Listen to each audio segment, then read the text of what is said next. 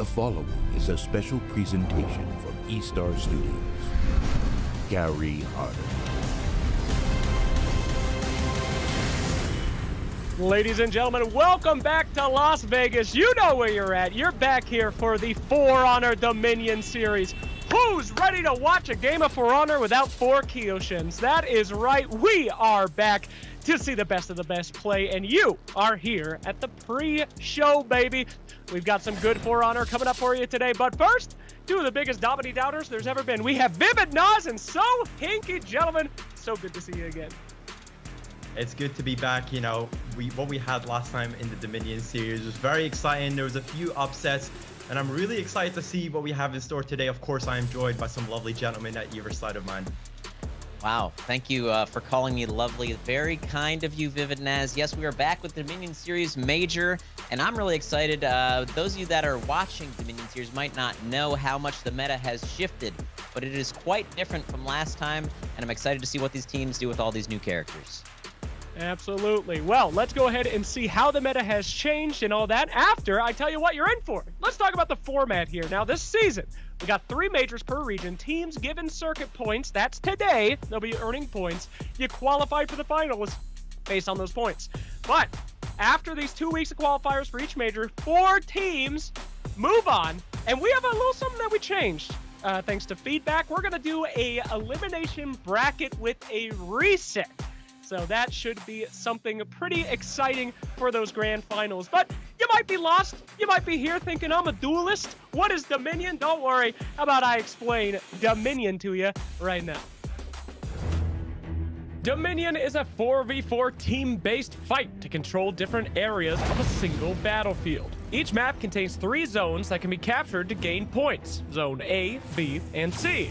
Zones A and C are captured by staying in the zone for 6 seconds without any opponents. While in Zone B, waves of soldiers fight in a game of tug-of-war where you push their army to the opposite side to gain control.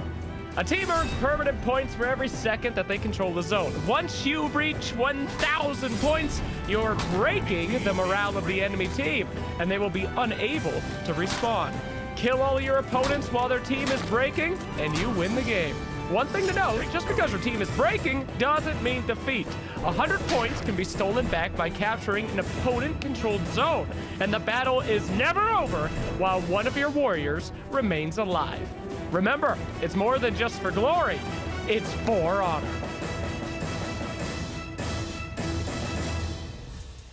Dominion, my personal favorite. People ask why we still have to show the Dominion explainer video, but honestly, people still don't know how that thing works. You know how many 4-man squads I've seen on A before? Only one person can boost, but I'm gonna let that one go. Gentlemen, what do you think about Dominion? You happy to see it back? Yeah, I'm happy to see it back, and of course, I'm glad there's the explainer there. Slacks, I think you should look over it a few times because some of the plays that you had previously were Shut up, Vivid. Look, we're a bit on the edge, okay?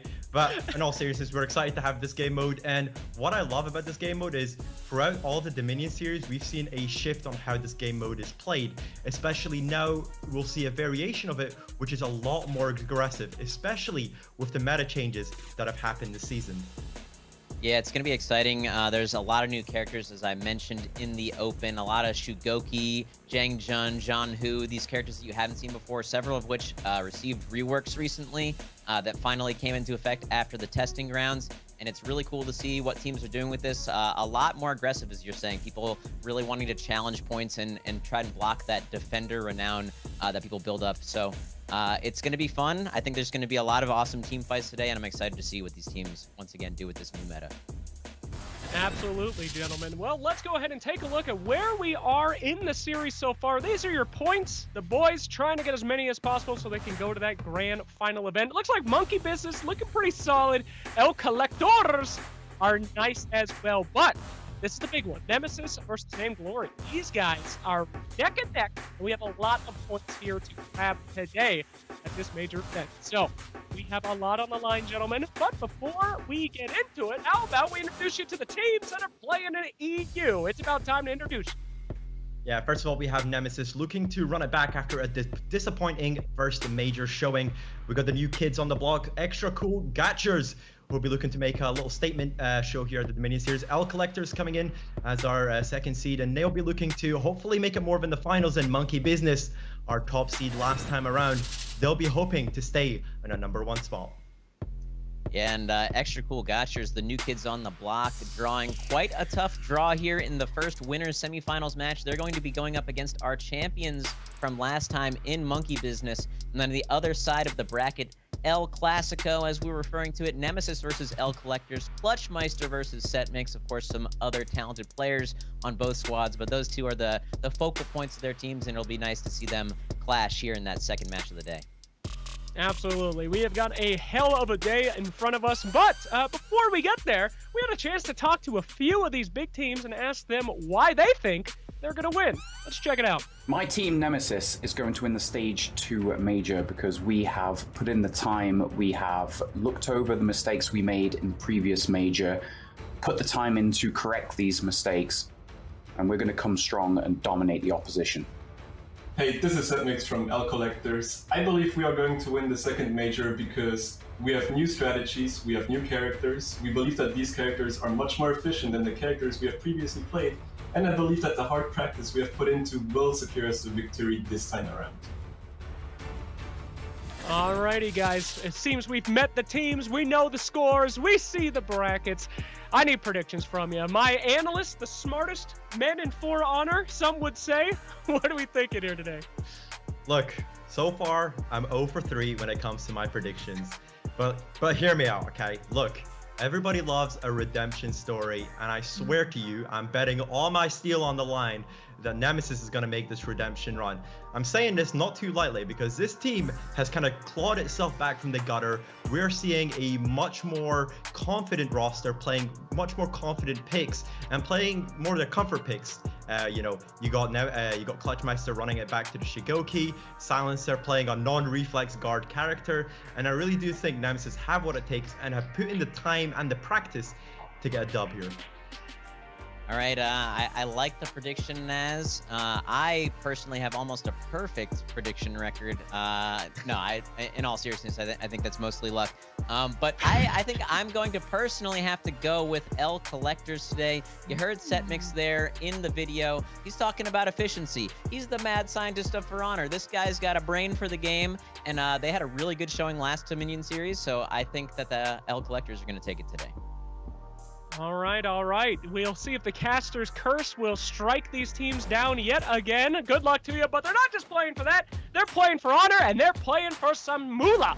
$8,000 split between our two regions of NA and EU. You win first place, $2,000 for you and your friends, and you just show up today, you get $400. If I had $400, I would literally spend it all on steel right now. That is not a joke. Please, someone send me $400. But at any rate, that's what our teams are making here today. And you home watching the stream, you also need to, my friends. Now, don't forget, you do need to sign on to the Azaris Quick Extension. But just by watching, you get some points. And if you answer some trivia questions, you can expedite those points. But look at that ornament, baby. That's why I'm here. Look at that beautiful ornament, tier 5. I just figured out how to use those crates the other day, actually. So you get one of those too. Very nice, but hard to, figure out what these things look like without seeing some in game. So let's have a little fashion show, boys. Show them off. Look, we know, For Honor is a very serious game, and a lot of people care about the competition, the high-level play, the mix-ups, but I've never seen a community care about his fashion so much. So we're here to deliver with these new, amazing Dominion Series symbols and patterns for your support watching the Dominion Series.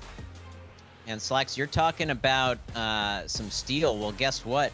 Ubisoft actually hosts a fashion competition. I'm not sure if you knew this, and the prize is a big old chunk of steel. So you can use these new symbols, new patterns, the new color palette, and of course that new ornament to earn yourself some cold hard steel if you want to enter those fashion tournaments. Competitions. Pretty nice looking. Fantastic. Oh la la. I gotta be real with you guys. If I ever see somebody with that Dominion Series ornament, I'm never going to attack them. I'm just gonna let them kill me. It's okay. That's a Chad move right there to have that on there. So that guy's good in my book, even if it ruins the game for everyone else. That's how I'm gonna play it, boys. Anyway, good rewards, I gotta say. I like those patterns. I like that fashion. The For Honor community, they're about blood, decapitation, just genuine murder, but also, you know, fashion sense. It's a real alpha. Look at, yeah, we got those too. But I want one in game. They got the ornaments. It means nothing in real life, okay?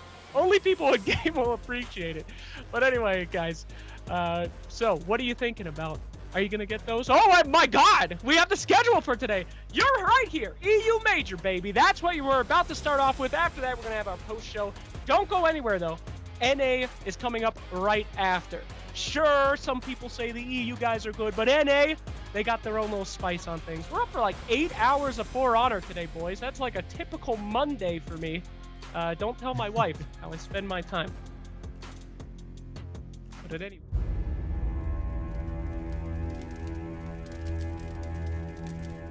Driven by forces, ancient and unforgiving.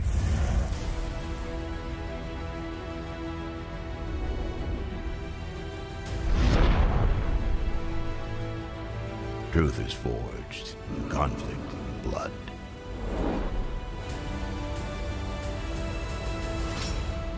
Found at the end of a sword.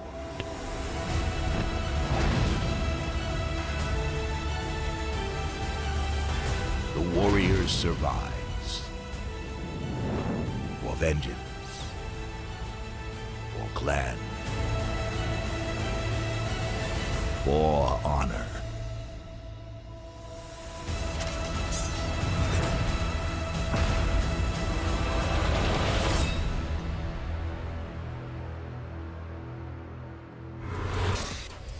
Oh, I feel it. We're getting closer to the beginning of Game 1, and I have some boys in here for you right now. We've got Humanist and our boy Vivid, your two casters for the beginning of the EU region. You know, Humanist, I gotta say, every time I see that little video and there's the knight that's just covered in fire, it reminds me of playing with you and just watching you die to fire flasks. It's pretty beautiful stuff. It reminds you of throwing fire flasks and missing them. But hey, let's talk about that another time. I'm ready for some hack and slash Dominion series action. I had to sit through that pre-show and hear you talk the whole time, Slacks. But very soon, we're gonna hear those minions roar and get in and have our first match of the day. That's what it's all about. And I'm just stoked to be here casting with my man Nas. Yeah, it's the Human Nas combo, of course, you know and love it.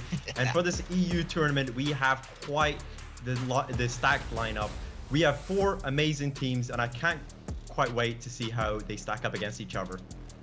Guys, I'm actually so excited for how the meta has shifted. And gone are the days of, you know, Shaman and Gladiator. I'm calling this the thick boy meta. We got Shugo and JJ. I mean, this is just incredible. The clapping that is going to happen on this battlefield will be amazing. And as you can see, we got Shugo, Zanhu, and JJ, as I like to call him, old Grandpa J. Those guys are pretty popular. You guys want to talk a little bit about that? I mean, yeah, it's great to see him. Shigoki definitely one of the most powerful. You'll see him just crunching backs and destroying people. You see a lot of these just big zone attacks as people are stalling out on points. But Nas, you probably speak to it a little better than me. Yeah, this is kind of the meta of the unblockables, I'd like to say. It's also the meta where we see a lot of team fightings, and you know, a lot of these characters are playing for Peel. You have, you know, arguably one of the strongest changes in the game currently is Shigoki. This guy's an absolute menace on the battlefield with his headbutts to his ganking abilities, with his hug. I'm really excited to see how these teams utilize these changes and how, you know, seeing how, because of the meta changes, how Dominion is played overall. Absolutely. I gotta say, I'm not too sad about seeing Black Prior head out of the meta. Black Prior players, of course, don't really have friends. They would complain about it, but they're too nervous to say anything publicly. So, goodbye, Black Prior, and hello to Thick Boys. My boy Shrek on the field. I am so excited. I mean, he's got everything. The guy can sprint faster than all the other heroes. The guy can just toss people out like they're rag dolls. Absolutely one of my favorite guys that we have coming up. But at any rate, gentlemen, we're just about ready to move on. It's time for the winner semifinal. You're here for game 1, baby. Dominion boys in the chat. Put your Shugos together, and we are going to go straight into the picket bands. Yeah, already you can see out of the block, Monkey Business banning Overwatch and also Extra Cool Gadgets banning Beachhead. You know, Monkey Business probably favoring a lot of their team fighting here. You can see them selecting both Sanctuary, Bridge, and Harbor. If it does get to Game 3, you can see that this is a comfort pick. They are our first seed, so they get that advantage when it comes to pick and ban. But I'm just kind of waiting to see how these maps have adapted with these roster changes. So it'll be interesting to see how these teams kind of play this one out. Yeah, definitely. Sanctuary Bridge is a nice, tight map. We're going to see some snowballing right off the bat here. But let's have Hinky break this map down for any new listeners and just see how it's going to play out. Game 1 Dominion Series Stage 2. Let's go. Starting things off on Sanctuary Bridge. We talked about these meta changes and how it's going to be favoring a lot of team fighting, and we're going to see a lot of that here on this map. There is a one long lane, essentially, with a lot of focus going to be paid on trying to push through, win that fight in middle, and then challenge the enemy home point. Lots of fighting on B is going to be what we're going to be seeing, and I'm excited to see who gets the edge here. Absolutely. And guys, I wanted to bring up a little bit of a rule change here. On Sanctuary Bridge, if you do get caught by the Crusher in competitive, you just literally get kicked out of the series. It's incredible stuff. Do you think that we might see this? Will any pro player get caught by the environmental Crusher hazard? What do you think, Humanist? I hope so. That's all I can say. I'm just going to scream. I think we're going to get some sheeshes up in there if we do see that come on down. You know what? Here's sheesh is the deal. banned from the broadcast. Do not sheesh on this broadcast. Come on. Look, this is my favorite map for competitive, just because I like the small maps because you're like right into action right away, and of course B gets so crazy. You know, I don't think we're gonna see any gates get dropped down, but we're probably gonna see some nice ledging. Yeah, Sanctuary Bridge really does favor what we spoke about earlier. With the change to, you know, the roster changes that have come in, we will be seeing a lot more team fight oriented rosters, and you will see that all out snowballing that will happen on B, and then hopefully for those back caps. Yeah, absolutely. And I'm really excited to talk about these hero changes that we've seen here too. It looks like Nobu, she's pretty much out. Lady Cat Ears has stepped away, which makes me very happy. But Warlord, still strong. My number one, 32 rep Warlord right here, boys. Do you think we'll ever see this hero leave? I mean, he's so good, especially on places like Sanctuary Bridge. Look, savor it whilst you can. This character he's in the gutter very soon. Look, you know, I will keep my opinion. I'll be unbiased when I talk about the Warlord, but you know, if he's in the gutter, I probably won't glance a second look at him. I'll just kind of let him be there and kind of, you know, just allow him to cry in crashing charge. That's brutal, Nas. I mean, Come look, on, just dude. wake me up when Jormungandr gets buffed into the meta, okay? Until then, we just, you know, they're all heroes to me. Yorm cracks me up. I might not be good at For Honor, but I did memorize every single thing that all the heroes say in their different languages, and I was so disappointed to just know that Yorm screams Valhalla. I thought he was saying some kind of like cool spell or something. He just screams Valhalla all the time. Still better than Tiandi. You know what Tiandi says when he spins around? He just says his name. He says, "I am Tiandi." Can you imagine fighting a guy and he's just, that's all he's saying is his own That's name? how you What should is he, a lead into the Pokemon? show. I am Sir Action Slacks. I am Sir Action Slacks! As I stab Look, people, I mean, incredible. Yeah. I can't believe you, Slacks. You sit in our 4v4 team bonding exercises, and all you do is drop encyclopedia bombs on us on what all these characters say, and you kind of ruin our immersion. You know, we're trying to think these characters are cool, but then you tell us the translations, and we're like, well, you know, I'm not gonna play Tiandi anymore. Indeed. Well, the best kill is actually, of course, Shugo when he holds people and he screams at them to call their managers. But anyway, at that point, let's go ahead and remember our viewer rewards. Guys, again, if you haven't signed on to the Twitch extension, you better do it now. You're missing out on your opportunity. You get a scavenger crate pretty much for just showing up. I just figured out what these did about 3 days ago. And let me tell you, my Shugo is looking fly. Thanks to those bad boys. But stick around. You might be wondering, I don't get too many points for just watching. Well, there's going to be trivia questions. So answer those trivia questions and impress your friends who think that they're smart with your For Honor knowledge. it should be pretty rewarding to get that beautiful ornament.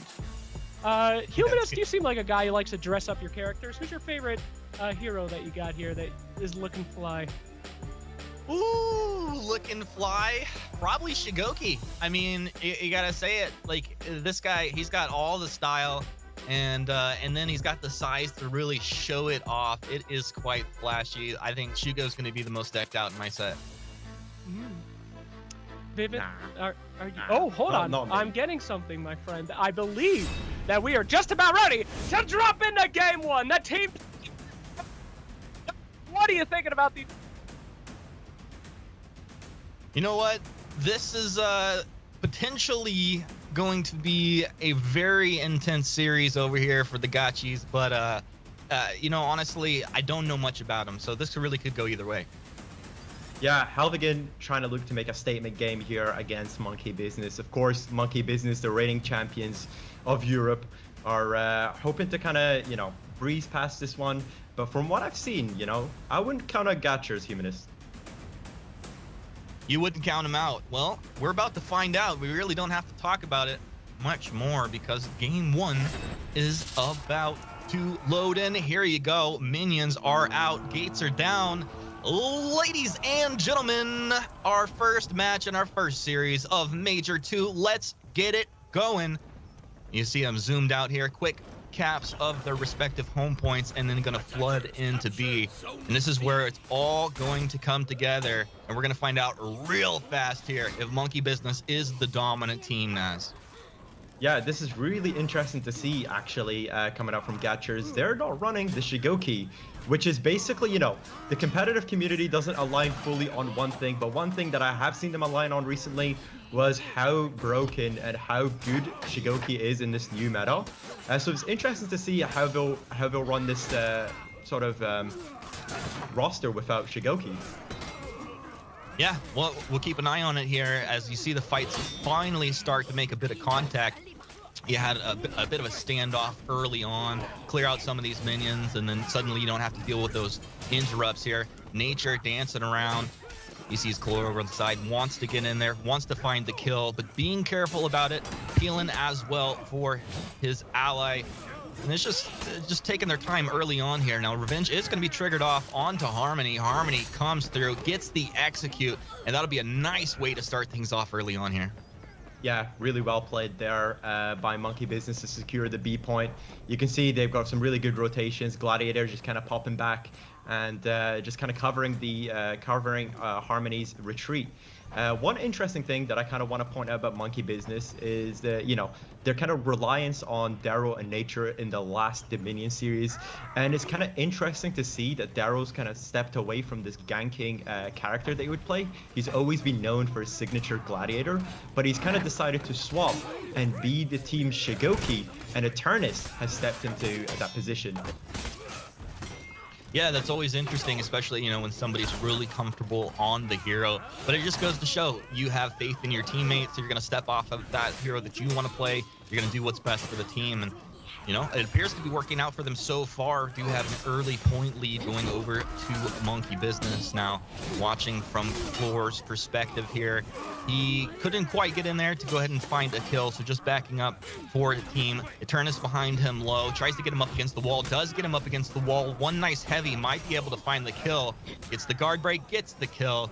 And Clore, nice job there to finish that out. Yeah, it was kind of unorthodox play there from Monkey Business. They saw that Gatchers had the, you know, the health disadvantage, and they were looking to go for the back cap, prevent the heals, and hopefully get some kills at the tail end of it. But unfortunately, that plan didn't quite work out as they expected. They've kind of given a lot of renown, especially on the enemy points. And you can see here, Gatchers just using this advantage to press up the map. You love to see it. I mean, this is why this map is one of my favorites. This is because it's really snowbally, and even like when a good team can lose to a bad team if you get a little overzealous, make a bad play, and then suddenly you're down 1-2 heroes on the map, you get back half, lose B, it swings really fast.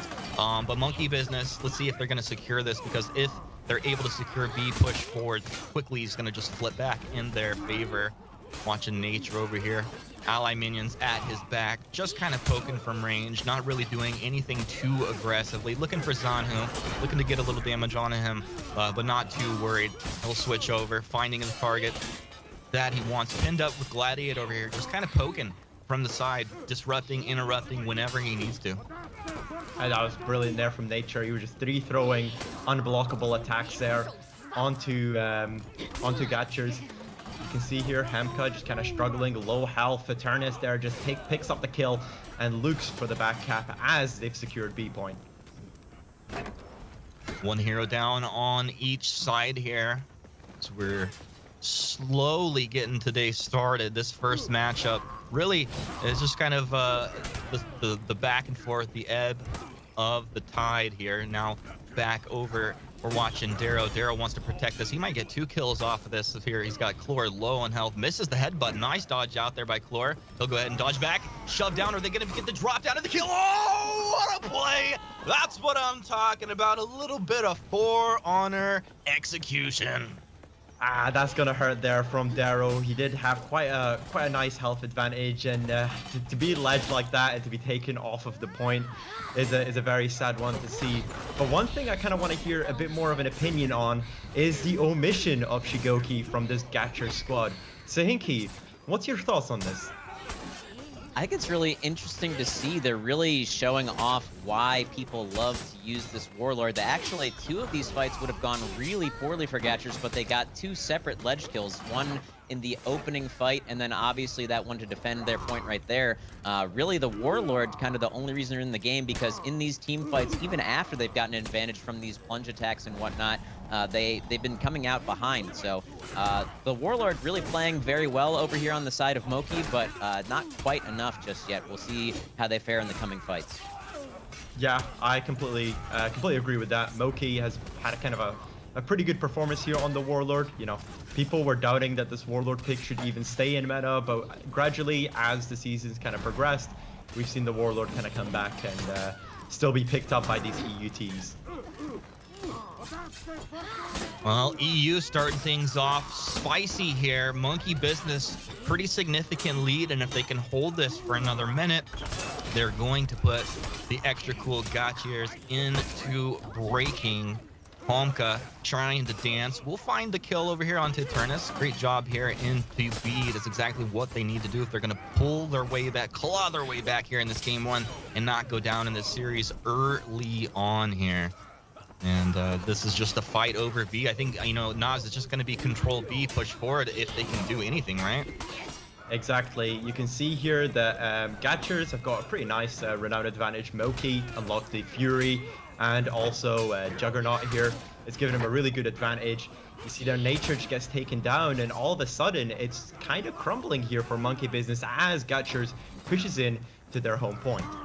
I mean, that's literally what they needed to do, and they've almost tied it up here, as it looks like they may even pull C point away. We do have everyone spawned up now for Monkey Business. They will have a numbers advantage, it looks like, as they're moving out. But low health bars, especially on the Shigoki and the Glad, make this incredibly dangerous work. Looks like they did get 1 kill, so the number's starting to fall into their favor. Shigoki, he's taken down. Now, awkward situation here. You do have full health on one member, about 25% health on Eternus as he's backed up against the wall, waiting, letting his ally trying to poke right here. Doesn't want to get tossed off the ledge either. Both heroes over here for Gachi. They're down low. Nature trying to dance, doesn't get the attack from range. It's a really nice job to kind of attack from range and keep yourself as safe as possible. Can he get a zone onto a couple here? Gets the guard break, shoved up against the wall. He's knocked down. Man, did the guys practice this? He dropped down. Eternus is gonna die, but Darrow's here. It's Shigoki time, baby. Knocked from the front, attack from behind, top heavy. He's bleeding out. He's on the bridge. Darrow's down. Both teams are tied up, but now when they cap the back point, this is going to be Monkey Business going into breaking, and the extra cool Gatchers doing exactly what they need to do here in the first match of the day. Harmony, dangerous position to be in, 2 versus 4. All of the pressure is coming down onto Monkey Business as they're pounding this nail into the ground. Harmony, only man left, revenge procced off, might be able to get 1 or 2 kills. There's some low health bars here, but I don't think it's gonna happen Extra Cool Gotchers! They are coming in with the win in game 1. It's pretty hard to believe for me, but Monkey Business get put down and get put down hard. I said at the start of the game, Extra Cool Gotchers were looking to come into this tournament and looking to make a statement game, and what a statement game they made. Moke and Hamka, they're holding the back point for so long. We were kind of wondering as to why they weren't running the Shigoki and if this will impact how they're playing, but you know, to what Sahinki was saying, Moki was perfect at using the environments around him. So many ledges were done, so many kills were just given to him by using the placement of the environment. We saw him, you know, with tier 3 when a lot of the characters on the map only had their first tier or their second tier unlocked. So really exciting game to see there, and you know, kind of put Monkey Business on the back foot there, Humanist. Yeah, they did indeed, and well, you know, Nas, the players know what they're playing for. I just want to remind our new viewers about what's going on here, and there is a nice chunk of money on the line. It's an $8,000 major payout here in the second major. That's $4,000 per region, with the big chunk going to first place. $2 grand, and that's going to be feeling real great for anybody that can walk away with that money. And we're going to keep things rolling here. Let's find out as we take one step closer, and let's break down Temple Garden with Sohinki. Heading into game number 2 here on Temple Garden. Temple Garden, more of a 2v2 focused map, as a lot of that pressure is going to be focused on controlling the C point, which has very fast rotations into that all-important mid lane. We did see last tournament that some extra attention was paid to A. Teams trying to focus more on maybe team fighting just a little bit. I wouldn't be surprised to see that in this meta, but traditionally, we do see Temple Garden breaking down into more of those 2v2s, which I do think will favor Monkey Business as they're running the Glad and the Shugoki. Yeah, those 2v2s should be favored towards Monkey Business, but something that we've seen kind of change about how Temple Garden has been played is because of this whole team fight orientation of the meta, we're seeing 3 people usually get sent off to C and 1 usually go to clear or even go for that, you know, capturing of the constellation prize A point. So I'm really excited to see how this game kind of plays out. You know, usually the first few games kind of gives us an indication of how maps are generally played out in the meta currently. So I'm excited to see how Temple Garden's done. Yeah, I mean, I think it's a great example of how the meta pushes the development of the meta. It's like, you know, you find out what's good, there's always going to be some sort of answer on the map, and that's just rebalancing the numbers. In the case of, like you said, 3 going into B instead of that classic 2v2 with 2 into C. So we see BA happening, and when everybody gets used to that, that's when it's going to be a little bit of a remix as well, you know. So that's what I'm looking for. I love to see it when we see teams adapting on the fly, and of course they have some of these strategies already in their back pocket for when they need to pull them out. But we'll probably see that throughout today. Yeah, what's interesting to me is Monkey Business did select Sanctuary Bridge. You know, usually in game 1 you look to play the comfort map. This is a best of 3. You know, usually you want to get up on a good front foot so that it kind of sets you up for the BO3. And you know, the showing was kind of disappointing there for Monkey Business. I did expect a lot more from them. And this, you know, if we go by the theory of whoever selects the map is more of a comfort pick for them, Extra Cool Gotchers could close this one off, Humanist. Yeah, they definitely could. I mean, I will say, I think we just got to restate Sanctuary Bridge. You can either steamroll a team or you can lose to a team that's not as good as you, because you just make one mistake. And you know, in you know, Monday morning quarterback kind of, you got to wonder, did Monkey Business need to press forward and go for a back cap? Because that's where it seemed like things started to fall apart. Their death timers were staggered in a really awkward way, and that did allow the capture of B and then into A. So we'll see going forward if they're going to tighten things up here. Yeah, it's a whole risk reward sort of thing, you know. They expected, you know, the risk was minimal, was pretty low, and the reward would be much higher. But of course, you saw Moki had some really good environmentals, which really helped them. Oh, this is fun. Destroy it.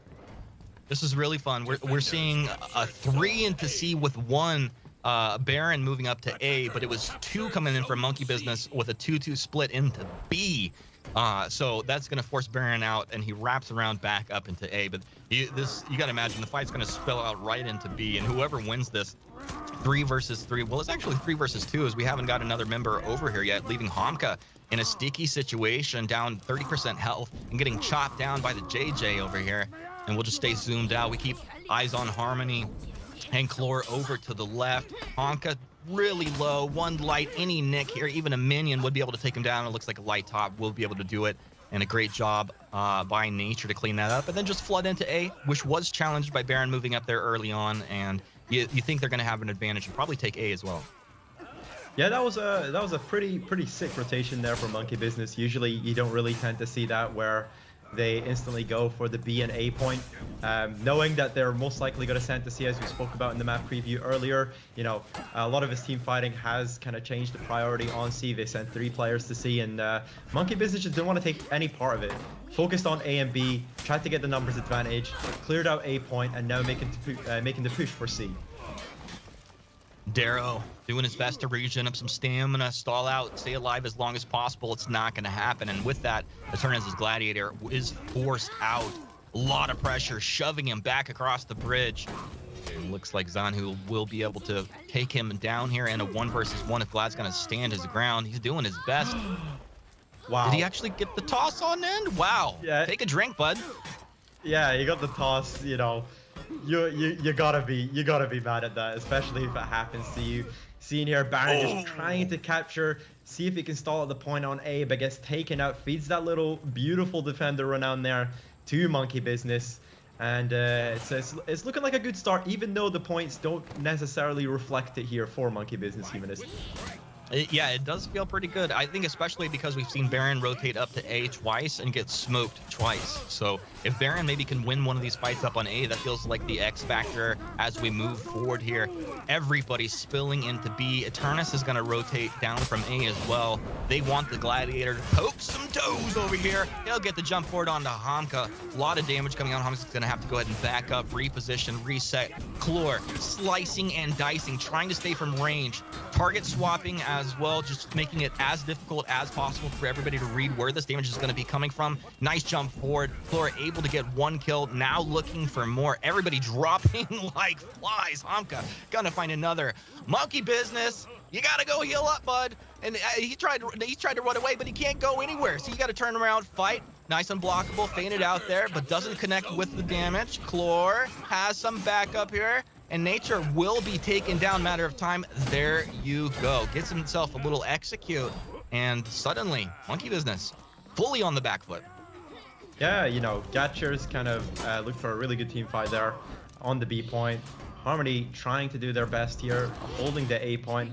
You can see altogether a bunch of members from Monkey Business coming in to support. And yeah, it was just kind of looking like a bit of a dire situation here for Monkey Business, especially after such the start that they had. I think we had Eternus up on A. No one was there, so the Glad rotates down into B. They lose A, and you saw that's where they wanted to rotate to heal. So it just, everything went away from them there. A really good job by the ECG. Extra cool Gatchers. Doing a great job up here. Chlor Revenge will finally trigger our timeout there, and the takedown by Darrow. So this is a moment for Monkey Business to go and recollect, take a breath here. They do have point advantage. B is going to be stalled out in the meantime, but a really nice back and forth. You love to see it. Yeah, it's a pretty even game altogether, but the problem is you have someone like Baron who's just unlocked no feats, you know. A lot of this power from this character, especially a Gladiator, a lot of it does come from the feats that he can provide for his team. So hopefully you can do a little bit better on scooping up as much renown as possible to get those feats unlocked. You see here Darrow just trying to clear out the B point. You know, Shigoki's just kind of a monster. There you see it, the headbutt there. One of the things that did get reworked about this character, and you'll see a lot of these players trying to abuse it and get as much damage from this ability.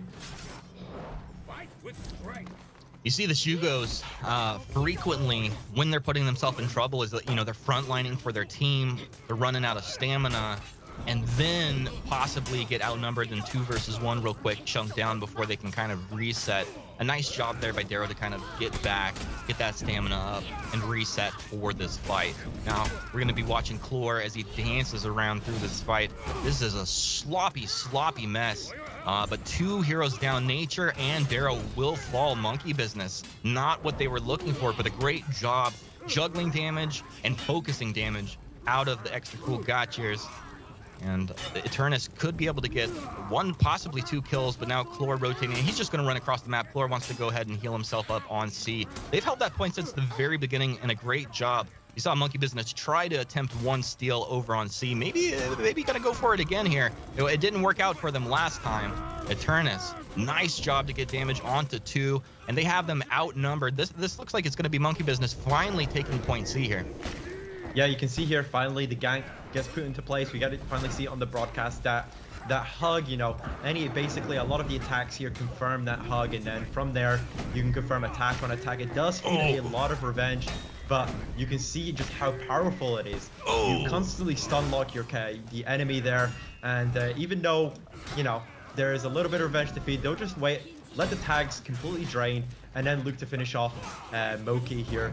Very well played there from Monkey Business to utilize that Shigoki gank. But I mean, look how long it took.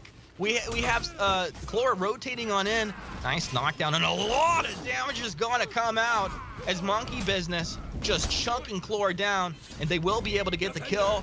Monkey Business, 3 heroes down, only 1 left here. It looks like Monkey Business is going to secure game 2, barring some miracle of which I can't see how it's going to happen, but just a matter of time. See what Baron can do, stay alive for a little bit longer. Not going to happen.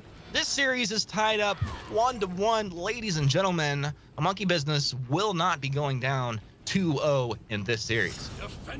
Yeah, that's what we kind of expected from our #1 seed when it comes to the EU side. The issue there, I think, for Gotchers is their Gladiator just wasn't present in a lot of the situations. Wasn't present like it was in game 1, and you saw it there. Baron died with only 1 feat unlocked that whole game. So hopefully we see a bit more of a performance, especially, you know, you had a lot of gank setups when it came to game 1, and we didn't get to see it quite in game 2, especially when they're not running the Shigoki. Not having Shigoki gank as well as also a non-existing Gladiator gank, you know, kind of puts your team on the back foot. I felt like ECG was doing really well in the team fight, 3 versus 3 type situations. Were you feeling that they were kind of slightly outplaying Monkey Business in that situation, or was I misreading that? I feel like they managed to always constantly escape with theaters of health. Monkey Business probably furious that they couldn't just clutch out these fights and finish them off. But we saw a lot of great stalling from Harmony, and we also saw Eternus. You know, I didn't know what to expect from this Gladiator pick, but they brought out the A game, especially when holding off the B point and waiting for that support in the form of Zanhu that eventually came, which led them to clear B point, push for that C, and you saw we had that breaking situation come from it. Well, Nas, let's see what's going to happen in our 3rd map of the series. It's going to be Harbor, so Hanky, break it down for us. Game 3 going to be on Harbor. Nice to see a Game 3 in our first series of the day. This map is going to be very similar in play style to the one we just played on Temple Garden, as there's going to be a lot of focus most likely placed on this C point due to his fast rotations into B. That being said, Monkey Business did surprise us last map, prioritizing the less popular point because they do have that fast Gladiator and Shugoki rotation. We'll see if they utilize that here and try a little bit of an off-meta strategy as well. You love to see it. I mean, every single one of the points on this map is really fun because you have these different levels where people can drop down, rotate quickly with the ropes from B. Yeah, with the fast heroes on this map as well, Nas, I just think this is going to be super exciting. Yeah, I want to pick up kind of something that Sahinki said, where it does play very similar to how kind of we saw that early rotation there on Temple Garden, and that really seemed to play to the favor of Monkey Business. We saw those rotations to, you know, these less active points. Harbor is a slightly more condensed map, so it doesn't really matter if you go to pick up C or A point as long as you are coordinating with your team and making sure everyone's aligned as to what points that you prioritize.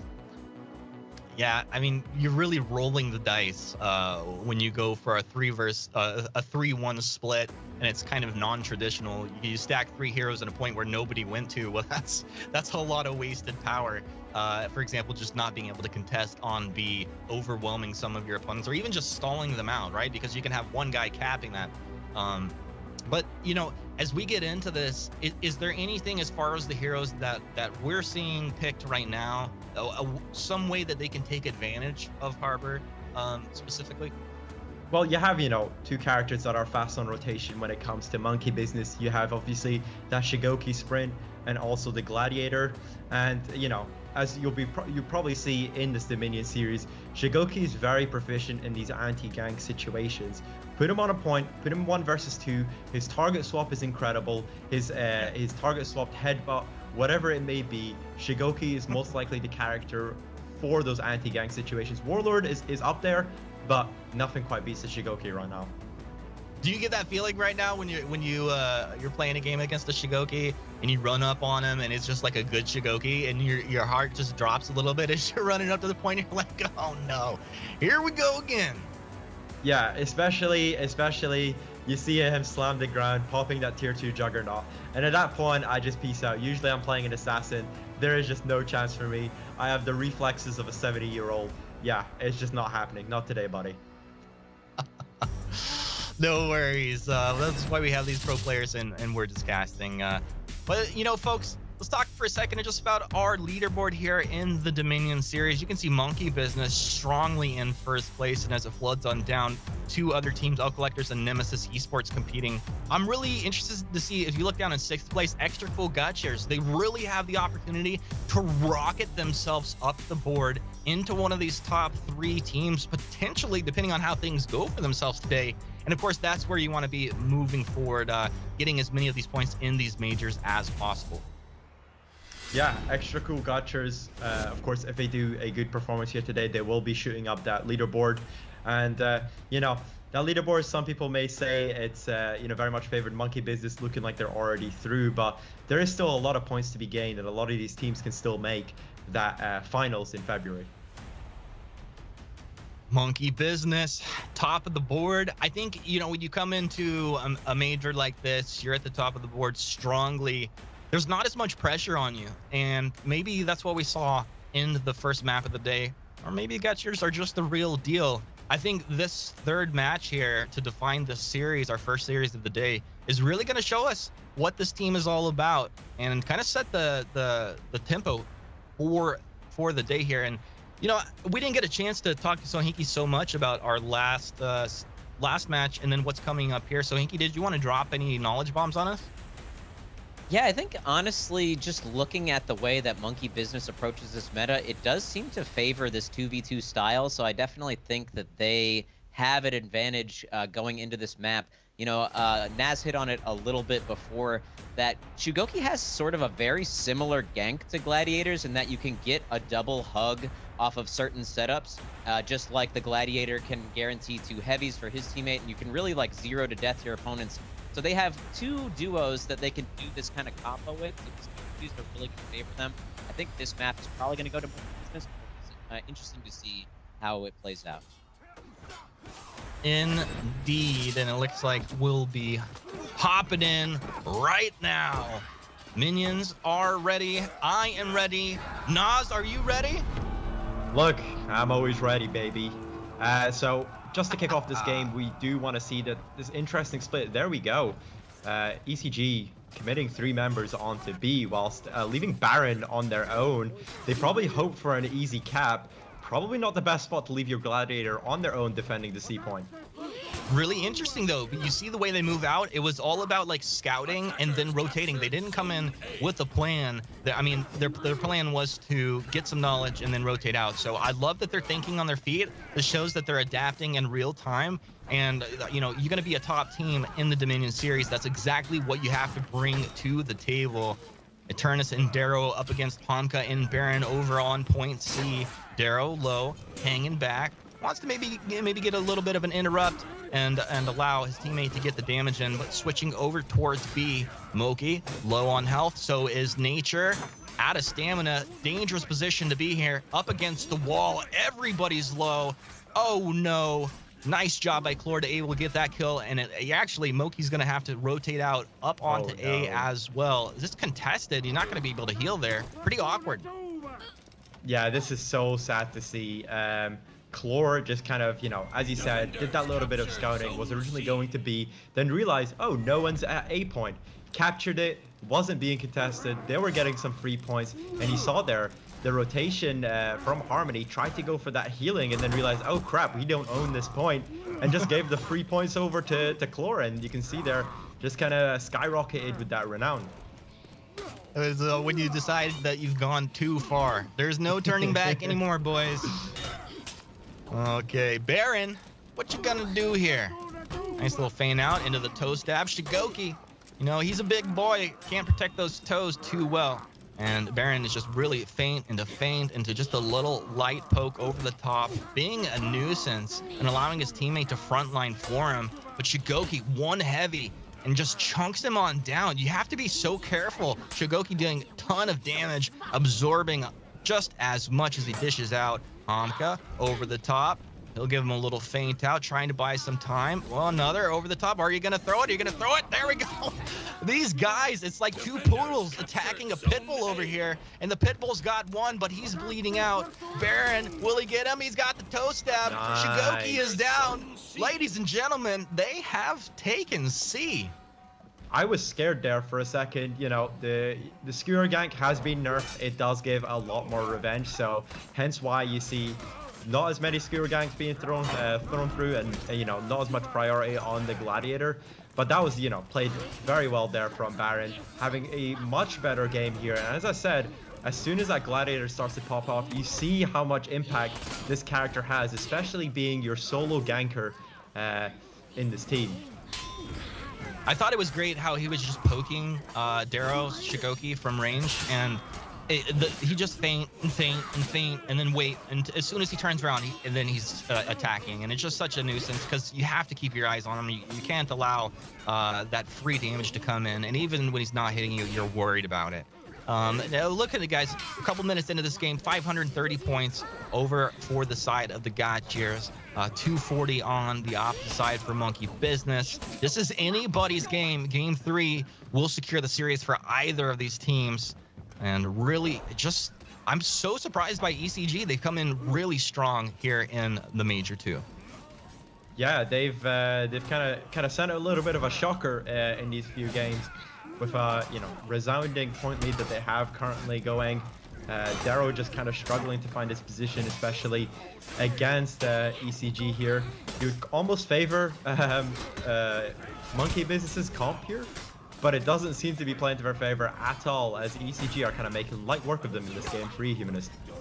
Yeah, and I think it just comes down to just the poking, staying away from the Shigoki, and like, when have we seen any of these nice combos or ganks? I feel like Shigoki's looking for the opening, but the opening is just not presenting itself, and that makes it feel like you're really not getting any work done. Even if you're in the proper position, you're looking for the opening, it's not there. Darrow's gonna go down again as the fight spills into C. Moki's low, Eternus is low as well. Looks for Moki. He's gonna roll back onto the bridge and get out of here. It's just a swarm of destruction envelops Monkey Business, and the extra cool Gothiers seem to be in full control here. Yeah, also I just want to point out the execution used there, you know, the snap of the neck. New execution added. A lot of the comp player base are very happy to see a really fast execution that they can use to get that extra respawn timer and also just kind of end it quickly. Kind of a tricky situation here. Monkey Business just did try to pull back to go to their home point, look for those heals, but ECG has such a numbers advantage that they're just not going to allow it here. No, they're really not going to allow it. Look at the Zanhu, nice damage to come in, and this is damage landing onto two heroes very easily. You love to see the pick played out. Nature, he's going to drop back. JJ, he's low on health. What can he do? Knocked up against the wall and taken down. They're dropping like flies over here, and I don't know what's going on. Vivid Nas ECG has come out the gates hot in Game 3, and I gotta tell you, if it keeps up like this, this is going to be their series. Monkey Business backs against the wall here early on. There Harmony, we go. what are you gonna do? Revenge triggered off. Can he get in there? Can he get the kill onto Homka? All they have to do is just wait this out. He's one light away from death. Now Ally has dropped on in. Finally, it feels like you're getting some nice death spawn timers as they can get into position at the right time. Now Eternus, 2 easy kills. Give him 1 renown. Feed the man the renown. No. Oh no, ECG were so close to basically putting the nail into the coffin there, but Baron and Homka do fall, trying to stall at the point as long as possible. There, Harmony stalled out very well, waited for Eternus to come into support, and yeah, just well played there from Monkey Business to, you know, if they'd lost that fight, they would have been in a very dire situation, Humanist. You know what? I'm just going to say this is a very dire situation already.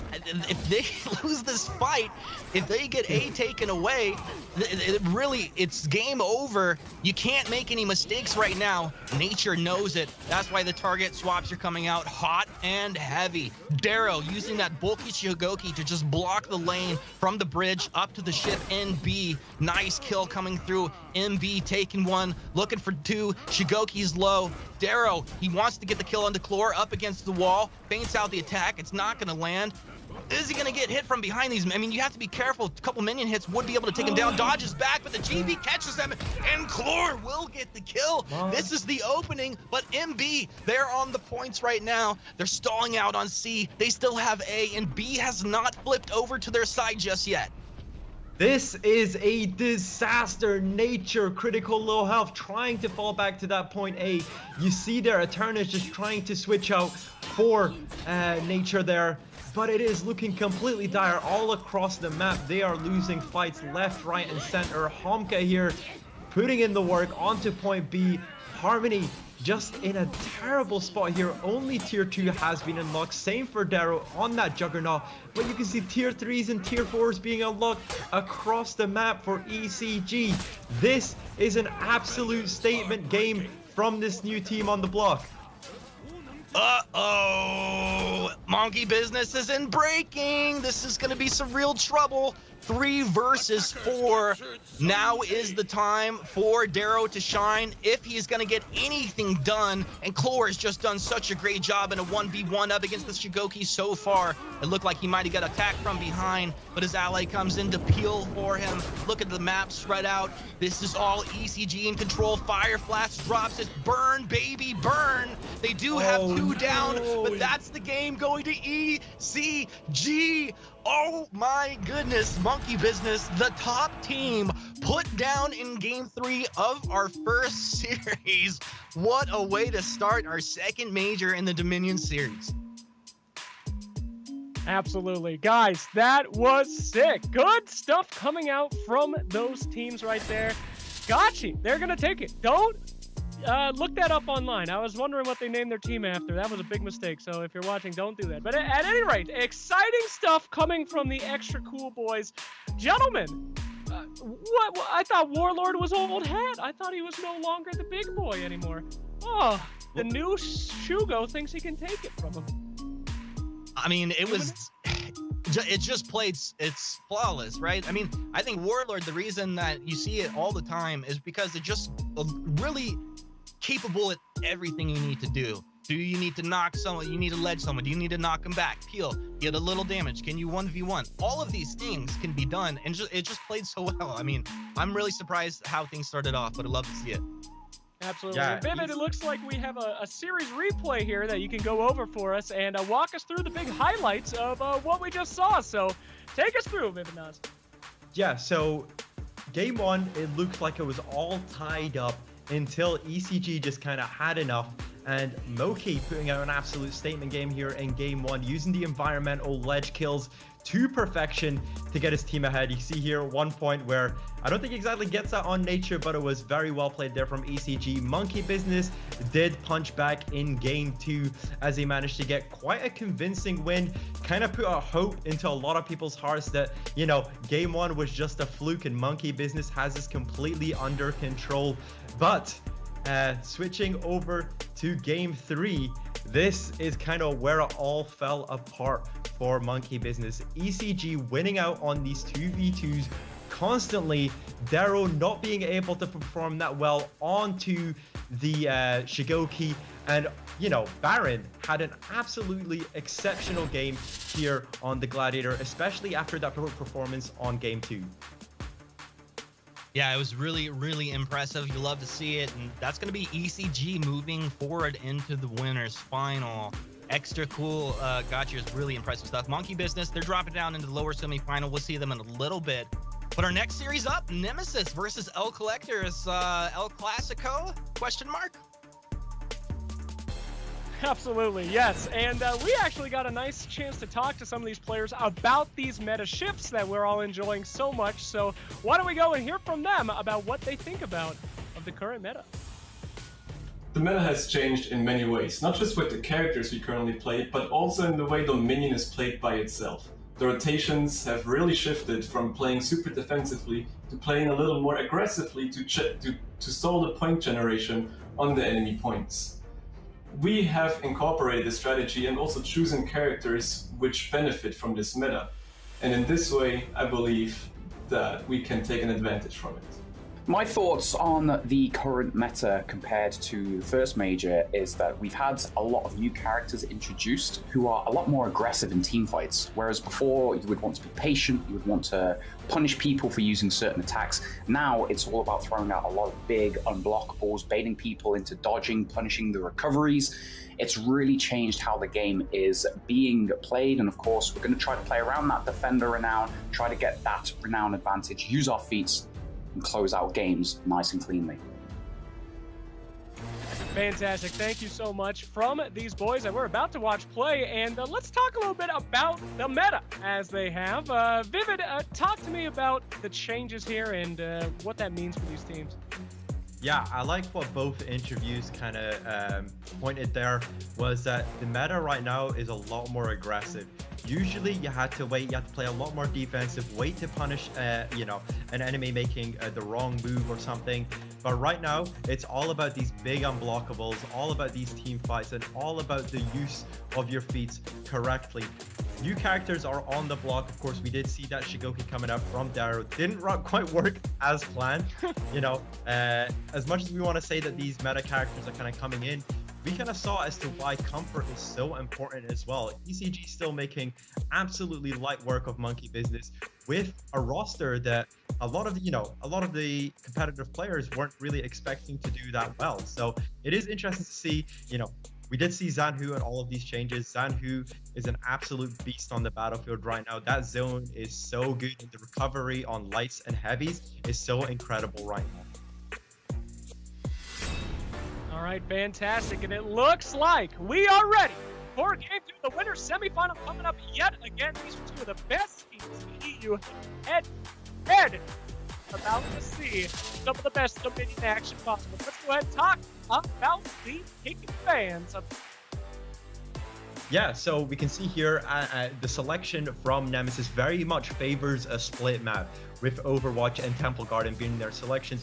Well, El Collectors, they're kind of looking for the all-out brawls of Sanctuary Bridge. You saw that Nemesis did ban out Citadel Gate. Citadel Gate does favor this all-out brawl that we see on the center point of the map. High Fort, once again, is a split. So, you know, we're seeing a clash of styles between these two teams here in this. Clash of style, clash of the titans. It doesn't matter. Game 1, it's going to be Temple Garden, and my man Sohinki is here to let you know what it's all about. Game 1 of El Clasico going to be taken on Temple Garden, the pick for Nemesis, and it is going to be interesting to see how these teams approach it. We saw earlier that Monkey Business had definitely a different style than we're used to seeing here, which is typically a lot of the focus being paid to the C point and then rotating very quickly into B. I'm not sure how these two teams are going to play it out, but it'll be interesting to see how Nemesis approaches this map, and especially on the side of L Collectors, how Setmix, the mad scientist, has decided to take on Temple Garden.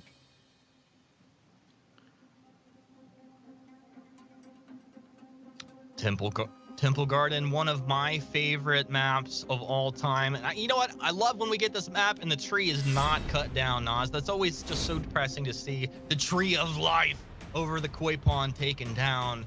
But there you have it, ladies and gentlemen. Your competitors ready to go in match 1 of this series.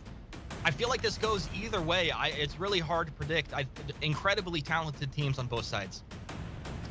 It's interesting to see, actually, a little bit of a roster swap here for L Collectors. Haran's looking to step in instead of Mina, so it's interesting to see. Haran was the L Collectors member in the first Dominion series. It will be good to see them back on the battlefield with the old team. All right, here we go, and the tree's cut down. No, it's so sad to see. All right, but more importantly, rotations. Now, this is interesting. 3 versus 3. It's going to be some fire on C and A. A 1 versus 1 Clutch versus Setmix. What is this? An all-stars match? I'm freaking out, yeah. man. We need to zoom in onto the A point. We want to see this all-star matchup. But you can see early brawl, the more traditional 3v3 setup here on the C point. Looks to be going the way of the L Collectors, coming in with a little bit of a health advantage here, Humanist. I don't know. I mean, you say it, but Nemesis is looking good as well. I'm freaking out because I know the beautiful 1v1 happening on A at the same time. Look at Nemesis. They get 1 kill, looking for some more. Not gonna happen just yet. Very low on health. Franz Bonaparte, dangerous situation, and that's gonna be him going down as well as Silencer. Wow, what a way to start things off. Yeah, that was the complete stomp there by L Collectors on point C. They managed to win out the team fight very convincingly, getting a bunch of renown and also, this movement advantage. They're the first to move on the map, looking to clear that B point. But Clutchmeister just kind of winning out on this 1v1 and securing this consolation A prize for his team.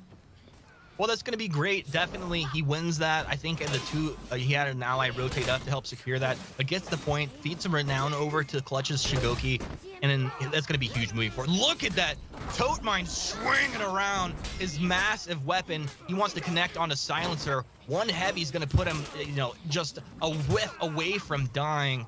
Tote Mine dodging to the right, dodging to the left, wants to get forward, but staying at range so Solips can peel for him. He'll move back over towards C. Easy heal. We know that a rotation from C into B is really favored for the reason that you get that quick move over, you heal, you get back out into B. Now Solips looking over to Silencer, wants the kill, switches over to Barrick. Who is it gonna be? A little bit of this, a little bit of that. Solips can't connect, and finally we will see Silencer dropping down as once again Setmix comes in for the kill, jumping forward. Solips, he'll find himself 1 as well. So while the cam's on, we're getting a lot of kills going the way of L Collectors. Yeah, L Collectors playing very well, actually. Just want to note that I'm happy to see Tote Mine on this roster. He was a very good Centurion player in the earlier Dominion series, so it's good to see him on another ganker, being that support for L Collectors. And yeah, so far L Collectors kind of winning out on fights across the map. But very big props to for Clutchmeister capturing that A point so early on for his team, because without it, they would have been looking in a much dire spot here. Let's take a second to recollect ourselves, and Nemesis taking a bit of a breather where they move over, capture C, and this is the moment in these matches where we start to see momentum shift. Will they be able to capture that? You see Tote Mine still low on health, hanging in there, doing work on B, just stalling this out for a long time, and he's consistently done a great job. Tote Mine, first time we ever saw him, I saw him playing on Pickup Truck. I knew that this was a player I like to see. He does get executed out there as Silencer are able to seal the deal and rotating up towards A. Silencer wants some more. One of my favorite players as well on Nemesis. Very good player. And he finds himself in a 1v1. It's going to be great. But if he gets some help, now with Clutch, the communications there, these guys do great in 2v2s as well. He's trying to push up the hill so Solips isn't getting all of the bonus boost off of this A point. But Solips, Oh, 2, no. 3, over the top. That was devastating. That's so unfortunate there. You just kind of saw what Silencer was trying to do. He was trying to stall the point so hard, but he was going too aggressively getting to the point. He took a lot of hits from Setmix on his way to point A, and you saw him just trying to dodge forward and eating up heavies from Solips, which is maybe a bit of an error, maybe a bit of a blunder there. Setmix looking for this 1v1 against Clutchmeister, and this is where kind of Shigoki finds himself at his best, and no! The top unblockable heavy there from Setmix just takes him out, and they are on a rampage as Solips also gets the kill. Setmix on this Berserker is going ham.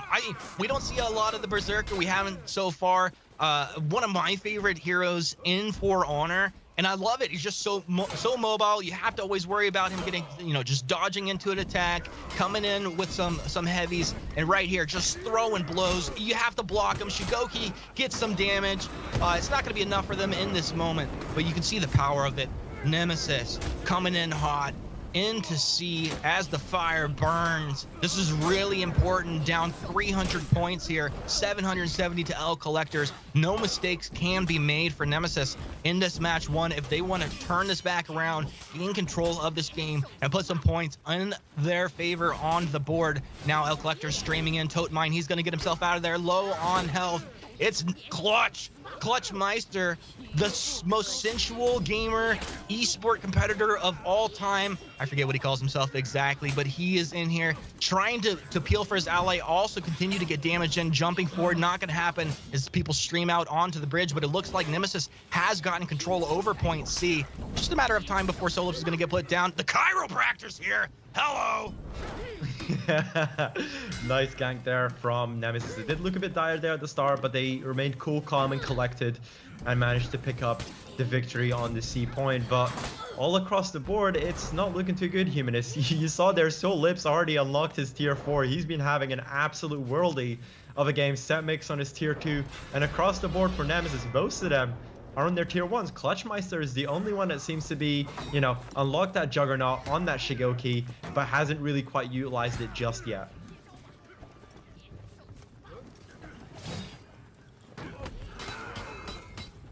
All up onto A once again. Setmix doing his thing. You got to be careful, Barrick getting his back up against the ledge quickly. Repositioning himself there. Let's see if they're going to get ledge. There's a chance that he's going to get dropped off. Oh, how do you stay out of that? It's so... Oh my gosh, I would have been off about 30 seconds ago, especially with a Warlord right there. Barrick, you know what he wanted. Just couldn't quite connect.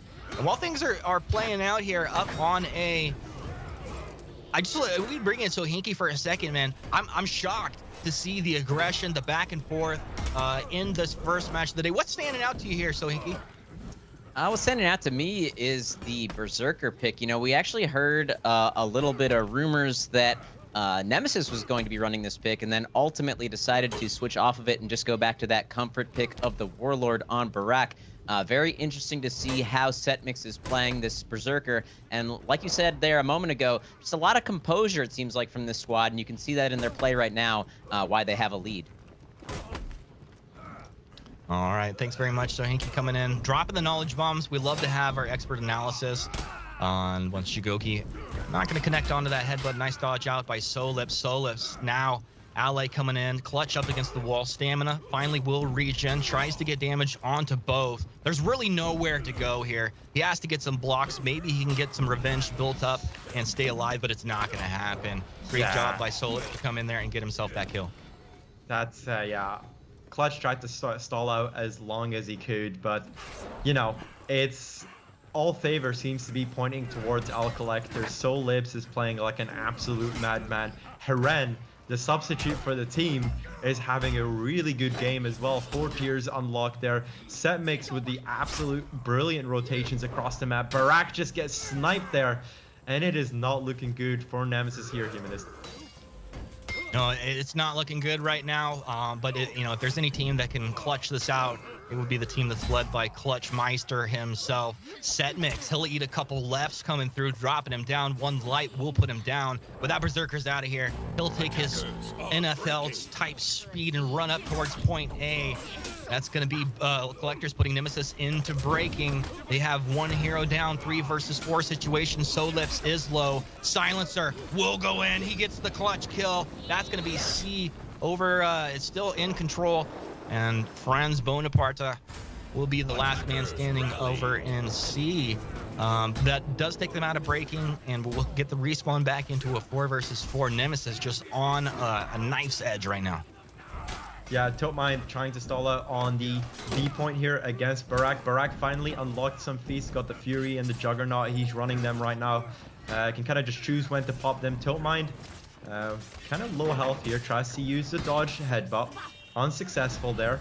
Does get some support from France, and for a substitute coming in, he's already on his tier 4. Playing pretty well here for Nemesis Esports. You can see Clutchmeister also on his tier 4. So tier 4s across the board for both teams here. Silencer kind of struggling with that and seems to be in a critical situation. Out of stamina, low health, and the team, unfortunate there, Clutchmeister falls. Yeah, Clutch is gonna fall, but look at this game. Is a little over 100 point difference now. It is a strong advantage over the Collectors. I'll give them that. Fire Flash comes on down as we're watching Solips. He'll drop down to the ground. Looks like Barrick able to get that kill. Barrick still health advantage over here. Wants some more. What are you gonna do? Franz Bonaparte. I love the name. I guess it was listed as Cares on the team here, but great job. Once again by L Collectors to just stall out up here on this 8-point. Clutch able to rotate out. We saw him die in the early part of this skirmish up on the 8-point. These fights are lasting so long. Demon's Embrace, give him a little bit of edge over here. This is one hero down. He will get actually respawned. No, one hero advantage over to L Collectors at this point. So really dangerous place to be in, and Set Mix going ham, connecting on everything. That's Clutch dropping down. So 2 versus 4 situation. Solips, they've got the damage. Barrett gets chopped down. He'll get the execute off of it. And this is Nemesis dropping in game 1 of this series here. Our El Clasico going the way of L Collectors. So unfortunate. Fear itself doing so much damage there from Setmix, and they went in one by one into Solips and Setmix. You know, there's roster swaps on both Nemesis and L Collectors, but it seems to not be affecting them, as you know, L Collectors kind of come out on top no matter the situation there. They won across the board when it came to those C fights, those B fights, and the contestant there from Setmix was absolutely exquisite to watch. It's so good.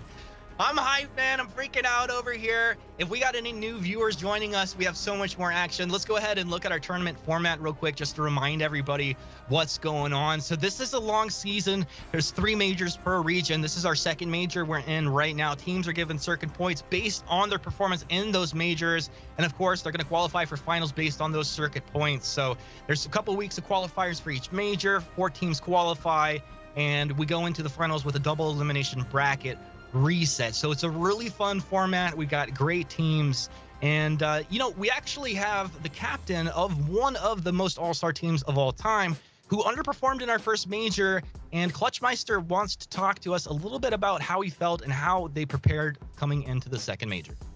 How I feel about Nemesis being the favorites, not coming out on top of the previous major. What really went wrong, we didn't practice as much as we did for the previous tournament. We had a new 4th who didn't quite synergize with the team as well as we had anticipated. And I think people were just playing characters that didn't really suit their tool sets. We had me on the Black Prior, we had Silencer on the Gladiator. When he doesn't really play assassin characters, he's not used to that reflex guard. Basically, the whole team just underperformed. However, this time around, we feel like we're all playing characters we truly feel comfortable with. I'm playing Shigoki, who I feel more comfortable with. Silencer's gone on to the Jang Jun, and he really likes those team fighting characters. We have Barrack Heat, who was also my co-MVP for the Dominion Series Finals, and he's actually back on his main, the Berserker, who he feels really comfortable with, and of course has the most time in. So I believe all of these changes are going to really make the difference this time around, and you better believe that we're going to remind everyone that we are still the best team in this game. Oh my goodness, Clutch Meister, he's spicy. We know they've worked so hard, and he has got to be mad that game 1 went the way it did. But we're ready for game 2. We're ready to break down the map as we head into our next matchup here. So Hinky, tell us how things are going to play out. Going into game number 2 on Sanctuary Bridge, I believe this was the L Collector's pick, so it'll be interesting to see how the side of Nemesis comes and sort of recomposes themselves. This is going to be, I think, something that should have been, at least in the past, in their wheelhouse. A lot of team fighting 4v4 action on B, and then teams looking to either play it a little safe, or as we discussed in the meta talk earlier, take a little bit more of an advantage by pushing the opponent's home point. Yeah, so it was exciting to kind of hear from the interview that we just had of the roster changes that may be made. You know, Silencer wasn't really too confident on a reflex-based character, and we had Barak back on the signature pick of Berserker, but we know that's just not true. He's kind of decided to move back onto the Warlord. I'm kind of wondering as to what kind of spurred on this decision, because they were very much hand over fist that Berserker was the pick to have. Maybe it was Barak feeling a bit more confident on the Warlord instead of Berserker, because we did say ECG didn't really have the conventional roster that a lot of teams have been talking about. They've kind of went for their own comfort picks, and it kind of showed as to, you know, maybe playing comfort matters a bit more, especially in these sort of games. Yeah, it definitely does. And, you know, when you think about the Warlord, this is one of the maps where there's so many ledge opportunities. He might be happy to have it. We'll see if he can connect, because it's going to make a big difference. If it doesn't, if you're not getting some of these charges, some of these nice headbutts peeling for your team, I think the Warlord starts to feel flat. And you see on the flip side, Setmix, you know, he's playing the Berserker and connecting with everything. Heavies are landing, zones are landing, and just moving around rapidly. He got his feet up, and once Berserker gets the tier 3 and 4, so much damage comes through. I mean, you're chunking 2 heavies and you're chunking people down if they've taken any damage at all. Yeah, Clutch Meister there getting the vital execution on the push from L Collectors. They kind of won out the B point fight and tried to make a push for this A point. Failed, gave Clutch Meister his first feat, and they're looking just to reclaim point B here. Well, the Nemesis recollect themselves in this second map, and who chose this map, Nas? So the map was chosen by L Collectors. They're looking to be favored in these team fight sort of situations. So this is L Collectors map. So far, a pretty decent showing here from Nemesis, but maps have went the opposite to team selection so far in the Dominion series. So honestly, judging by the pattern that we've had here so far, this looks like a Nemesis map. It does, but I'm just watching Solips and Setmix attack Clutch like a pack of velociraptors. It's really beautiful to watch. You can see Clutch, he wants Setmix, but he's up the stairs, coming down, feigning he'll go for the top heavy, gets parried. Clutch coming in, thinking about the left, not gonna happen. 1, 2, 3, all blocked off, but a little damage coming through. Setmix attacked from behind as Franz able to secure that. That means Clutch can move on up into C, and once this, I mean, it's contested momentarily, they'll be able to grab that, get the execute, heal up, and quickly get back out onto the map. Holy goodness.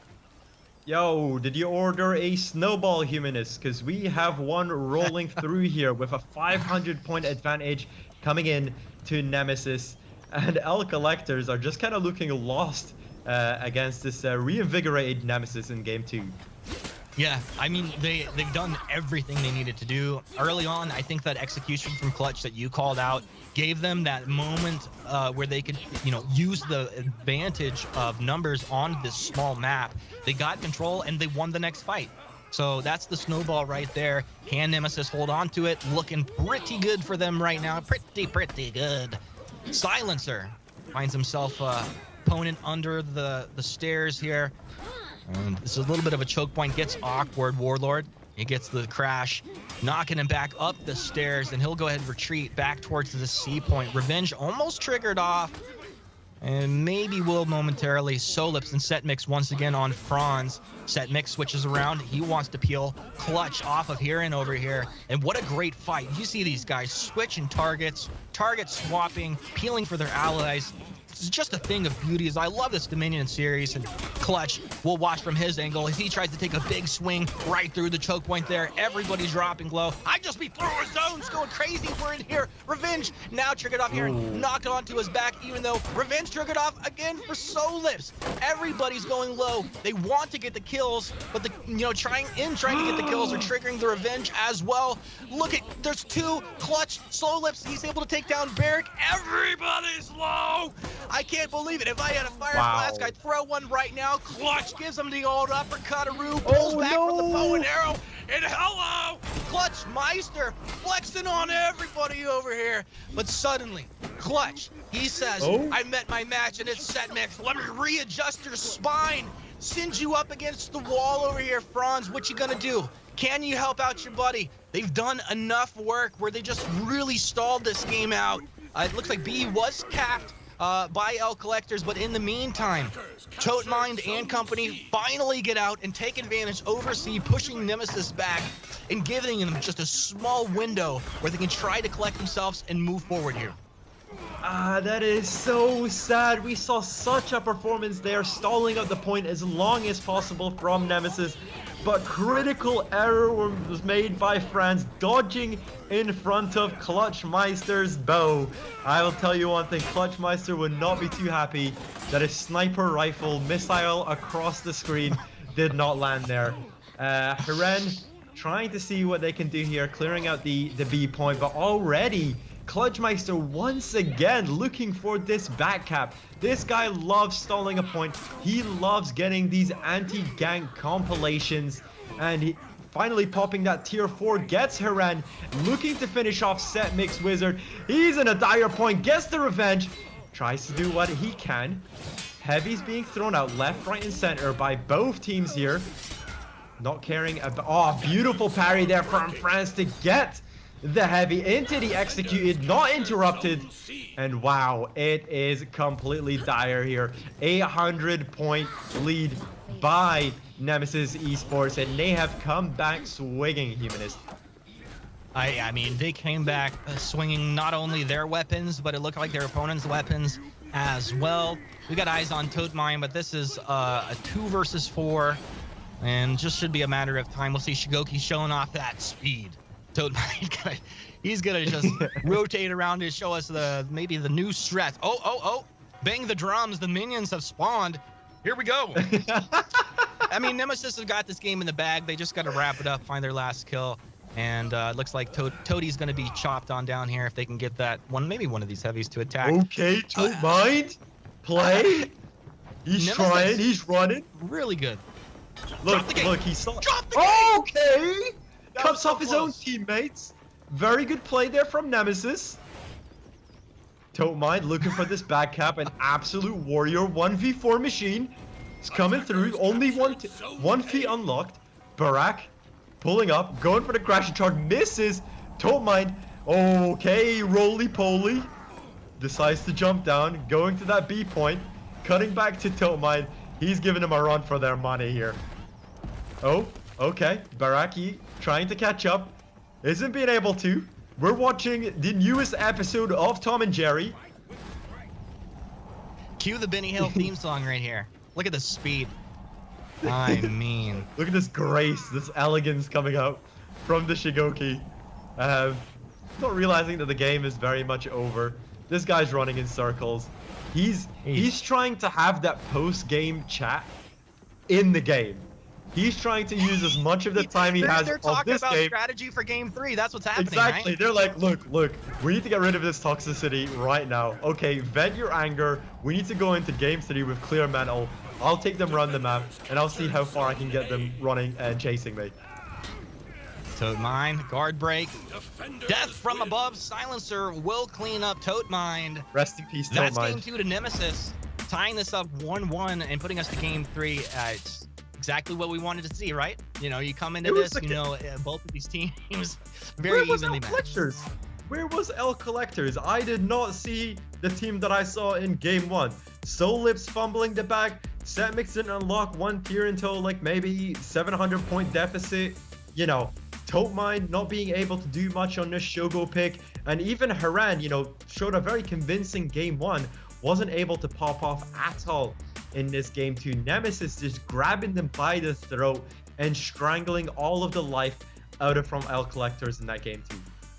Very well put, Vivinaz, and that's why I love to be here casting with you. But you talked about Setmix, and we actually got to talk with Setmix about what it's like to play against his former teammate Clutch Meister. So let's roll the clip on that and see what Setmix has to say. Playing against Clutch now, that is my opponent and no longer my teammate, it's really quite funny to have that exchange because we practice together quite a lot, obviously, so we know very well how the individual plays. And so we always have to adapt on the fly in each individual duel because we know in most cases what the other person is going to try. So it really comes down to making a hard read to really outplay your opponent, which is always risky in this game, to really get the victory. So that's really the biggest thing I would say. Well, how cool for Setmix to go up against his former teammate, and we're ready to go right now. So Hinky, he wants to tell us all about our 3rd map in this series. What's it gonna be, So Hinky? Heading into map number 3 once again today, our 2nd series of the day, going to map number 3 again. We're on Overwatch. This map, of course, as we talked about before, is heavily prioritized on the B and C points because of those fast rotations. There is that constellation point over on A. I'm very excited to see how this is going to break down. It seemed like L Collectors had a little bit more of an advantage in this scrambly style where teams are constantly flooding in, whereas the side of Nemesis had the advantage in the team fights. So we'll see how these teams approach the map on Overwatch. Yeah, it'll be interesting to see how these teams play out on Overwatch. Of course, Nemesis are coming in with a lot of momentum on their back with the game 2 win there. So it'll be interesting to see how this played out. And what I liked about the interview is Setmix really talking about this mentality he has with Clutchmeister. These players have been playing this game, playing on the same teams, playing against each other's for years. It's almost like, you know, if you've watched Death Note, Light and L constantly trying to one-up, trying to, you know, outthink each other and trying to throw in, like, you know, thought processes that they wouldn't expect the opponent to have. And you can kind of see it here by, you know, last minute Nemesis just decided to completely go away with the Berserker, throw off all of the scrims that all of these teams have had against him, and put in this Warlord. Oh man, they're focusing Solips down and they're doing it very fast. And a little bit different than map A where we saw Clutch go for the 1 versus 1. Barrack is across in a 1 versus 1 right now. Nemesis have come out the gate strong, looking to control over C. And as everybody starts to get those low health bars, you see it spread out. Everybody's a little bit more cautious how they move in for the engage. Watching Franz. Little stamina, let that charge back up, jump in. He wants Solips, but he'll take Topemind if he can get him. Moving in, target swap. Franz. It's actually going to be Silencer getting kill and Barrack in the 1v1 across the board as well. So Clutch, if he can stay alive, this would be great. Oh, he can't. Silencer's low. They jump in, 2. They have less health. Little backbreaker. Hello. L Collector. Wow. I thought that was going Nemesis' way. Yeah, I would have thought the same exactly. They had the health advantage. It was all looking good, but some really good play there from Topemind and Haran to clutch out the victory there for L Collectors. You can see Topemind trying to do his best, getting those hugs onto Barrack, and there we go, that lethal combo. Top heavy into hug, another top heavy, and finishes him off before he can get that revenge. The orange stuff, the nectar just didn't pop through for Barrack as he was taken out there by Setmix. That was clutch. That was not Clutchmeister, that was clutch. Oh, really just promising stuff to see here early on. Topemind playing the Shigoki, taking it to another level. Setmix, one of the heroes, you know, one of the players that we had talked about before really needing to have an impact in this game 3 to come alive, unlock some of these feats. So Hinky, can you just jump in for me for a second and talk about this Berserker? What do we need to see happen here? What we need to see happen from the Berserker is what we're seeing a lot of there in that fight. He did end up going down, but the Berserker's chain heavies do so much damage, and he's got hyper armor, so he tends to trade really well damage-wise with a lot of the other characters. Unfortunately, there's so much damage coming out of the line with Nemesis that it's starting to flip back the other way. He went down a little quickly, maybe just a little too cavalier with those attacks, but you do see him flooding back onto the point here. Setmix getting back into the mix, and we'll see how this 2v2 plays out now. Well, let's see how it's going to play out. I mean, I think one of the things with the Berserker, you want to get up in his face, right? Like, you don't want to allow him to reset. He wants to dodge around. He wants to be the one to get on you. Follow up into some of these combos. If they can keep him on the back foot, attack with some of these long-range attacks, and suddenly Setmix not able to connect. And look at Clutch. He just right over the top. Oh my gosh! Into the headbutt and takes him on down. The execution, a little belly rub from Clutchmeister, and Nemesis just flexing on L Collectors here. And point C is just a literal perfect fight out of Clutch. Give the man another one. He wants some renown. Feed this Shugo.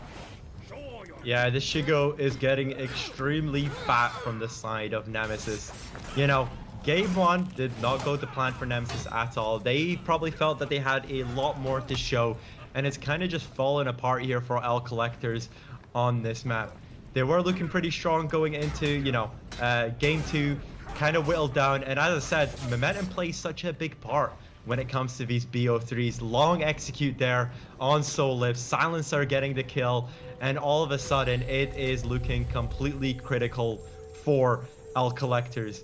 And I just kind of want to bring you in here, Sahinki, to give me your thoughts on, you know, the map state that we have currently, the renowned state, and is there much of a chance for L Collectors to come back on this one? It's looking pretty lopsided here, honestly, for the side of Nemesis. I have to wonder, you know, we heard that it was going to be Barak switching back to the Warlord from the Berserker, and it's possible that this was a strategy for Nemesis, knowing that they're going up against Setmix on the Berserker, because we talked about the fact that Barak, he has one of the most played Berserkers in the game. It is his top played hero, and so he obviously not only knows how to play him, but knows how to exploit his weaknesses. So you saw them target that 1v1 there in the beginning of the map onto this point A, and I think right from there, right from the start, they got that advantage because Barak took that 1v1 very quickly and they were able to flood back over into C. And, you know, a kind of good point that you brought up about Berserker and Baraki being one of the most proficient players on this character. And it kind of begs to, you know, gives me some thought that if he didn't have confidence in this pick and switched over to the Warlord, surely that should have, you know, rung up some alarm bells for L Collectors that maybe Warlord might be the pick here. Of course, we did see Setmix on the Warlord. It's not like this this player can't play Warlord. We've seen him absolutely stomp on this character. So it's interesting to see that swap. You can see here across the map, if we just take stock of where we're at, Silencer unlocks his tier 4, Barak on his tier 4 Fire Flask. You got Clutchmeister doing very well in the renowned department. And even Franz, you know, the substitute of the team, has, you know, in a really good spot here. 900 points on the map here for Nemesis, looking to get that breaking position. Silencer using the Fire Flask, knowing, sorry, not Silencer, Barak using the Fire Flask on the point B, knowing that if they keep this point clear, they will be able to get this breaking situation. Breaking situation is rapidly approaching, and there you have it, ladies and gentlemen, as we'll watch Setmix climb around this map, try to get some work done over here. There's just everything going the way of Nemesis right now. Berserker gets on the target, but let's watch Clutch up against this JJ. Solips, what are you gonna do? Gonna go ahead and feint out the unblockable there. Hit back with the guard trick, really doing a good job against Clutch. He'll get him over with the top, but it doesn't matter with so much health. Shugo rotating around into zone. I mean, two heavies would seal the deal, but Clutch might not go for it. Oh no! Gets one! Oh, Exactly that is what he was unfortunate. looking for. That's the style points. Does he get like an extra? Does he get extra money for doing that? Yeah, big time. That's the fight of the night situation there, Humanist. Big time! Big plays coming out. And now Silencer will move on in. Toady gonna be the last man standing once again. And an interesting pattern coming out here is Toadmine being the last man standing for L Collectors, and it doesn't appear to be working out for them. Nemesis gonna round this one up, toss him down into the pit, and Nemesis claw their way back and show us that they are still some of the best that Europe has to offer. Absolutely, gentlemen. Nemesis coming through. Man, what a comeback on there. And we got to see a execution. Oh, sheesh. I'm going to do just one sheesh. One sheesh. I'm never doing it again. But, oh, that was so sick. So, guys, what a series. What a turnaround on that. Humanist, what'd you think about that real quick? I mean, it was awesome. You know, first match, we see L Collectors come out, really play in a dominant fashion. I was thinking at that point, maybe we see Nemesis kind of disappoint like we saw in the first major. But they reworked things. They came together. Sanctuary Bridge, it was a complete turnaround in Game 3. Nemesis full control as well. So, I mean, they're looking as good as ever. Yeah, it was incredible from Nemesis there to clutch out the victory. But I want to say that L Collectors did show, you know, flares of brilliance. It just, they weren't consistent at all. They had some really good fights on to Game 1. They almost looked like an absolute veteran roster, and it all just kind of fell apart, which leads me to think that, you know, either mentally they boomed or something happened, you know, in the background. But hopefully we can see, you know, similar performances to Game 1 in the lower bracket for L Collectors. Absolutely, man. I gotta say, you know, before I got into For Honor, the people told me, you know, the community's a little aggressive. You know, they're a little get in there, but I've just seen the opposite. They are just have so many hugs. I've never seen players hug each other as much as the For Honor community. I mean, the love in this game is absolutely amazing. So, so good to see Shugo get back in the meta, and we get to see these fantastic plays coming out from these teams. Let's watch some replays, though. Why talk about the games when we can show you? Vivid, walk us through it. Yeah, as you can see here, Soulips, luckily this is the person on our camera because he had an absolute stellar performance in Game 1, getting the victory here for L Collectors and making them, you know, a formidable force. But unfortunately, it all kind of fell apart on Game 2. You see here, Sanctuary Bridge was an absolute stellar map for Nemesis. Clutchmeister coming through big time, getting this all-important back cap for his team. You saw there, Franz just eating up the bow for his teammate. But this was such an important fight for them to win, even though at that point they were already 600 points lead. And at Game 3, I felt like L Collectors just, you know, they had their number, you know, Nemesis had their number the entire time. Yeah, tier 4s unlocked across the map for Nemesis members, and it just looked dire from this first fight. Well, let's talk bracket here for a second because things are starting to shape up. We see ECG has moved up into the winners final up against Nemesis. We'll see that in a second. But first, Monkey Business versus L Collectors, who just dropped down into that lower semifinal. Both phenomenal teams, but you know, I hate to say it, one of these teams is going to be put out here losing this next series.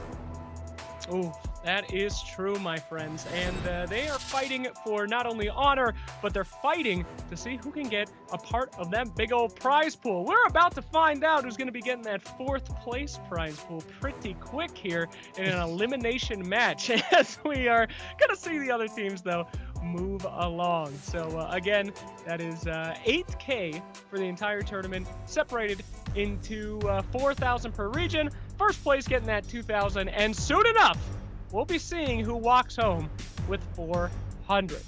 But you know what? They're not the only people playing for something. Guys, we do have rewards for you.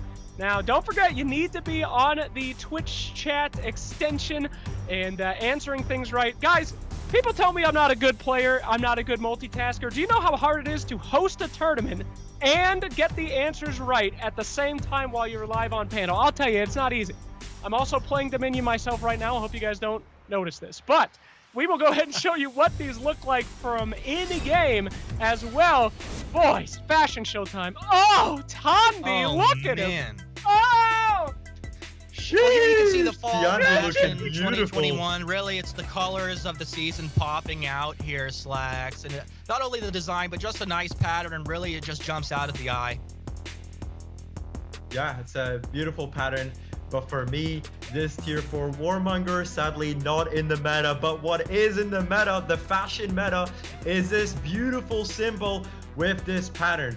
Of course, if you want to win those 4 fashion results, you can show off this exclusive symbol and pattern just by answering a few questions, watching the tournament along at home, and what a way to show your support for the Dominion series than with this absolutely beautiful ornament. I have got multiple monitors open. You know, I can't use a bot because, you know, they're very good at detecting my little cool bots, but I will be trying to bag this ornament so that I can run at the battlefield with my jacket on and my ornament on my warrior. Fantastic. Thank you. Thank you so much, Pippin. Guys, I have to say, if you're in the chat right now trying to get these answers right, chat has been surprisingly trustworthy. They have been putting in the right answers every time. I started putting in all the wrong answers, and people have caught on to it. So, yes, but shout out to the For Honor community helping each other out these difficult times to get those fantastic fashion items. Whew. What do you think about the game so far? You enjoy it, buddy? I mean, look, if I'm not seeing the fashion in game, does it really matter, Slacks? That's what I gotta know. Truth. Oh my goodness! Shut up, Vivid Nas. It's the loser semifinal. Don't speak a word as we go in to see who will go after that coveted $400 and who will move on to go even further and potentially get even more steel. Boys, we are about to pop in and see who's going home. Let's go ahead and check out our pick and bans of these maps. Okay, let's take a look at the pick and bans we have here. Monkey Business going for Sanctuary Bridge, probably realizing that L Collectors have not had a good time on this map. Harbor being picked up by L Collectors, this split map that did work out well for them when they selected Temple Garden. And last but no means least, that Beachhead selection from Monkey Business, trying to affirm those team fights. We'll be interested to see this repeat of the finals of the last major, L Collectors butting heads against Monkey Business one more time. Yeah, I hope we make it to game 3 because Beachhead is really just a fun map. I mean, it's one that I love to cast on as well. But hey, Sanctuary Bridge to start things off. So Hinky, do you want to talk about Sanctuary Bridge? Yes, this is our losers semifinal. One of these teams will be going home, starting things off on Sanctuary Bridge. We saw L Collectors a little bit of struggle in the team fight department. So a team fight heavy map like this one could mean a bad start for them. Monkey Business, of course, looking very strong in the team fights. A lot of focus can be paid on that B point. We'll see how these teams play it, whether they'll be ultra aggressive and go for those back caps, or if we'll see them returning to that defensive style and just playing more solid here in this elimination. Yeah, coming into the losers semifinal, you know, morale may be a bit low. You might have expected to run through the winners, but you find yourselves knocked down in this double elimination format. L Collectors didn't have the best showing when it came to Sanctuary Bridge, to say the least, but hopefully they come back swinging against this finals repeat from the first major. Yeah, I'm really excited for this one to play out. I mean, you have 8 incredible players. It's just who gets this advantage, and you know, you said it last time we saw this map. It's just Snowball City here. Yeah, it's a pretty good clash of styles as well. We do have the Berserker on one side, Gladiator on the other, so both opting for this Assassin pick. Of course, first time we actually seen both teams run an Assassin, you know, reflex guard character. And you can see the fight here just kind of going all out on the B point. Yeah, you have that angle right there. It just reminds me of how beautiful graphically For Honor is. It's something special. But hey, let's talk about what's going on. What? It's quite a sight, you know? Yeah, it is quite a sight. Almost like when Nas gets on camera. It's like so beautiful it can barely look. Eternus, the Gladiator, looking for some little toe pokes from range. Not going to have it. Wants to drop back, heal up.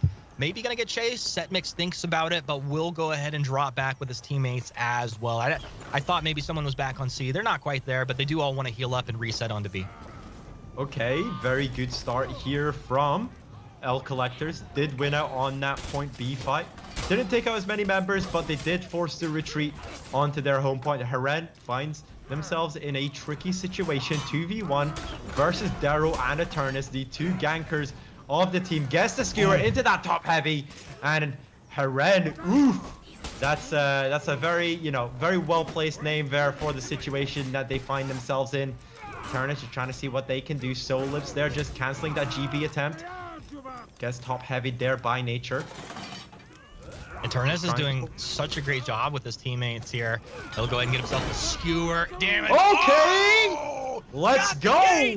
Got the gate! Don't tell Slacks. Don't tell Slacks. He's probably freaking out right now. We'll find out when we get that man back on camera. That's what you love to see, some style points. These guys are in here. They're playing some For Honor, Nas. Yeah, you don't really tend to see them, and when that happens, you do get extremely frustrated. So, good use of terrain there. Heren just finding themselves in a 2v2 situation with Daryl and Nature. Solibs comes in to support there from the back, trying to clear out the B point, but Heren probably looking to pull back onto the home point, not being contested currently, so will be able to get that health. Set Mix just trying to swap in here, but all across the board, it's kind of low health here for L Collectors. It does feel like Monkey Business could just send one full health member of their team up there onto C, but not going to happen here. And just getting 60% health, not even going to get full health, and moving back out. That's the call. Looks like Set Mix, or Nature does go down. Now watching from Set Mix's perspective, it looks like they would have been able to get the kill, but Revenge is triggered off. So Set Mix just moving behind some minions, waiting for that opening, timing out the Revenge, and we'll move in, try and get the kill here. Set Mix able to do so, stacking up. Only the tier 1 feat unlocked, but, if he can get rolling into tier 2, 3, and 4, that's where this Berserker really just comes alive. Yeah, Fear itself on a map like this, the tier 4 feat for Berserker is absolutely incredible.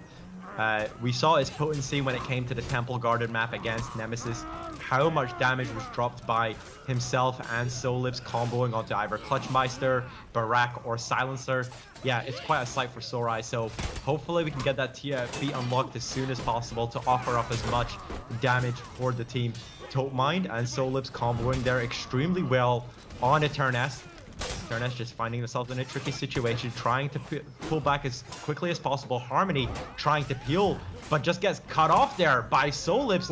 And Topemind finishes off Eternus and goes for the back cap. Can I a little shout out for my boy Toady? I think he's looking great on the Shigoki.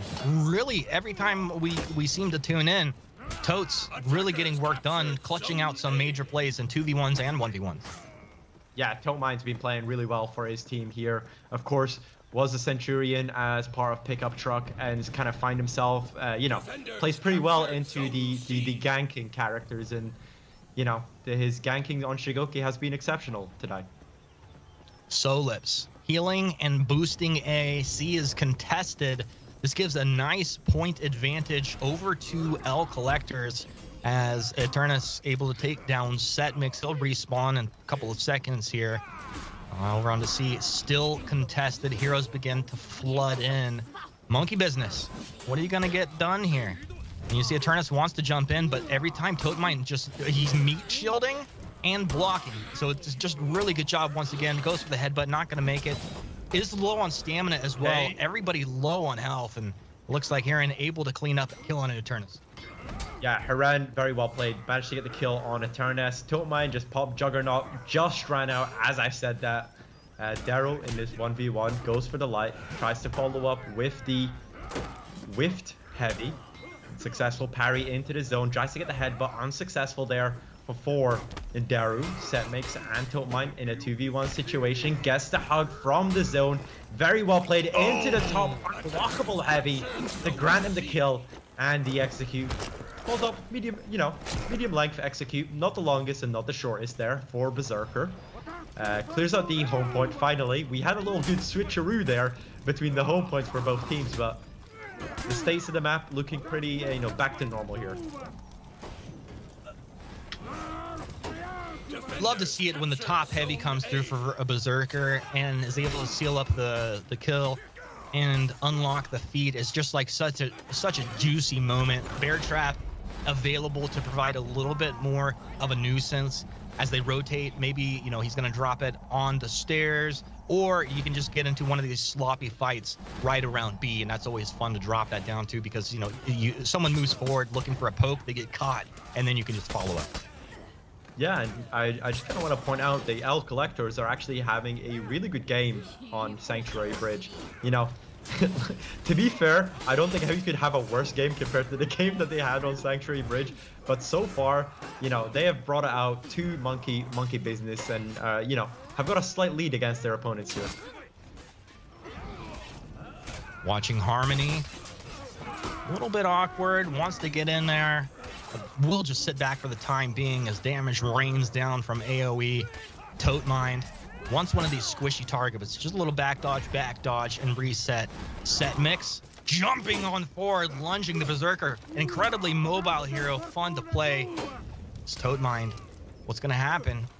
Trying to get up the hill, and it's just not great. So Tote Mind will go down there. And now the contest on to C. Monkey Business.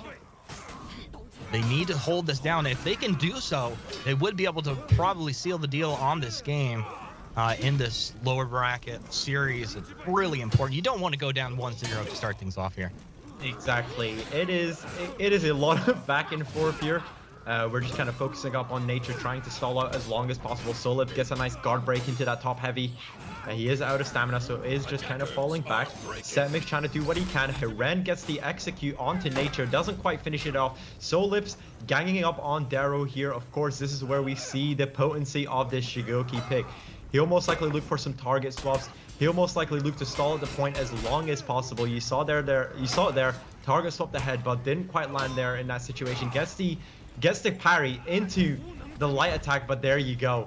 This stalling has worked so successfully for Monkey Business. Darrow just gets that revenge, pops that Juggernaut, and he will be an absolute monster to kill on this point. Very good use of the stance there from Solips. Tries to stall out the revenge as long as possible, taking him out of combat. And Darrow, he's still living. Yeah, not anymore, but he's done his job, and a couple of other people's jobs as well. That stall out was really just a thing of beauty. Set Mix, low on health, probably gets taken down by Eternus, shoved up against the wall over here.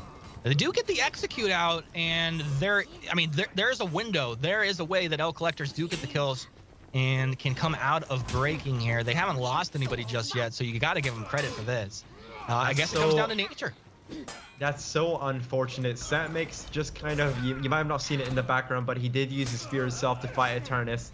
Not possibly the best use of the tier 4. It is a super strong tier, especially a team fighting tier, a feat, sorry.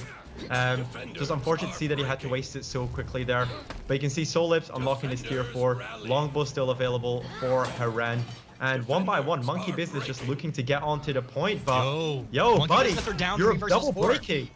What are you doing? They're double breaking, and they're down. Monkey Business, I mean, that just happened so fast. And Darrow, he was the one that stalled out for a long time in our last contest here. They can pick him up off the ground, their ally off the ground, if he can get time, but it doesn't look like it. And Setmix, he wants to heal, but there's nowhere to go, so he's gonna hang back here. He's got a bear trap. I think he can throw that down. Darrow, revenge triggered off. He wants Solus. He gets it. Give him one. Is he gonna get the execute? You gotta cancel it off. Trying to cancel it off. Not happening. Not happening. Finally at the end. Darrow goes down. Setmix able to get the kill. Setmix, one light would take him down. He's dancing. He'll get caught. Eternus is here. Harmony is here. They've got it. Hello over the top. Monkey Business. Just monkeying around. Just playing around. You thought they threw it, but they took it right back, and they will claim game number 1. What a way to wrap that game up. I mean, I thought it was slipping away from them. It was quite the game that we just witnessed there.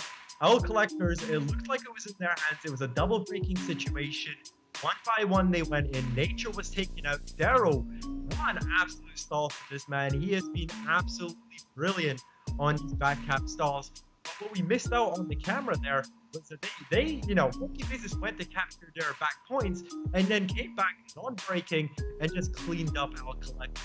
What a play there. Very better showing there from L Collectors on Sanctuary Bridge. But unfortunately, it was just so close, but they lost out at the end. It was so good. I mean, that in and of itself, seeing these players in the 1v1s, the 2v1s, the stalls, just the reverse right at the very end. That's why I love to be here with the Dominion series, and I think our viewers definitely tune in to see some of these retakes and quick caps right at the end like that. You'd love to see it. Yeah, unfortunately, there was some bottled usages of tier 4s across the map. We had Fear itself being kind of squandered, kind of used to only 1v1 a gladiator, where I feel like it could have had a lot more potency if it was used around your teammates. And looking, especially the fight afterwards where there was Darrow and also, Nature, you could have used it there. But unfortunately, I wouldn't be too salty if I was L Collectors. They came out swinging and they looked like they could run it to Monkey Business. Well, let's see what they can do on Harbor in game number 2 in this series. So, Hinky, tell us a little bit about Harbor. Going into Harbor for game number 2 here. An excellent game one there in Sanctuary Bridge with a lot of that team fighting. But this one, as we mentioned before, is going to be more 2v2 based. A lot of attention paid to that C point because of its fast rotations into B. I would have theoretically given the advantage to L Collectors in a team fight map. We saw it didn't go quite that way, and I would have thought that things would go Monkey Business's way in a 2v2 map, but everyone's been surprising us today, so who knows what is going to happen.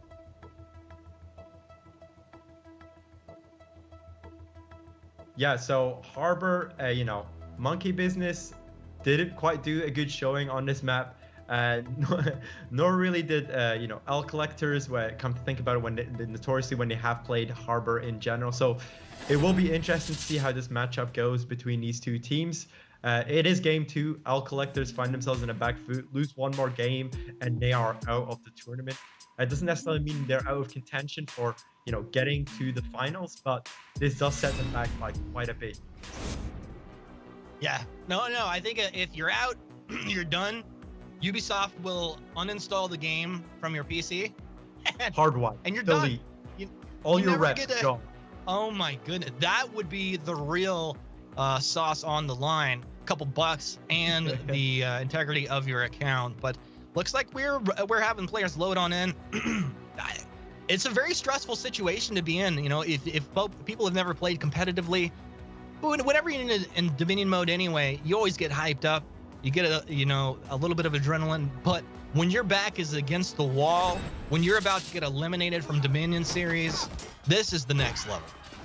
Exactly. And here we are, kicking it off to game 2. Minions are pumped up. We're pumped up. The audience at home better be pumped up, because this is all on the line for L Collectors.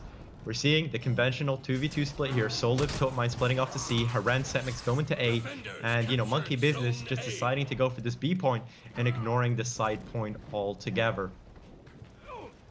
Really interesting rotations to start things off. Let's see what L Collectors do over on C, a 3 versus 2 with Solibs and Totmine outnumbered. Toady dodge into the headbutt, unlocks a little damage for Solibs. No connection onto Solibs just yet. Nice dodge. Harmony trying to get into the thick of things, but has been unable to really connect. Toadmine eating a lot of damage as Darrow comes. Darrow! Oh my goodness! One left, able to take Toady down. That's like 20% of his health coming through. Swinging for the fences. Barry Bonds over here with this big old club. He'll get a charge up against the wall. And very good job, Monkey Business, taking control. And they should be able to, just a second, take Solibs down. Those charged heavies were completely disgusting there from Darrow. Solibs does have the revenge here, trying to do his best, whiffing a lot of attacks here. Harmony is in low health. Totmine coming to support Solibs, but soon Totmine will possibly find himself in an outnumbered situation. Solibs doing a big damage before falling down, but now, the favors have switched here. L Collectors looking at a favorable position on point C, Humanist. Oh my goodness. Toadmine chopped down. Darrow did an incredible job to apply damage. Toad doing work, but he drains his own stamina, so he has to back up. And Darrow getting attacked over here by Setmix, jumping forward, gets the guard break, gets the kill. Berserker feeding that renown early on. He's going to be happy to do it. Nom nom nom. Give me that renown. Give me those feats. Bounty Hunter unlocked here for Setmix. And, you know, looking to get as many kills as possible, stopping Eternus from getting onto the point. Because if you prevent these gankers from coming to support their teammates, they're kind of not necessarily useless. They still have good 1v1, but a lot of their potency gets removed from this character. So Eternus is trying to support nature as best as they can. Does get caught by that GB of Soul Lips. Big damage dropped on Eternus, just trying to back away, looking to make an escape for point A, but Berserker, this is his strength. Wow. He can stick on you like glue, Humanist. Sticking on like glue, and then another target tries to attack, he just dodges. I love watching Setmix's Berserker, especially when he's just in the zone. He incredibly low, one light would have killed him, so he has to drop out of here, go heal. This is just contested for days. Solips and the rest of L Collectors continue to stream out into C. It's a 3 versus 3 as the fight goes on and on. The fight that never ends. And they'll think about resetting. They're just losing the map across, across the way. They have committed a lot of resources onto C. Constantly going there off respawns, constantly looking to try and get an outnumbered situation for themselves. But if you look at it, they're losing by almost, 500 points. Granted, some of this is soft points, so it's not the huge detriment, but early game here, it is not looking too good for L Collectors. Defenders captured. So you're telling me not capturing points is not a good idea Yeah. in Dominion mode. Write it down Just in your teasing. notebooks, kids. L Collectors, though, hey man, they grabbed a couple. You said it was a soft point advantage, and indeed it was, because you see, it goes right back the other way very quickly. I mean, you're definitely looking good on the side of Monkey Business, but by no means is this game a run. Yeah, Monkey Business, even though they had the soft point advantage, they do have a pretty resounding renown advantage. But even though, people like Setmix have got their tier 2s, Solips unlocking tier 2s, so all across the board actually pretty even on renown. I thought there may be an advantage to Monkey Business, but doesn't seem to be the case looking across the board. Aaron trying to stay at range, dodging around, wants to get onto the low health target, almost doing so, but continuing to take damage from Darrow, who had his back, and looks like he'll get the back. Yeah, Demon's Embrace, boom, gets the kill there. That's exactly what you want to do, and with that, he wants to rotate down into C. Do they catch him from behind? Not quite. So he'll get down. He's just going to be able to capture this. I don't think it gets contested. Attackers captured. And there they got it. Zone C. And that was, some real back-breaking work there by Darrow. Finishing off there, Heran. Solips just pulling back off from the point B, looking at Eternus. Eternus is low, tries not to thirst for it, and doesn't follow up. Gets taken out by Heran there on the zone. But, no skin off his back. Probably going to get picked up with that revive and give Heran even more renown there. Tomine this is capturing this A point before Nature gets there. Can he get it? Does get the GB into the heavy, but just out of the point, so does not get the capture there. Breaks his back. Oh my god. Okay, just pushes Nature into the point where he is able to heal, but is got the support of Setmix in this situation. Toadmine really, you can tell he's just so comfortable playing the Shigoki.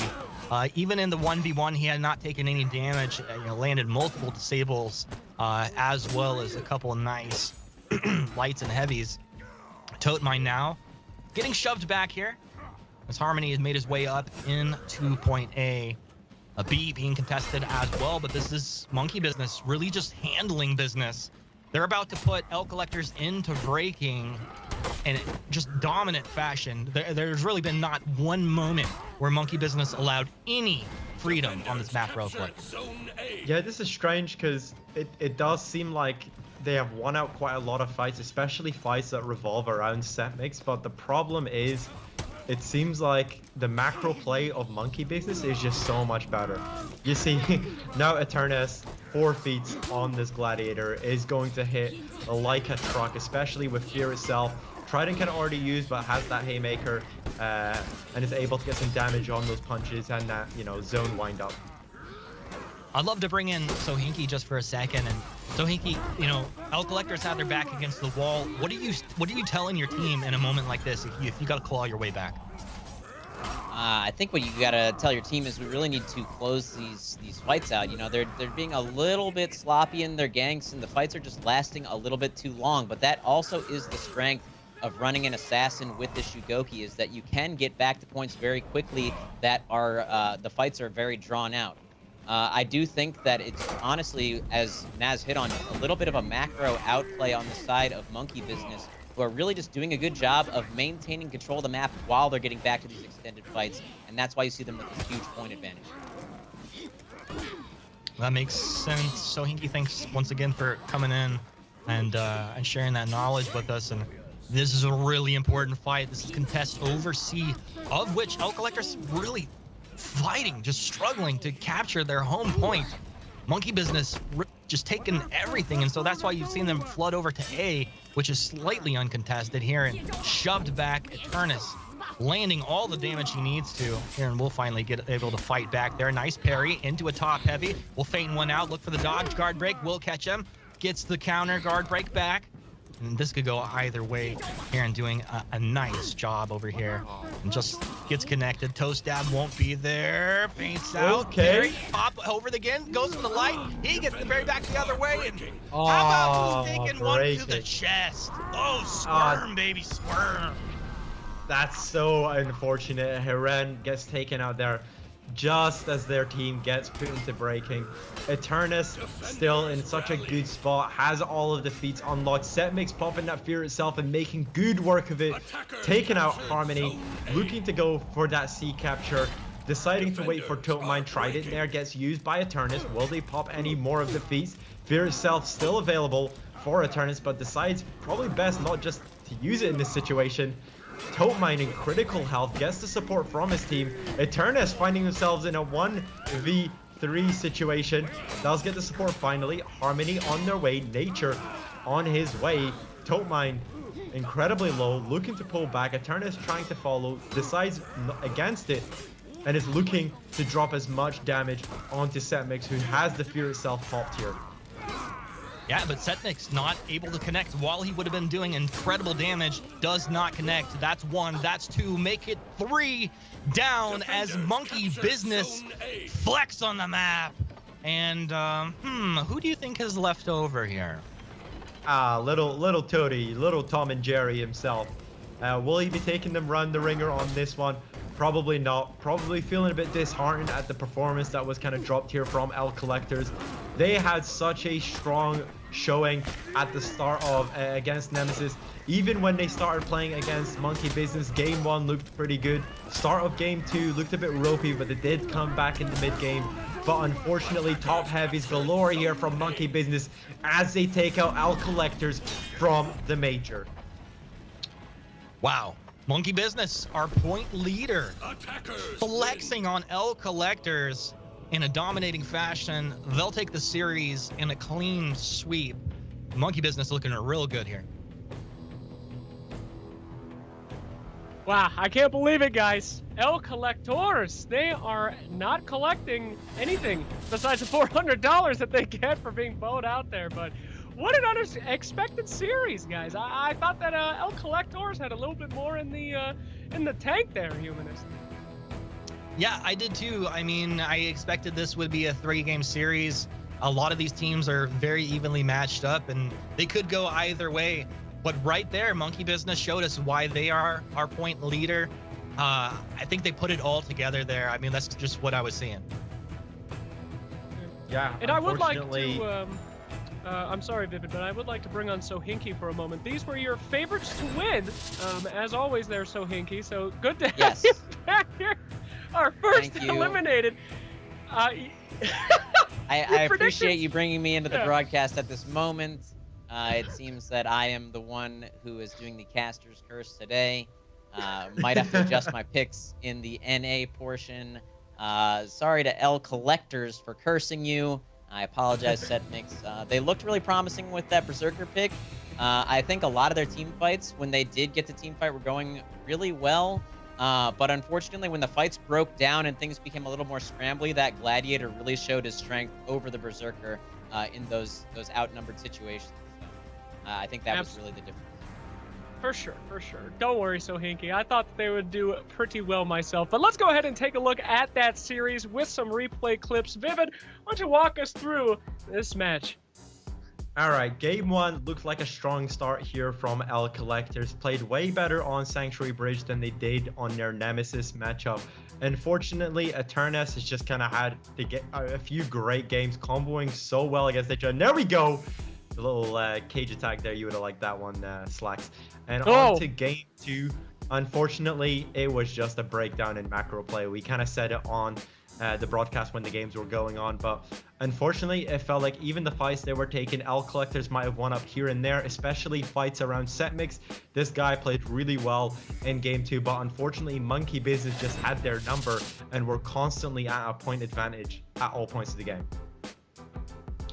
Well, let's zoom out for a second and just kind of reorient ourselves on what's going on, where we are. Of course, our first couple series set us up for that last one, Monkey Business. 2-0, they'll move forward into the lower finals, awaiting their opponents. Will it be ECG Extra Cool Gotchers or Nemesis? Only time will tell. Gotta say, I'm leaning towards Nemesis a little bit myself, boys. You think yeah, Nemesis I wouldn't is gonna doubt drop that, down? my friend. Yep, I could see it. I could see it. All right, anyway, gentlemen, not only is L Collectors gone, but we never got to see Beachhead. I was pretty pumped for that game 3, so hopefully somebody gets us a Beachhead later, my friends. But until then, we asked these teams who their favorite characters were, just in general. We got some pretty interesting responses, so have a listen. The reason why I am playing Shigoki for Nemesis currently is because Shigoki is the strongest character in the game. Multiple facets of his toolset are really strong. His team fighting ability, his anti-ganking ability, his 1v1 ability. He has one of, if not the strongest tier 4 feat currently in the game right now. And he's honestly pretty much the must-pick character in the meta at the moment. And I'm pretty much the flex player in the team. I'm the one, if a new character comes into the meta, or if we need someone to change their character, I'm usually the person who picks up said new character because I'm skilled with a lot of the different characters in the game. So that's why I was the one who picked him up. My main character is the Berserker. I enjoy him because he has a very fast playstyle, he is very aggressive, but he can also be very defensive when he needs to be, for example, when he gets ganked.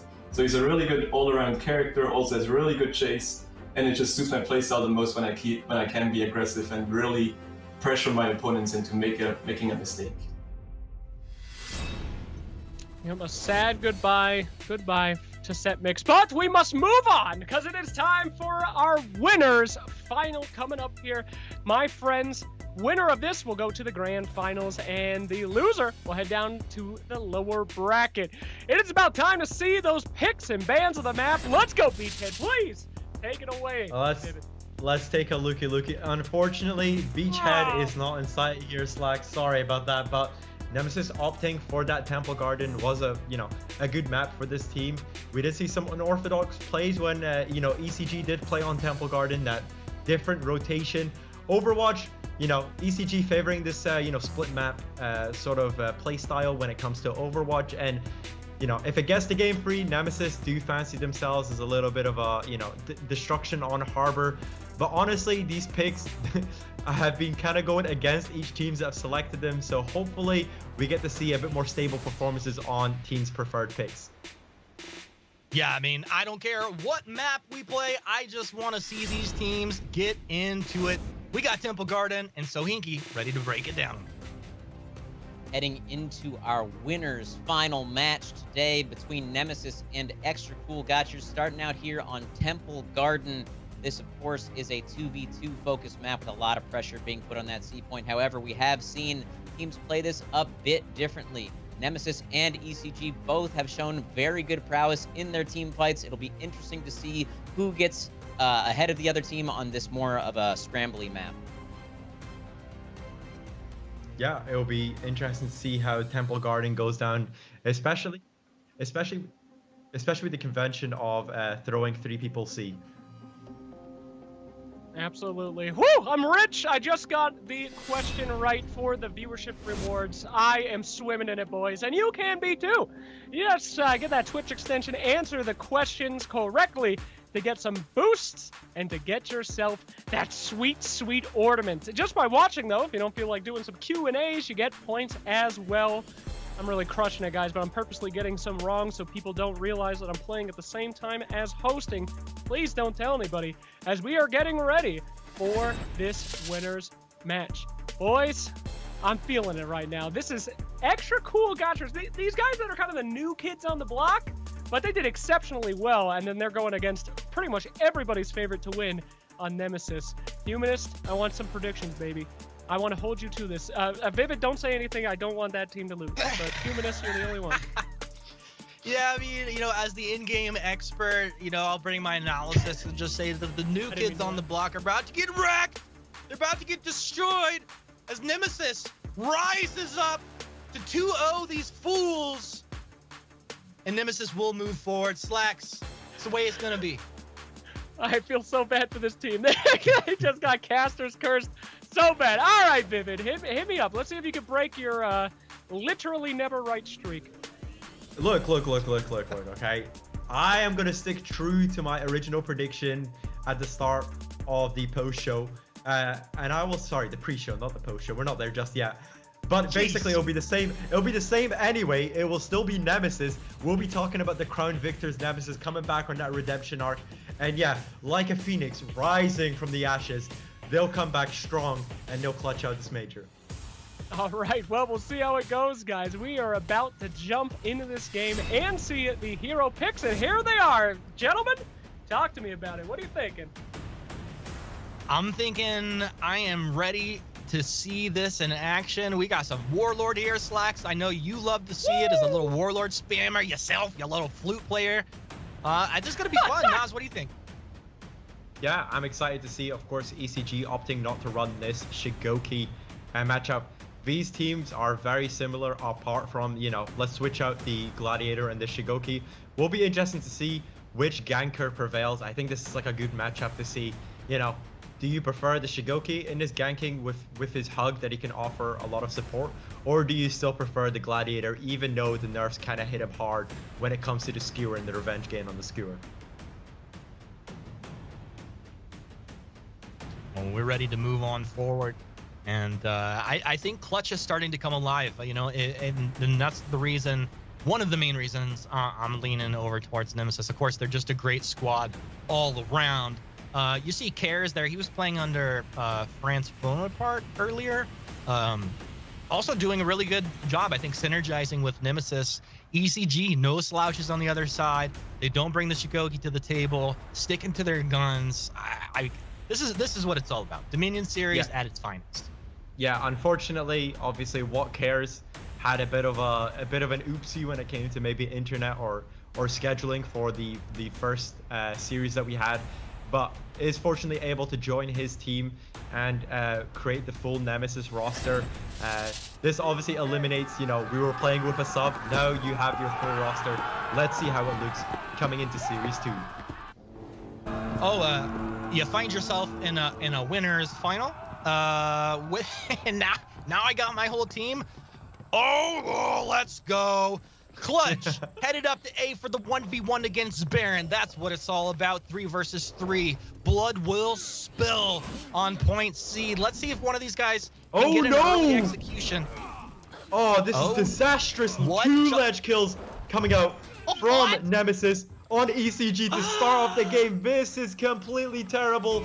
The crashing charge, people didn't believe it was still strong, but you saw them take out 2 members there from ECG. An absolute disaster to start off the game here for ECG.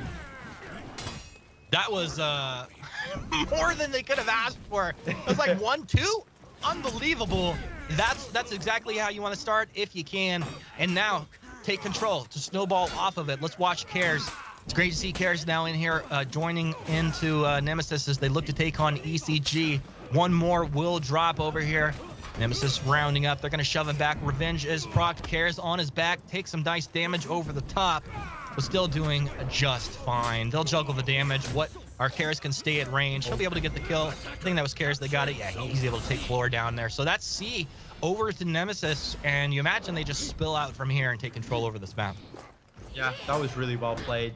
You can only assume that Clutchmeister managed to win out on this fight against Baron, finding himself extremely low health. Can't really close out the fight.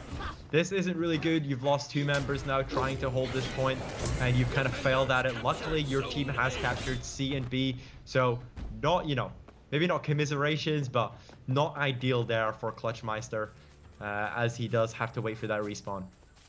I mean, I'll give him credit. They did lose that engagement as we turned the camera there, but I believe that was the initial spawn fight. So just stalling that out and his team able to take C, it should pay dividends through the next couple of minutes. B going to be heavily contested here. Watching Hamka try to do some damage, but quickly move back over towards C. We'll watch from Silencer's perspective, going toe-to-toe with Chlor. How you doing, JJ? Yeah, Chlor, holy ball. I just want to point out that Barak, 2 minutes into the game, already has his tier 2 Juggernaut on the Warlord, which is incredible for Nemesis. Warlord has got some really strong feats, very good anti-gank potential when he has those feats up.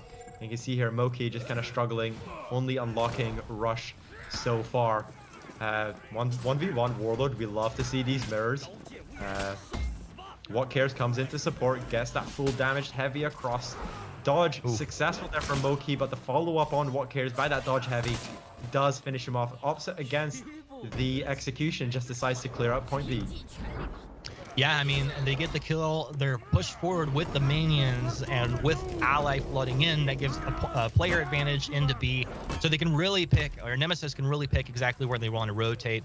They live Barrack up here in a 2 versus 1 on A, and this is just an anti-gank situation. How long can you stay alive? You don't want to die on the point up here. Revenge is triggered off, and he continues to just buy time, trying to get the ledge. You could get the ledge there. Suddenly, it's a 1v1, and that's a real winnable situation, but doesn't quite get it.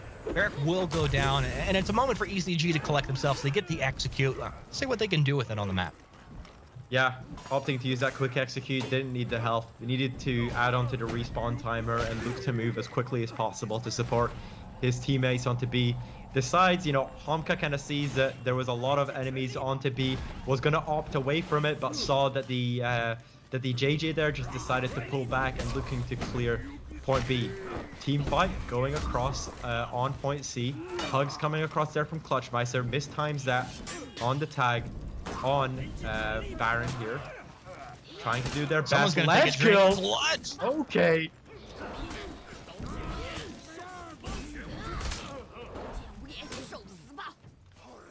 Baron, you can see here, just Silencer in a 2v1 situation against the wall. Ledge galore. What is going on here? Barak gets the ledge, and all of a sudden, the fight has turned for Nemesis's favor. Moki, looking to do what he can, is out of stamina, has no feats. Crashing charge comes through, and he is on the ground. Ledge is not gonna happen here today, Barak. You're way too far away from the ledge. Revenge is being fed. Great guard break into that top heavy. Can they get it before the revenge? And yes, they do. A Silencer opts for a long execution to keep Moki out of the battlefield as long as possible. Great start here from Nemesis. And on the map state itself, Sahinki, what do you have to say about how well Nemesis are playing so far here? Honestly, I think the reason that Nemesis is really getting an edge is sort of the playstyle that we heard Clutchmeister talk about earlier in the day.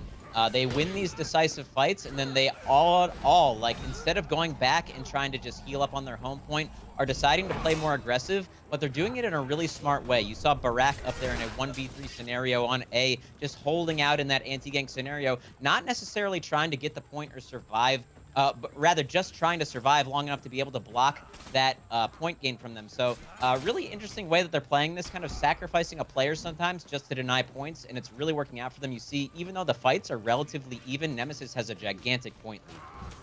Yeah, the point lead is absolutely humongous. And also the feat lead. They have tier 4s unlocked across the map. The only one that's kind of struggling here is actually, you don't really expect it, but Clutchmeister's struggling big time in this game. But he's been the sacrificial lamb, as Sahinki kind of indicated on. He's been constantly contesting, may not necessarily get any renown from this contesting, but he is stalling on these points, preventing from the rotations from Monkey Business. Yeah, I mean, I think that's an excellent way to look at it and to point that out. Clutch not being maybe the standout player, getting all the kills, feeding up, or you know, getting his renown fed, but if you can be the sacrificial lamb and stall out for your team, that's more than enough in a lot of situations. So credit to Clutch on that. We're watching Moki over here. Moki, he wants to flex onto Clutch. Watch from Clutch's perspective as he took a couple of hits, he drops back. Moki knocked on down. Varric trying to get the shove. Oh, look at those crashing charges. Oh no, he gets ledged as well. Oh no, okay, still makes it through. Headbutt into the ledge. Barak, absolutely beautiful play there. Crashing charge after crashing charge. Moki completely wasting the Juggernaut there. And, you know, it's looking pretty dire. Tier 4 is unlocked across the map for many of the players here on Nemesis. Barak with the Fire Flask.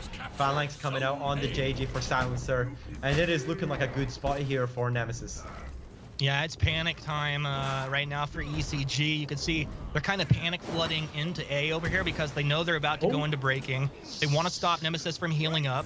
Fire Flask comes through, putting Nemesis nice and low, or a juicy situation if you're playing from the side of ECG. Chlor not able to connect there, does get guard broken, but able to dodge out. Turns around. Nice job, Chlor, able to kill Cares. Silencer falling on the map as well. And one moment, for a brief moment, ECG can breathe. Clutch, what are you going to do? Unfortunately, Barak whiffed there on the Fire Flask. You really do hate to see it, especially such a strong feat kind of just being put to waste. Clutchmeister trying to do his best in his 1v2 situation, and there we have it. We talked about the target swapped attacks that the Shigoki can bring out onto the table, and we saw it there in full play. It's really hard to make that read as the opponent. The target switch is so quick, and you don't actually know who it's going to hit. And there, Homka just taking the full force of the Shigoki. They do manage to take out Clutchmeister. Situation here, What Cares finding themselves on their own, tries to use the longbow, successful in hitting Homka, doing their best. Zone successfully parried. Orange attacks coming out all over the shop here for ECG. And What Cares just finding himself in a dire spot, even though the health advantage is very much his. Very much advantage his way. That's going to be Nemesis putting ECG into breaking. So now if you could get something done, it'd be great. But guard break into the chunk. I think that was 3 full attacks that he wasn't able to deal with there. Chlor able to get the execute. And ECG, they'll wait for a respawn at a Nemesis. But this is going to be a 4 versus 4 situation. Gladiator low in health. You can't allow him to go down right now. Yeah, people, I want to say, kind of run off, people were quick to throw off, you know, Nemesis no longer being the top dogs. Quickly trying to say that they might have fallen from grace, but it shows that if you put in the hard work, you put in the time, you can climb to that top spot again. And it's good to see Nemesis being able to contest for this grand final spot. Yeah, it really is. I mean, the fall from grace, everybody is always, you know, they quickly get forgot about. But this is a very strong squad, core set of players, and they're looking to close it out right here. Should be a moment before Cares is able to seal the deal onto Moki. Moki getting chopped down from both sides. Clutch, headbutt, top heavy. Won't get the kill with it. That's Revenge procced off. Stall the game out a little bit longer. You can't imagine this goes back the other way. Yeah, nice dodge there on the crashing charge there from Clutchmeister. Moki and Chlor just finding themselves in a 2v4 situation.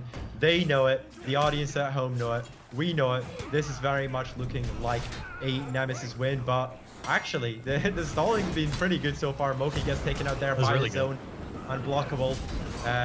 You love to see it, and there we go. Chlor gets taken out, and Nemesis pick up game 1 in the winner's semifinal.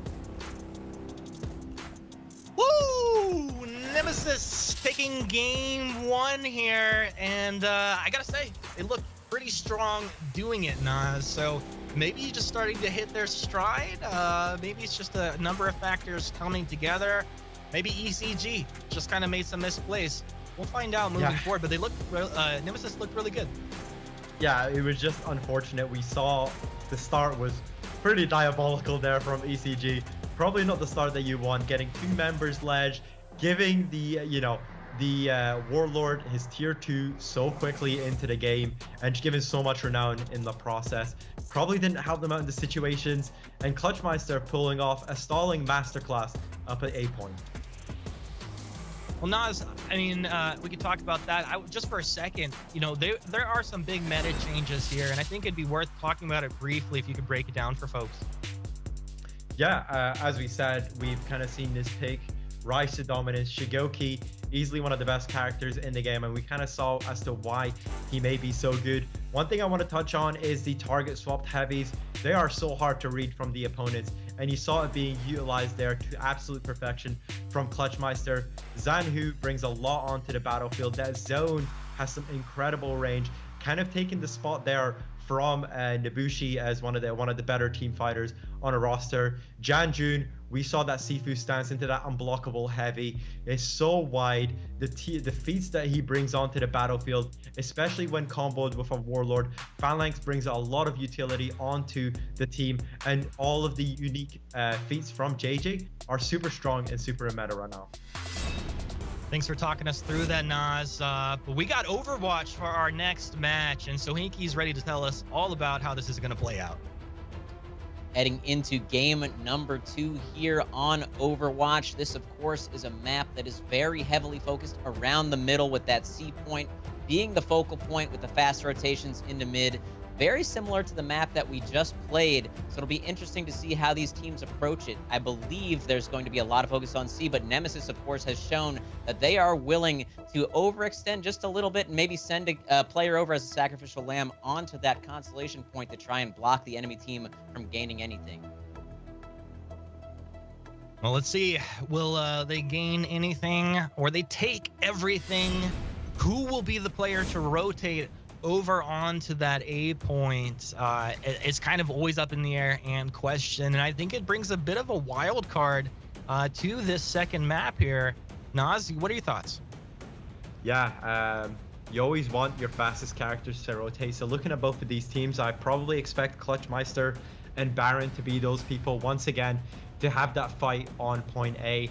But you saw, when What Cares, Silencer, and Barak all click on that team fight, where it matters most in that 3v3 situation, they are completely deadly. So it'll be interesting to see if ECG works this out without the disadvantage of losing 2 of its members to ledging so early on.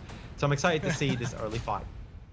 Yeah, that's it's typically not a good way to start any match, to lose 2 of your players right off the bat. Not only to lose them, but to have them be ledged as well. It's about as disastrous as you could start. So given that that's probably not going to happen going into this matchup, you have to imagine that it's going to be a little bit more even, at least going through the first 4 or 5 minutes of this game. Yeah, I've liked how Clora's looked on this JJ. I've liked how Moki's been playing. The Warlord had kind of a mishap in the previous game, but has been showing a pretty stellar performance in the Dominion series so far. Yeah, as we kind of suspected, you got Clutchmeister, you have Baron, spawning off the team and going to the A point, where the 3v3 is going to be centered around these very team fighting characters. Clutch waiting on the side for Baron to move over. He's like, no, bud, no, you can come to me. I'll be over here waiting to destroy you as soon as I can. Chlor hanging up on the stairs, doesn't want to take damage early on. JJ looking for the opening as Barrack frontlines for his team. Thinks about getting onto Chlor, but switches back over towards Moki. Moki in a 2v1, doing a good job, but low on stamina. Has to pause for a second to try and regain some of that. Well, Barrack continues to just hammer him, gets the GB up against the wall, gives him the top, looking for more, but he'll go ahead and wait as the all shield comes out here. I think you guys doing a great job juggling damage, but Nemesis all dropping down fairly low. Moki's the only one that I'm really worried about on the side of ECG, but doing a good job. He'll go ahead and dance back, allowing his ally, Chlor, who was hanging back early in the engage, to move forward and absorb some of the damage. Moki does go down. Nemesis, early advantage here into C. I don't know what the rotations are going to be or how the 1v1 did work out on the other side. Chlor Will he be able to follow up? If you get a top heavy or even a light now over onto Barrack, they would be able to get the kill. And really, I think it messes with your mind when they get so low like that. Cares moved forward and he got chunked. Now Silencer and Barrack very low on the stairs. You could just blow on these guys and they'd fall over. Nothing, a sliver of health. And now, hello, my name's Moki, and I'm here to destroy you. How would you guys still stay alive? I can't believe it. It's a double-edged sword, especially when you die so early. It can actually play to the favor of your team. You saw there Moki dying pretty early, maybe a bit too early, but then that kind of played to their advantage. Nemesis had 3 members low health for so long that it literally stalled out so long that Moki was able to come and Moki was able to clean up. Barrack played a really good 3v3 there, caught out a lot of dodge opportunities there from Moki, who kind of didn't actually play out the fight too well, but didn't really matter. His team managed to stall it. He came back with full health and he managed to turn the fight around. Nice execute coming out from Baron on to Cares. That'll buy him a little bit more time on that 15-second respawn. C and A simultaneously contested. This is just a real fight here in game 2. ECG has turned up the heat. They didn't lose 2 heroes to start the map off right off the bat, and you can see they're feeling a lot more comfortable here. Baron, he's able to get himself a little toe stab. Now guard break up against the wall. He wants Silencer, but very low, and he's actually going to get taken down as Silencer able to connect on to Baron over there. A 1-for-1 trade in C. Nice job with Nemesis. 2 heroes down on the map. Look at 1 respawn now. It's kind of awkward how Karis has flooded in after his team has died multiple times now. A draw back from Moki up on the stairs, thinking about coming forward onto Karis, but Karis knows he's there. Is he? Oh, they get the guard break. Go for the top. Fade it out. Now he'll let it fly. And Karis drop it down. No one's going to connect. Karis stays alive. Oh! Up the stairs. They'll go ahead and get the nice trident stab. Follow that up. That was a really nice catch there from Cares on the GB, followed up by Barrack for the maximum amount of damage taken out floor there. Clutchmeister just rotating to the C point, looking for the fights, gets a good hug into the heavy there from Barrack. Tries to go for another hug, does feed enough revenge with that one. A bit of a misplay there, but almost, you know, maybe that could have not been prevented there. Has run out of revenge, trying to look down, taking out Barrack there. Taken out by Barrack, sorry. Clutchmeister trying to see what he can do, holding out as long as possible. Juggernaut popped from both of the warlords here. Tier 1 popped there by Silencer as well, inspiring his team, sorry. Using against all odds. Clutchmeister trying to see what he can do, going for the hug into Homka. Homka does pop the revenge. Too close to the wall for that zone. Clutchmeister, critical health, trying to pull back best he can, gets guard break into that heavy from Chlor and Homka. Great coordination here from ECG, but where are your points, ECG? You have been winning these fights, but Nemesis has been winning the map. Yeah, I think it was very interesting to notice. Now, you know, B is in favor of Nemesis, but Nemesis really putting emphasis onto capturing A, letting B go for a while. And then focusing on stalling out C. It's worked incredibly well for them because as soon as they got the advantage, they're able to take B. And you rotate back over to A, well, you're not able to heal up. So very sticky situation for ECG to find themselves in. And now from Chlor's perspective, it's looking pretty scary. Now this guy, he has tier 4 feats unlocked. So Chlor's has been going pretty ham so far as we're about 5.5 minutes into this one. Revenge triggered off. And Chlor can't really connect, so will eventually go down. Care is able to be credited with that kill. And I also thought it was pretty interesting. Maybe you could bring in Sohinki for a second. It's just, you know, Clutch, he didn't even come over to C for like the first 4 minutes, but now camping out here. What's that all about? Yeah, I actually think that the fight didn't go Clutch's way in the initial breakout, but it looked as though Clutch, before he went over to the C point, prioritized going back and recapping A, and they've basically held on to it for the entire game since then. On the side of ECG, they have been prioritizing going through middle and rotating back over to C, but they completely neglected A for a large portion of the match, and that's why you see this drawn-out fight ending up leading to Nemesis' advantage. That totally makes sense, and I'm so glad, Sohinki, we have you to come in and make sense of these things, because, you know, these fights are happening, the rotations happen so fast, and, you know, you miss one little thing, and suddenly it's like, wait, how did everything unfold just the way it did here? Nice big blast. Oh my goodness. Incredible fire flash there from Barak, but almost feels like it was in vain, as they may potentially still lose the fight here. I had to kind of double take. Chlor already having Phalanx, saving and clutching his team in a dire spot on point C earlier. If you're wondering what the shields were, it was Chlor on that JG coming out clutch there for ECG.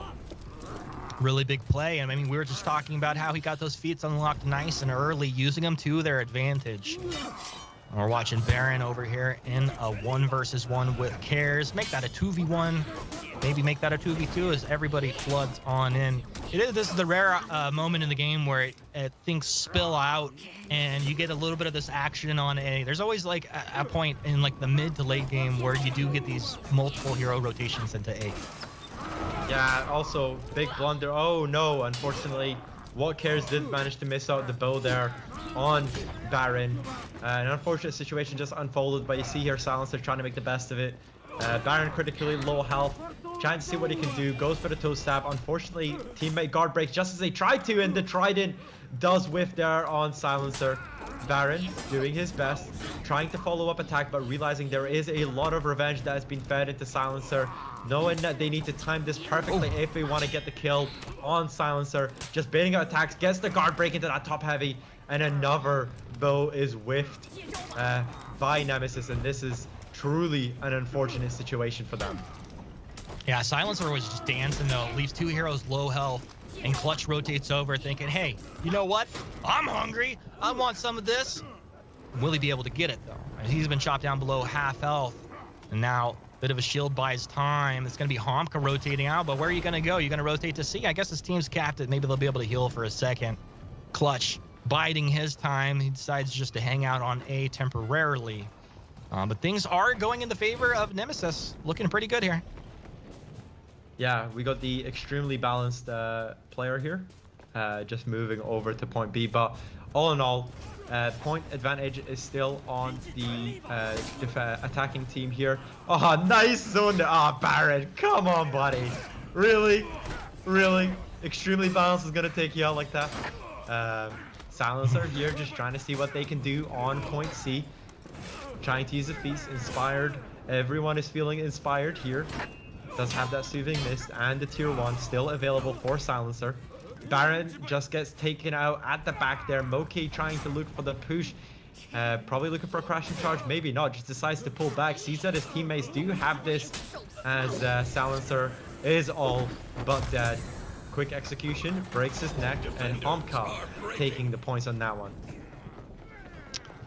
But Nemesis putting their opponents into breaking. ECG backs against the wall. They lose this one, and that's going to be Nemesis moving on forward. So Nemesis really want to wrap this up. You know that Clutch is on the mic, just commanding people into their respective positions. Yo, this extremely balanced popping off here. You can see maybe we could even say that this person is extremely balanced, gets the GB opportunity. They're wasting as much time from ECG. Chlor finally managing to take him off the menu. Homka trying to clear out the B point with Chlor here. Chlor big damage, but you saw there the fire blast coming out. Absolutely clutch there from Barak to assist Silencer.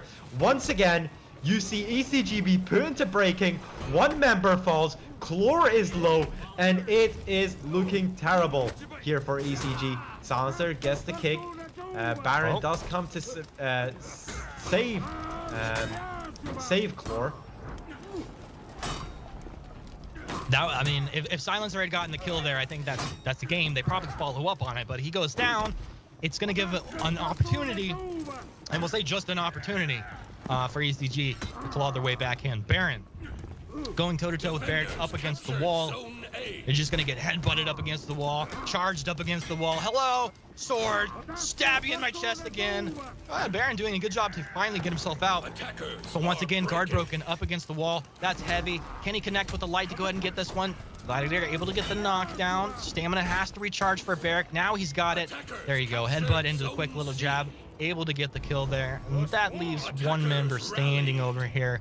Nemesis should round Chlor up shortly. But I'm always down for the godlike play, you know?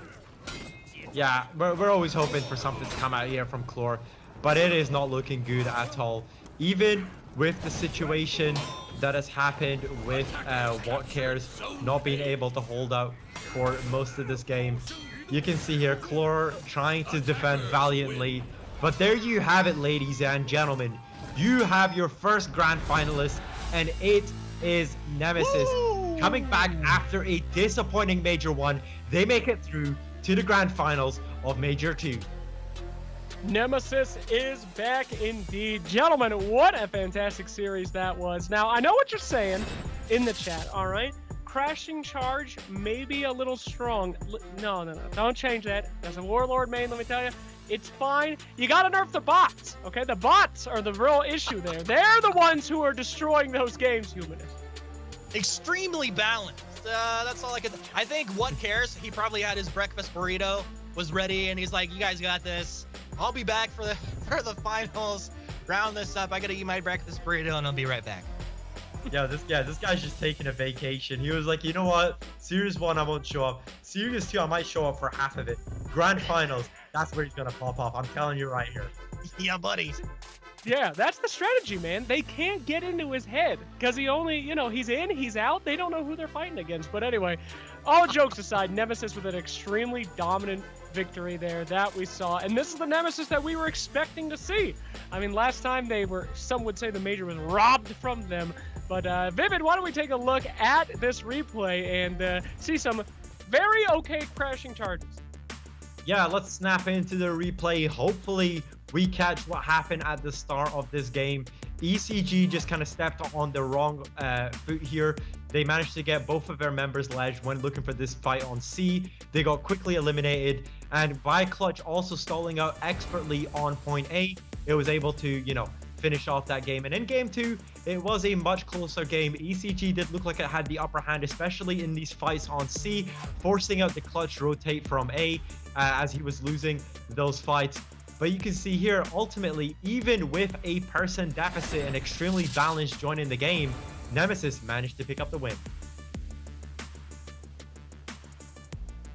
Absolutely. Indeed. And, sorry, as you can see from the bracket here, check it out. Humanist, what are you thinking? Were you expecting Nemesis here? I mean, yeah, that's what I said before. I didn't want to make our analysts look bad, but, it's just easy Nemesis into the grand final, and I think it's going to be monkey business meeting him there. Absolutely. Well, while we have Nemesis now confirmed for the finals, let's go ahead and check in with Clutchmeister, who was talking to us about how he felt coming into this tournament. How I feel about Nemesis being the favorites, not coming out on top of the previous major. What really went wrong, we didn't practice as much as we did for the previous tournament. We had a new fourth who didn't quite synergize with the team as well as we had anticipated. And I think people were just playing characters that didn't really suit their tool sets. We had me on the Black Prior, we had Silencer on the Gladiator. When he doesn't really play assassin characters, he's not used to that reflex guard. Basically, the whole team just underperformed. However, this time around, we feel like we're all playing characters we truly feel comfortable with. I'm playing Shigoki, who I feel more comfortable with. Silencer's gone on to the Jang Jun, and he really likes those team fighting characters. We have Barrack Yeet, who was also my co-MVP for the Dominion Series Finals, and he's actually back on his main, the Berserker, who he feels really comfortable with, and of course has the most time in. So I believe all of these changes are going to really make the difference this time around, and you better believe that we're going to remind everyone that we are still the best team in this game. And there you have it. Recorded before the tournament, and they're in the final. So it would appear that they might be the best team in the game, as long as they don't lose. Now, gentlemen, before we get into the next match, I did want to talk to you smarties about something. Vivid, there's been a bit of debate on Shugo's first talent. Some people say the sprint is the best. Some people said the revive was the best. But here, universally, it's quick revive. What do you think about that? Is that just the best talent at level 1 for him? Honestly, you can kind of go either way. Maybe in the NA side, we might see something different, but Speed Revive seems to be the tier 1 of choice when it comes to EU. Throw Barber was also something that I saw a lot on Scrim, so I was interested to see, or maybe even hear from one of the competitive players after this tournament as to why they decided and opted against it and moved to the Speed Revive. But yeah, good observation on that one. Yeah, no worries. And Humanist, are you surprised to see these Berserker picks coming out here? We haven't seen too much Zerky in the Dominion series before, but you know, we've seen a lot of clutching coming out. What do you think about that? You know, look, I don't think I'm surprised to see the Berserker, but I'm definitely happy to see it because it's a pretty unique hero.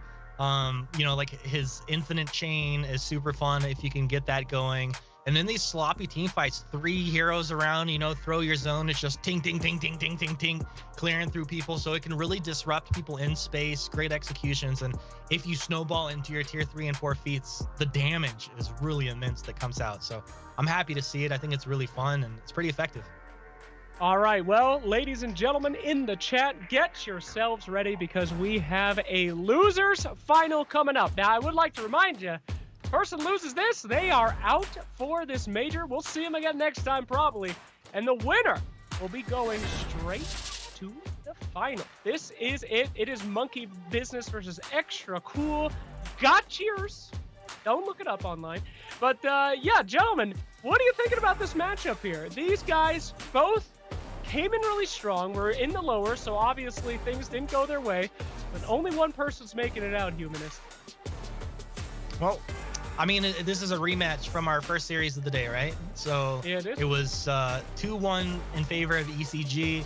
After watching everything as it's played out, obviously this could go either way. They're pretty evenly matched.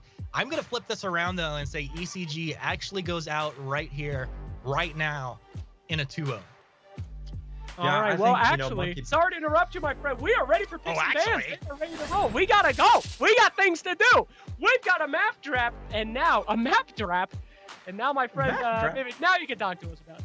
Map draft? Okay, looking at the map draft we've got here, we can see Monkey Business opting for this harbor. Has played well into this, but for the first time today, finally, Lord Almighty, we are seeing high 4 Extra Cool Catchers picking this map up. And last but no means least, let's say it holds out to game 3. We are going all out team fight and going to game 3 at Sanctuary Bridge.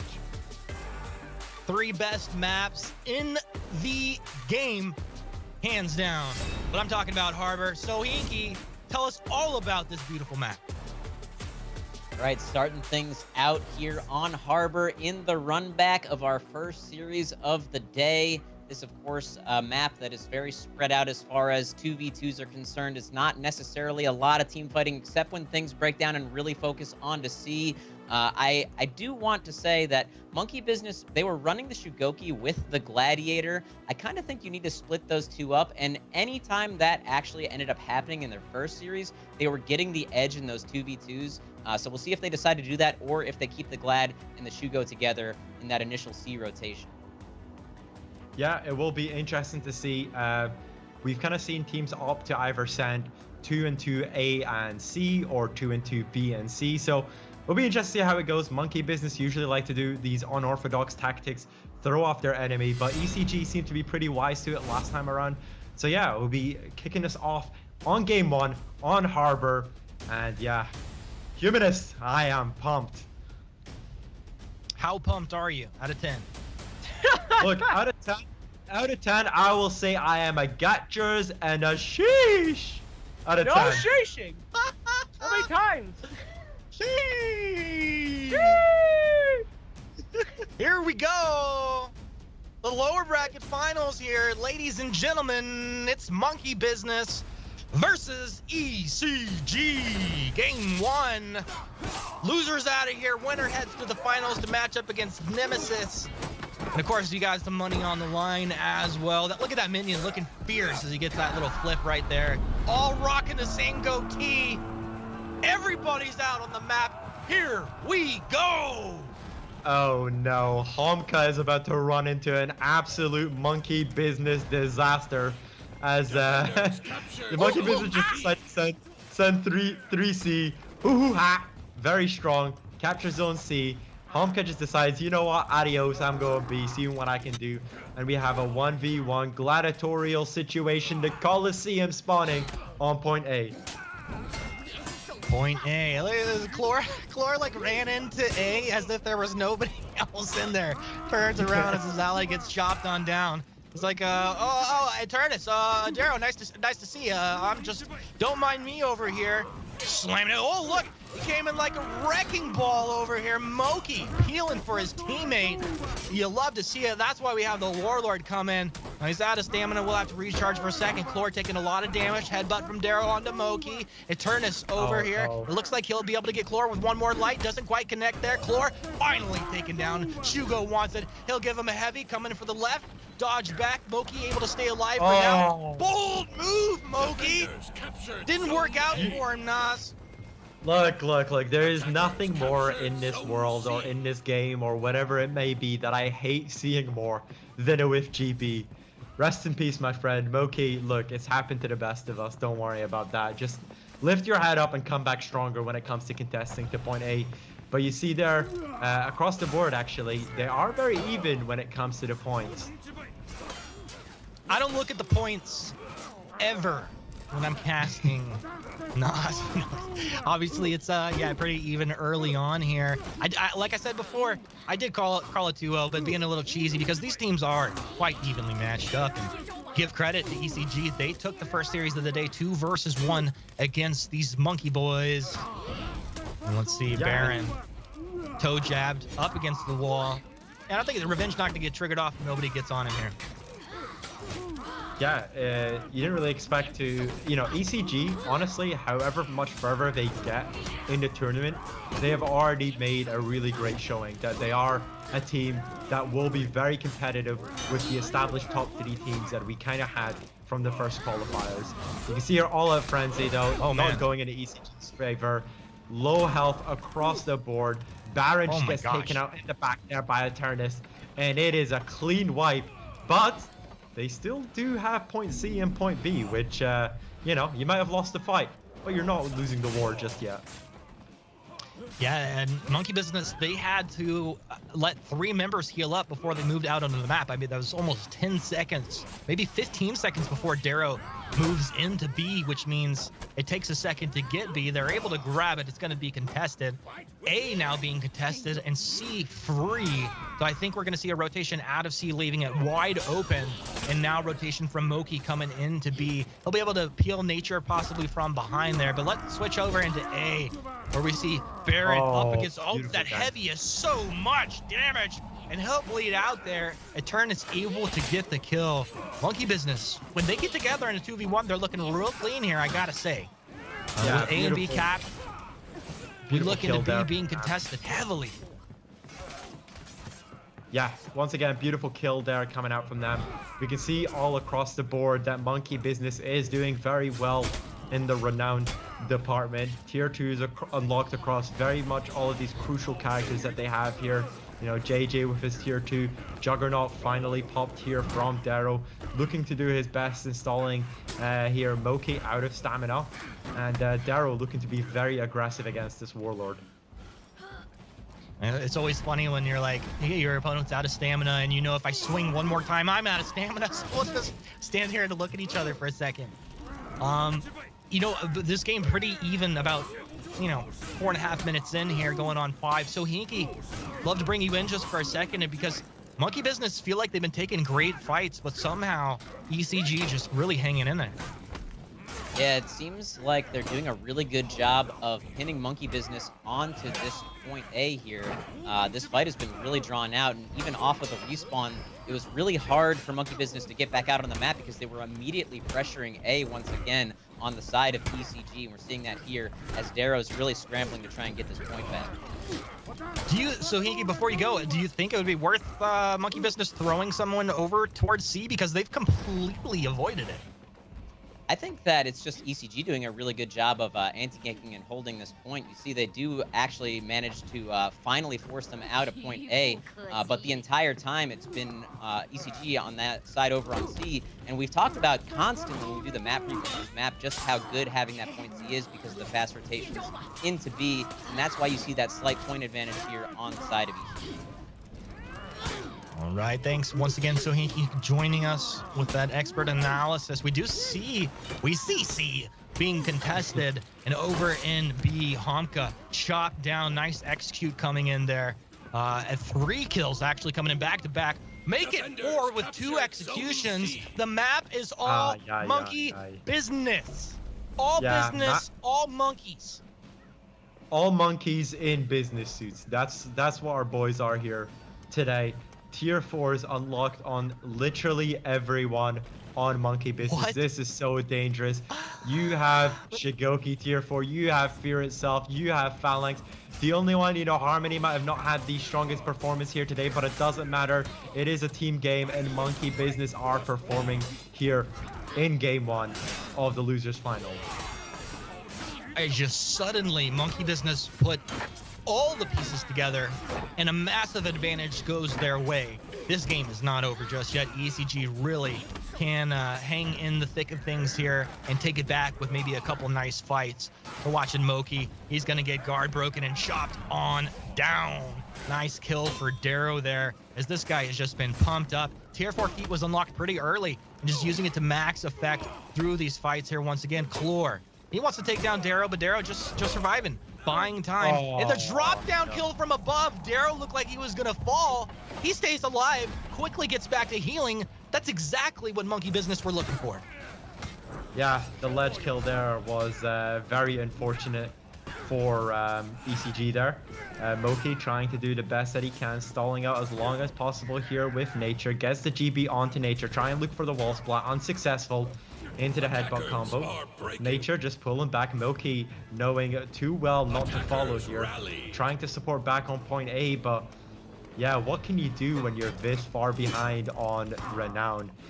It's such an advantage that we don't maybe not talk about enough, but Sohinki, how much of a dire situation is it when you see the enemy team all with their tier 4s up?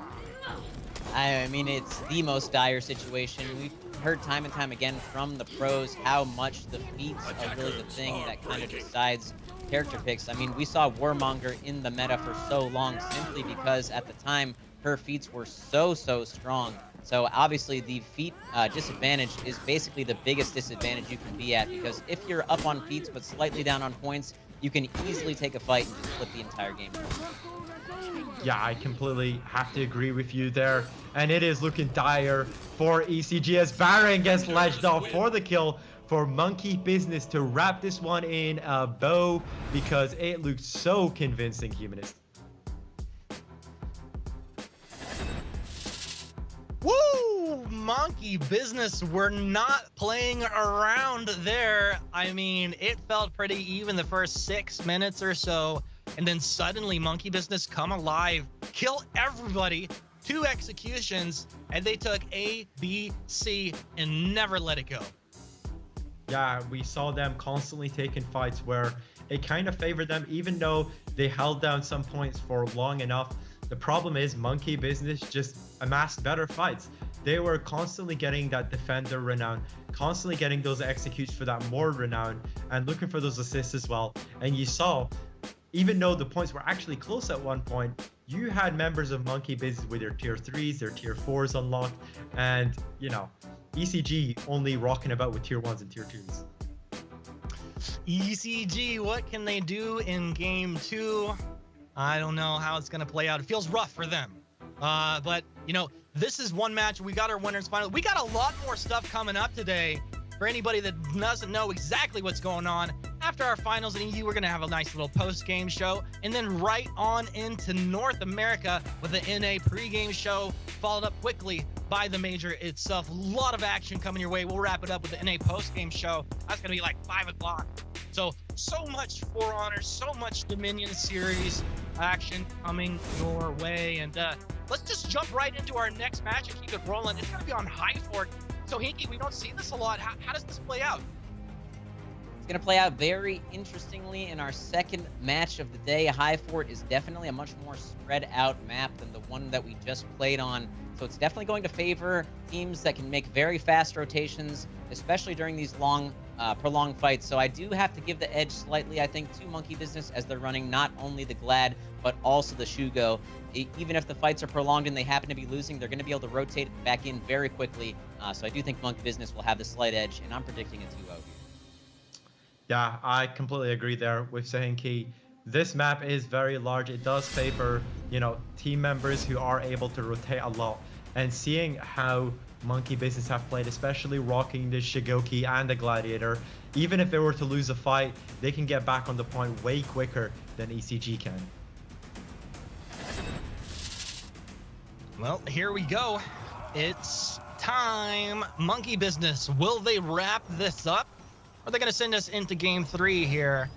I'm kind of leaning towards Monkey Business is going to send ECG packing. That was the prediction I made before. I'm sticking with it, Nas. Yeah, I completely agree, and I feel like Nemesis secretly hope that Monkey Business goes through. They probably will feel that if they were to win this tournament, they want to play against the #1 seed. They want to show that they are the top dog when it comes to the second major. Oh, gosh. Did you see Baron just get chunked down there? I mean, they landed 3-4 attacks in a row when Darrow come through with the heavy. He's looking for the Demon's Embrace, not going to quite get it there. Faking around, gives him the feint with the top heavy. Just a matter of time. Headbutt, triggers off the revenge there. He'll go ahead and pop it. Turns around, he wants Darrow. Nature's behind, continues to peel. You got to remember this, JJ, always a threat. Guard break back, damage from the top, parried off. He'll stay alive just a moment longer. And ECG, surely they'll be able to find the kill. They don't find it. Wow. And now 2 more allies from ECG come rotating in. Finally, Homka goes down, but a great anti-gang situation. Nature eating multiple attacks. One light will put him down. So much action on C. It's now Monkey Business have been rotating on it. This is 3 versus 3. Nature low. I mean, what do you do if you're Nature? You hang back, you look for the execute. He comes for the top. Hey, get him! Nature, he's have no fear. Nature is here. Yeah, Nature coming in absolutely clutch for his team. Homka actually stalled out so well there earlier in that fight, but unfortunately that just wasn't enough. Team manages to lose out in the end. Eternus trying to do their best to prevent this P being captured by ECG. Gets the support from Harmony and Darrow here. Tier 1's being unlocked across the map here for Monkey Business. A good spot that they're in currently in this game. I really like how Monkey Business keep their core of 3 strongly together. And I think on the other side, maybe it's a communication issue or just the style. A nice kill coming out there once again. Darrow and Nature finding those, but maybe it's style or communication. But it just feels that Monkey Business is rotating a lot cleaner. The 3 staying together, getting the kills off, and No. JJ just from downtown gives him the old 1-2. You hate to see it. Sometimes people, I call it thirsting. You either thirst to, you know, kill a low opponent, or you thirst to get on the point so that you're contesting. But in that process, you just take so much unnecessary damage, and that's what we saw happen there to Baron, and he was cleaned off the map there by Nature. This is going to be an important moment in the game for ECG here as A has been stalled out. Looks like they finally will take the advantage as Monkey Business decide, hey, let's drop back, let's recollect ourselves on B. That's the communication right there, and it's going to be 3 or 4 heroes surrounding onto B and giving them the advantage. So they're going to actually drop back all the way to C. I guess there was 1 flooding in from ECG over there. Yeah, exactly. Monkey, MB just looking to kind of cement their point lead here. They do have the renowned lead as well, capturing a point in the background as they're winning the C fight here, and it is looking like quite the stomp that is occurring here, Kiminus. It's rare that you get the 3 1v1s happening there, and really well played. Turnus able to take down Baron and then move in to help his teammate out. Darrow wins his 1v1 as well. So Monkey Business winning 2 1v1s and then get out of here. Come on. Ding dong, you got some mail. Eternus delivering that little buckle to the face. And Homka just bites the dust on that one. Moki trying to see what they can do here. Harmony finding themselves in an outnumbered situation. Very good stance there. It goes into the Nabushi stance to try and dodge at the attack. Tries to do it again, but the toe stab does land there from Baron. Moki getting the nice GB. shove there by Moki. Yeah, he did catch out the dodge very well there by Moki. Harmony just deciding to pull back, trying to see if he can get revenge, but no. Captured zone BCG bite back and capture A point. Yeah, looking really good.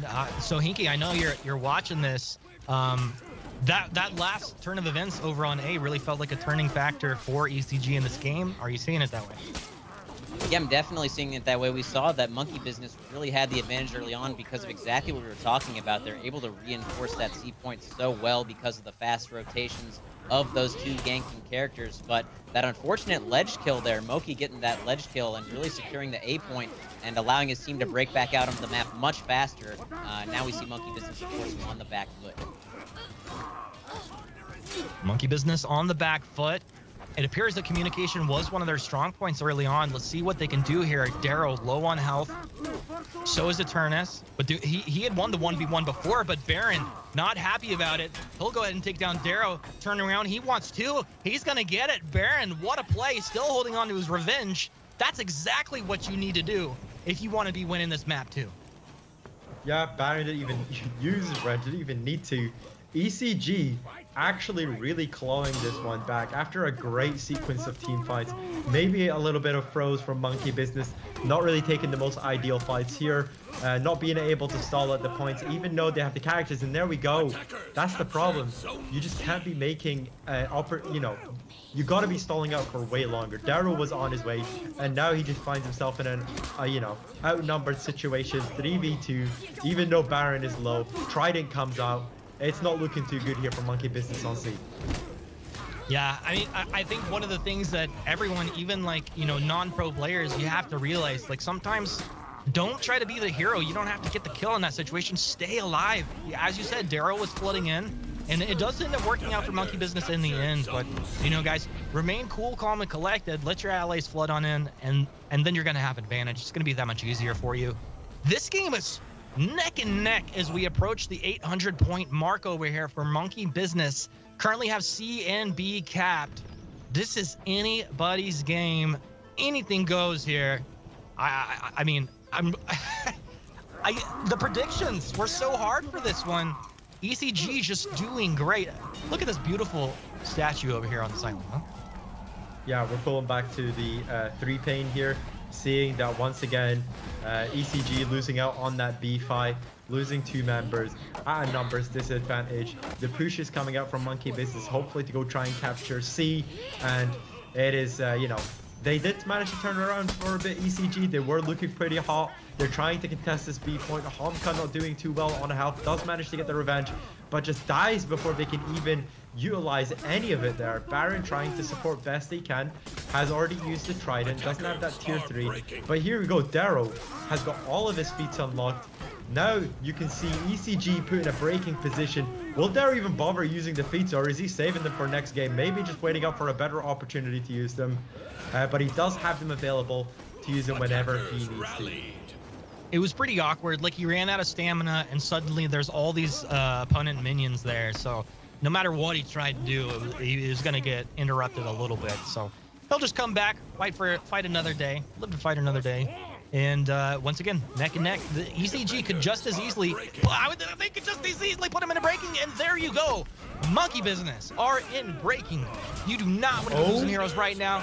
Darrow knows it. He smells blood. They've taken one down. They've reversed the breaking, and that's gonna be the execution now. 4 versus 3. Monkey Business flips it around. They are the kings of doing this. Make it 2 executions.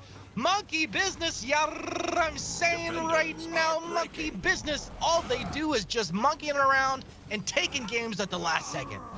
Look, they ain't clowning around. They ain't coming here to play. They're coming here to win. Darrow with the absolute clutch tier 4 on B. saving nature there and getting those crucial kills right before breaking. That is the saddest thing to happen in For Honor, dying right before breaking and not even knowing you're about to break. Moki in a dire spot, the last person left, the hope of ECG lying with him and gets taken out as Monkey Business progress to the European Grand Finals in this major, Humanist.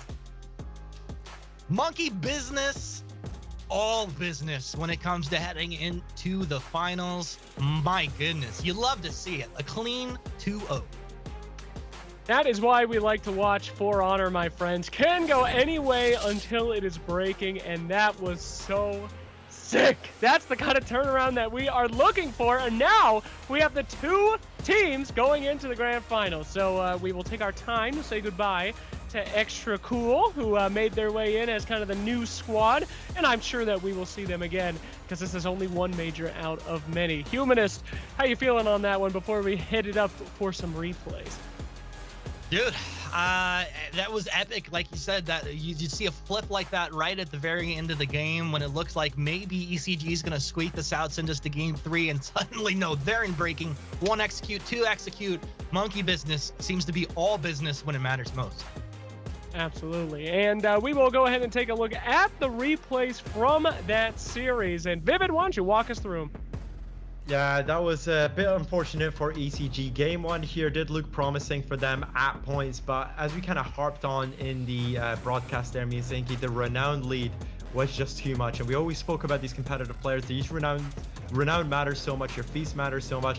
Just as I say that, you saw the excellent use of the bow there to clutch at the victory for Monkey Business. In game 2, it did look like a close back and forth. At one point, Monkey Business looked like it was running the show, but a quick turn of events where a few sequence of fights were won by ECG quickly turned it around, but Monkey Business looked to clutch it out at the end and progress on to the grand finals with that one. All right, there you got it. I mean, it took a lot of blood spilled for us to finally get into the grand finals, but it's going to be Nemesis versus Monkey Business. I cannot wait to get that one started. Absolutely. It's time to answer that age-old question. Will apes together be strong enough, or will Nemesis just wipe them? I mean, Nemesis has looked potentially unstoppable, but we've been saying that since the Dominion series began. I mean, this team has pretty much always been on top, except for that last major where they kind of dropped the ball there. Humanist, do you think these guys are back in form? I think they're almost back in form, definitely on their way, getting in rhythm. It appears they had some connection issues with one of their players. Hopefully that doesn't crop up in this series. I think that could really actually be a big factor there. But no, Clutch looks really good on the Shigoki. Everybody seems to be in fine form. I think Nemesis is back. All right. Yeah, Vivid, do you think there's going to be any swaps to characters on this one? We know that Nemesis has been playing around with some different picks here. Do you pull something crazy out for the grand finals? Well, you know what? They are in the grand finals, but they have come through the winners grand finals. It is important to remind the viewers at home that we do have the reset. So it means that Nemesis can try out some things, okay? They do have that leniency. If they were to lose this series, they do cause that reset and they can go again. So maybe we get to see a swap. I don't expect to see anything different, but we might just see a switch of a playstyle, try and maybe something unorthodox to get an early win. Absolutely. Well, we went ahead and talked to the players before this tournament began about who they thought would be their biggest challenge coming in, and the answers might not surprise you. Let's listen into what they had to say. I believe the toughest competition for us is probably going to be Nemesis. I know there's also another good team, which is Monkey Business. They're both really, really good and really, really strong. But I do believe that if there was a team which is going to give us the most trouble, it is probably going to be Nemesis. They have put in a lot of work. Clutch used to be my teammate, so I know him personally and I know what kind of player he is, and I know he puts in a lot of work into his gameplay. So I think these are probably going to be the toughest opponents for us. Who do I think is going to be the toughest competition in the second major? This is a very tough one, actually, because since last year, the level of opposition has gone up a lot. Pretty much every team in this major is really tough competition. I'm not expecting any of these games to be pushovers. I'm not expecting to just dominate without trying. Every team is in with a shot. But if I just had to pick one, I would probably say Monkey Business. They've been performing well in scrims.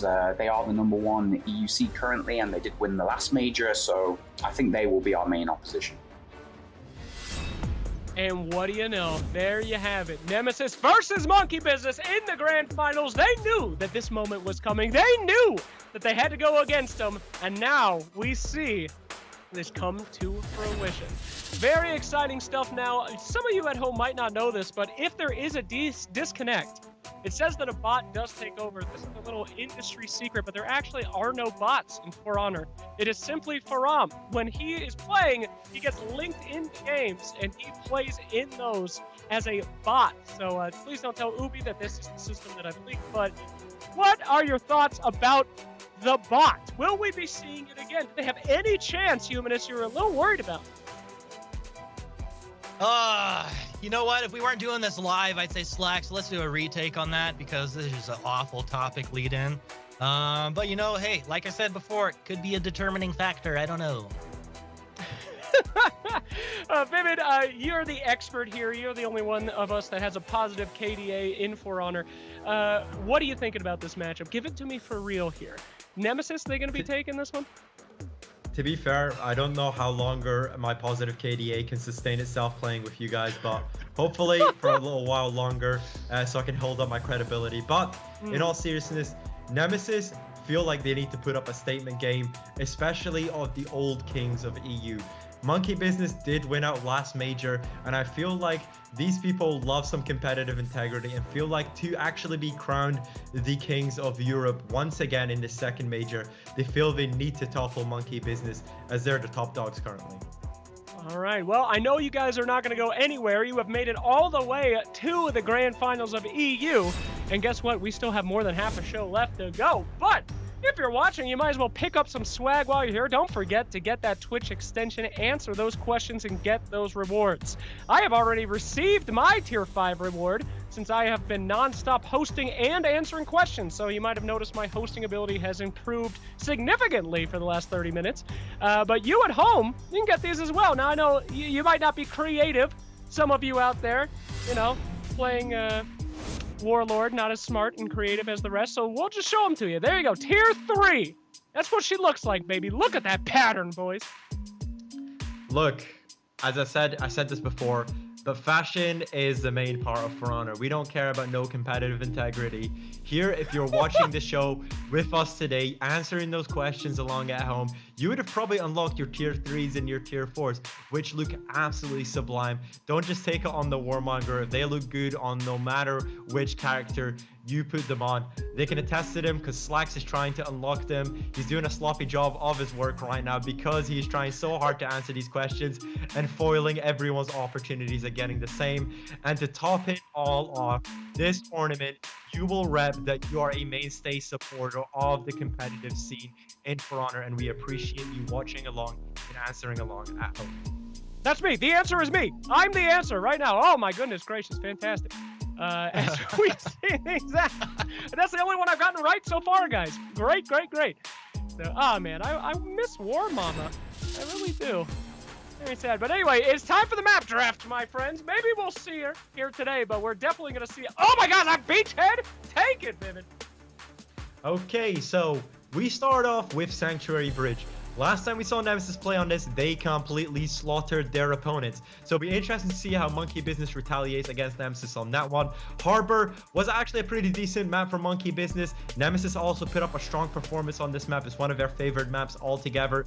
And as Slack said it, we finally, hopefully, maybe, probably not, get to see Beachhead on Game 3 selected by Monkey Business. Well, let's start it off with one of the most exciting maps, Sanctuary Bridge. And once again, we have Sohinky to tell us all about how this is going to play out. All right, everybody, heading into our grand finals match, starting things off on Sanctuary Bridge.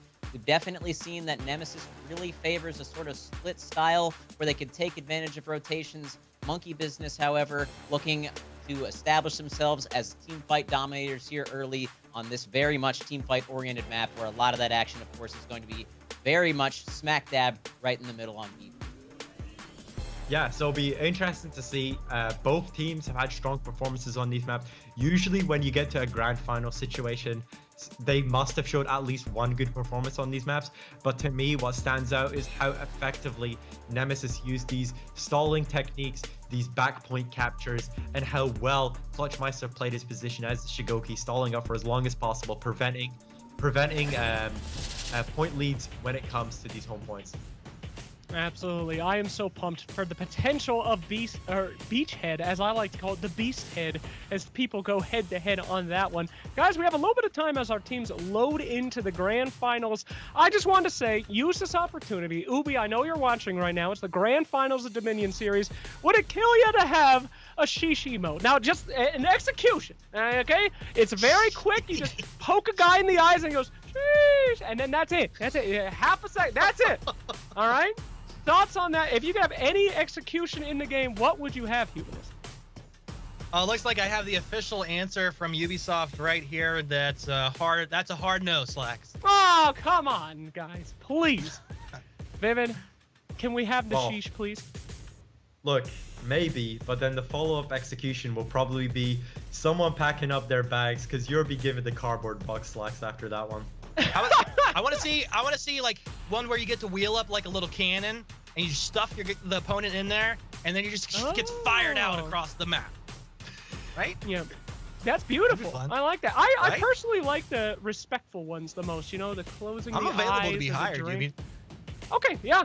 They'll get back to you on that one. But gentlemen, we are just about ready. Here we go. We got the picks. We've got the bands. Time for our casters to take it to the grand finals, baby. Well, that's right, Slacks. It is grand final time. The moment we have all been waiting for. Nemesis, the OG top dogs of Europe, have come to reclaim the #1 seed against Monkey Business, the current overall points leaders. This is what it all comes down to here. Nemesis hitting their stride, Monkey Business fighting back from the lower bracket. Nas, this is what it's all about. Here we go. Look, I'm so excited. I am resisting the urge to dab. And yeah, as we said there, Nemesis hopefully looking to make this redemption arc story. I did say that from the start. I don't have the script. I am, just kind of going off of the cuff here. Going for those early caps, and then here we go. This is where it all matters. This early 4v4 on the B point. I really want to keep my eyes on Cares here. I felt that he had a large impact when he was in the game. Able to really hang back. You notice the Xanhu does not want to get engaged upon, and getting rounded up by Darrow, forcing him into the thick of things, and now damage begins to spread out. JJ, a lot of damage right off the bat. Darrow trying to get the interrupts. Nice parry there, coming back away from Cares. He wants to reposition, but nice dodge once again. Darrow he's focusing in on the Cares. He continues to get himself back, trying to kite, continues to kite, asking for help, and help does arrive in a form of Clutch. And Darrow's gonna have none of that. Look at Harmony, very low. Harmony's got to drop back. Eternus as well. It looks like Nemesis are pushing through. Silencer is low, but stays alive. Cares as well. And now you have to see the drop back so they can get heals, leaving 2 versus 2s in the mid. Yeah, Darrow played that very well at the start there. Dropped a lot of damage. Great target swapping from him onto the Nemesis side. Nature just kind of falls. Barak taking the victory there and going back to his home point to try and recuperate some health. And it didn't look like a Nemesis win on that fight, but ultimately they lost the point, as even during the fight, Monkey Business was trying to clear out the point as best as possible. Monkey Business, early little lead there, quickly taken back, and barring a back cap or some really nicely timed executions and some respawn staggering, this is the kind of matchup on Sanctuary Bridge where you imagine that it's kind of just back and forth. You get these little wins, you push, you take B, respawn, come back, and rinse and repeat. Yeah, usually when it's most dangerous is if you lose the fight on B, okay, no worries, you're kind of pushed back to your home point. But then you also lose the fight on the home point. that's where it starts looking we go. dire, and that's where it starts looking, yeah, pretty bad for you. So here, Barak just trying to move up with the minions on point B. Darrow pretty low here. Trying to go back to the back point. Great stalling there from Nemesis, attracting all of the Monkey Business members back for a full 4v4 on point C. This is what defines who will win or take advantage of this map. Cares, shoving Harmony back down the bridge. Varric, he gets the drop down on Eternus. This is exactly what Nemesis want, and it looks like if they continue this, they should be able to. The respawns aren't going to happen in time. They get another knockdown, another kill. This is exactly what Nemesis wanted to do. Clutch, sliver of health. Can he get the top one? They got it. They're going to be able to catch C, make that A, B, C, 1, 2, 3, baby, you and me. How Nemesis begin to write the story of Game 1 in the Grand Finals. This is exactly what I was saying. Yes, you could lose out the fight on B, but then you saw them get absolutely crushed on C. And I just want to point out, Barak has been playing out of his mind. He got 2 successful ledges there, got the finish onto Nature, and he has been absolutely stomping on this Warlord after such a quick change from the Berserker. He was playing Berserker up till yesterday, ladies and gentlemen. He decided to switch yesterday evening, probably the last few scrims of the day, and he was like, you know what, suck it. I'm going to be playing the Warlord. I'm going to go back on what worked out for us in the first Dominion series. Yeah, and it's really working out here. We talked about it before. What does the Warlord bring to the table? Pretty good at everything. But of course, when you can get those ledges in situations like that, to not only get 1, but to get 2, that is the difference between winning and losing, between winners and champions. Silencer, he's on the target. Nature's low, but a nice peel from Darrow there is going to put Silencer down into the dirt. Clutch, full health. He's going to get the headbutt. Looking for one heavy would connect and take Darrow down, but Shugo on Shugo. It's not as easy as it may seem. The fights begin to get a little sloppy. Varric did respawn, and as fast as he got out into the B point, he lost his whole health bar. So he just, very awkward to run out there, lose all your health, and have to run right back. Yeah, we have a little switcheroo. Defenders are holding point C. Unfortunately, Bird Whisperer has entered the game. Hopefully we can switch off and see what's going on point A here. Eternus just gets taken out by Clutchmeister. Silencer picks up the kill behind him. And point A has once again been secured for Nemesis Esports. Clutch looking to pull the gate. He'll just go ahead and drop it. One less angle for people to rotate through. Clutch says, bud, Silencer, maybe you hang here for a sec. I'm going to head out towards B. He wraps around the right side of the bridge. I don't know if Clutch is going to go for the bad cap, knowing that they're down in this situation, bringing the bot in because it looks like Karis DC'd again.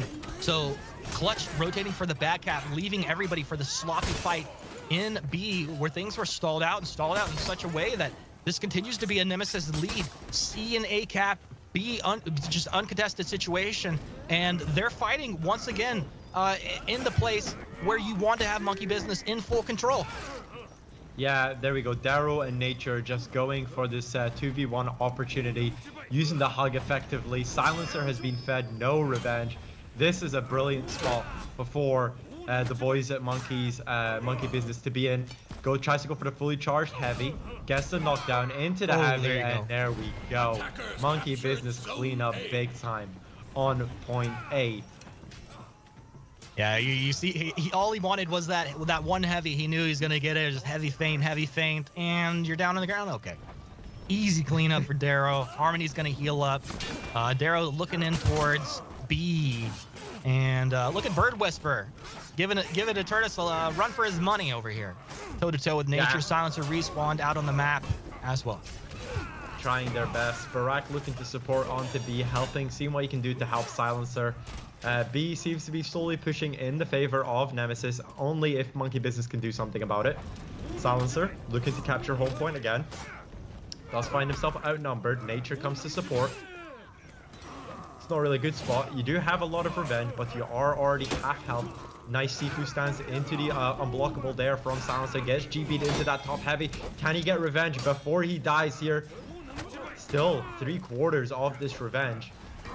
Kick into light doesn't land there from Nature. Eternus trying to see what they can do. And Barak and Silencer. Oh my god, Silencer gets taken out there by the bow there of Darrow. Even though he was low health, it was still worth using the bow there, making sure they cleared him off from this point. Barak pops revenge, trying to see what he can do in this 1v3 situation. GB into the heavy there from Shugo, pushing him off the point and getting some heals for his team. Barak realizing they're in a dire spot. They do have them breaking, trying to see what he can do. Eternus being left alone here. Nature coming to support. Can Barak pull off the miracle play? No, he cannot. Gets top heavied by Nature and he's dead. Top heavied by Nature and he's dead, but Nemesis still have monkey business in breaking. Now, granted, this seems like the perfect monkey business setup because we've seen some amazing wins right at the end, and here we go. They've got 900 points. They're ready to flip the script around. Silencer, low on health. Harmony probably going to put him down. In fact, it's going to be Nature taking down the bot, Darrow taking down Silencer. Monkey business doing everything they can, but with 2 quick respawns about to happen, this is all communication. This is all rotations. We could very well get into the double breaking situation here, and it's just who makes the plays when it matters the most. We're double breaking right now. You have to imagine the bot's probably going to get taken down. The bot's up on the bridge fighting with them. You love to see it when he's going to come in, and maybe Clutch can command anybody. It doesn't matter at all. This choke point just swings some zones here. Nemesis, they're going to lose one. Barrack is down. Another one going the other way, making it a 3 versus 3, but a true 2 versus 3. Clutch versus Nature into B. Clutch taking a lot of damage. Low, he'll get the counter GB back. And Nemesis with 3 down, leaving only Clutch. And while he's a phenomenal player, no one's going to put money on Clutch taking this one 4 versus 1. That's so but God, I'd love to see there from Clutchmeister. I think everyone at home kind of tried to saw the play that he was trying to do. He knew there was 10 points between them breaking and them not breaking. If he'd cleared out B within those few seconds, he was able to get the unbreaking for his team. A very valiant effort from them on game 1. And considering the circumstance, very well played there from Nemesis, pulling them to the double breaking situation. Wow. It's not the way you want to go down in game 1 if you're Nemesis. Monkey business just sticking to the plan. A little monkey business appears to be just flipping the score right at the end, locking down a couple of kills and stealing it away from your opponent. And I gotta wonder for the side of Nemesis, maybe cares, even if they think he's the better player, they practiced with him, maybe they gotta bring in their sub, because you really can't afford to be having one of your players DC in the middle of these matches. It's too important. Yeah, it really depends of the value that the sub brings, or the perceived value that the team thinks the sub will bring in. What cares has been their staple Zanhu player for the last few months. Didn't seem to have any problems, but it really sucks that he is having these problems when it comes to connecting. But Nemesis Esports needs to pull back, have that conversation as a team. They do have the benefit of the bracket reset on their side, so it's not like they're, if you lose one more game, they're out. If you lose one more game, they get the reset, and they need to kind of consider if having an ally that he sees is worth keeping up with it.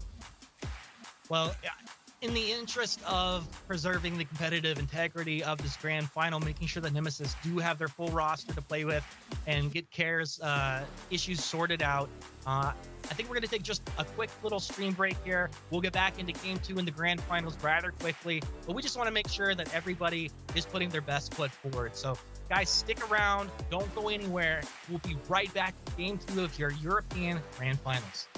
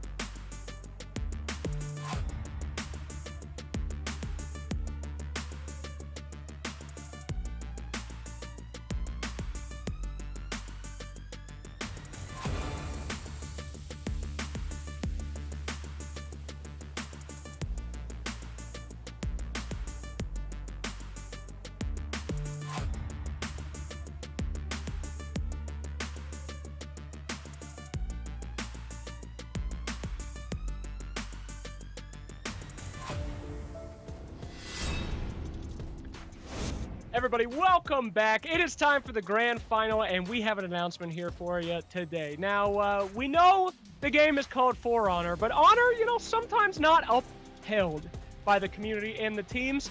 Not this time, though. Because of the disconnects in Game 1, both teams have agreed to replay the match. So, please, a round of applause for both these teams agreeing to reset after that Game 1. Who wants to beat someone with 2 disconnects? Not these guys. So we're going to redo that one. I don't know what happened. There was graffiti on the wall that said Daubeny was here. One of the servers caught on fire. But we're back. Everything's fixed. And we're going to have a reset, baby. Let's get back into these games as we talk about Sanctuary Bridge. And we head back on to that beautiful board. Yeah, so Sanctuary Bridge, we will be rematching this one. Of course, it was kind of favored towards Nemesis. They have been had a very stellar performance. We saw it pre-disconnect on the first time around that they did play really well. They did get the push on them. They managed to win out fights constantly on the midpoint, getting those stalls at the back points, and hopefully we get to see more of the same when it comes to this game on Sanctuary Bridge. Well, Sanctuary Bridge, definitely one of the most dominant maps, the most exciting maps in the entire For Honor pool. And hey, Game 1, I was pretty exciting until it wasn't, and I was hoping we'd get a replay. Here we are, ladies and gentlemen. We're in the grand final. Nemesis versus Monkey Business. Players are back out on the map. They've captured their respective home points, 3 versus 3, and now we're gonna make it a 4 versus 4. Let's get it started. Yeah, originally Nemesis won out this team fight pretty convincingly when it came to first time around. Let's see if Monkey Business kind of learn from this and hopefully adapt their playstyle. Try not to chunk out too much damage. Darrow did have a good performance last time around when it came to this mid-team fight. Did target swap effectively, get a lot of damage. You see here Clutchmeister already taking some damage, but it's fine. You are the Shigoki. You are a very beefy boy. You got a lot of health to give. Yeah, a lot of health to give, a lot of hugs to give as well. Notice Clutch hugging that wall there, and it gives him this ability to sprint for the backlines. Clutch, this is one sneaky little Shigoki.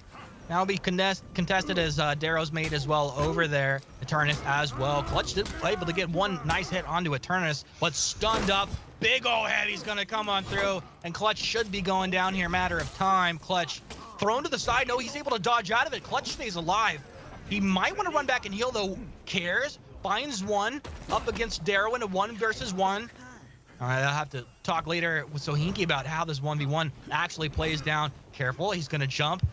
Looking for the execute from top down, but it's not going to happen. Beautiful. Leaving Darrow up there to go ahead and heal up. That's Cares back into B, and that's Nemesis with an AB advantage early. Beautiful. That was really well played there from what Cares. Found himself in a 1v1 situation there with Darrow. Decided that he would possibly stack his bets against, fighting against nature when Barak there was also there to support him. Really good, decision swap there. He decided not to stall on the point. And all in all, it did very much favor Nemesis. They did manage to lose point B, but they will be coming back with a health advantage. And across the board, though, we only have one feet between the teams. Actually, 2 feet, sorry. 1 on each side. Everybody has 2 feet. That's out there playing. Just teasing. Sorry. Dad jokes. Let's get back into this. Let's refocus. What's going on here? Pretty even overall.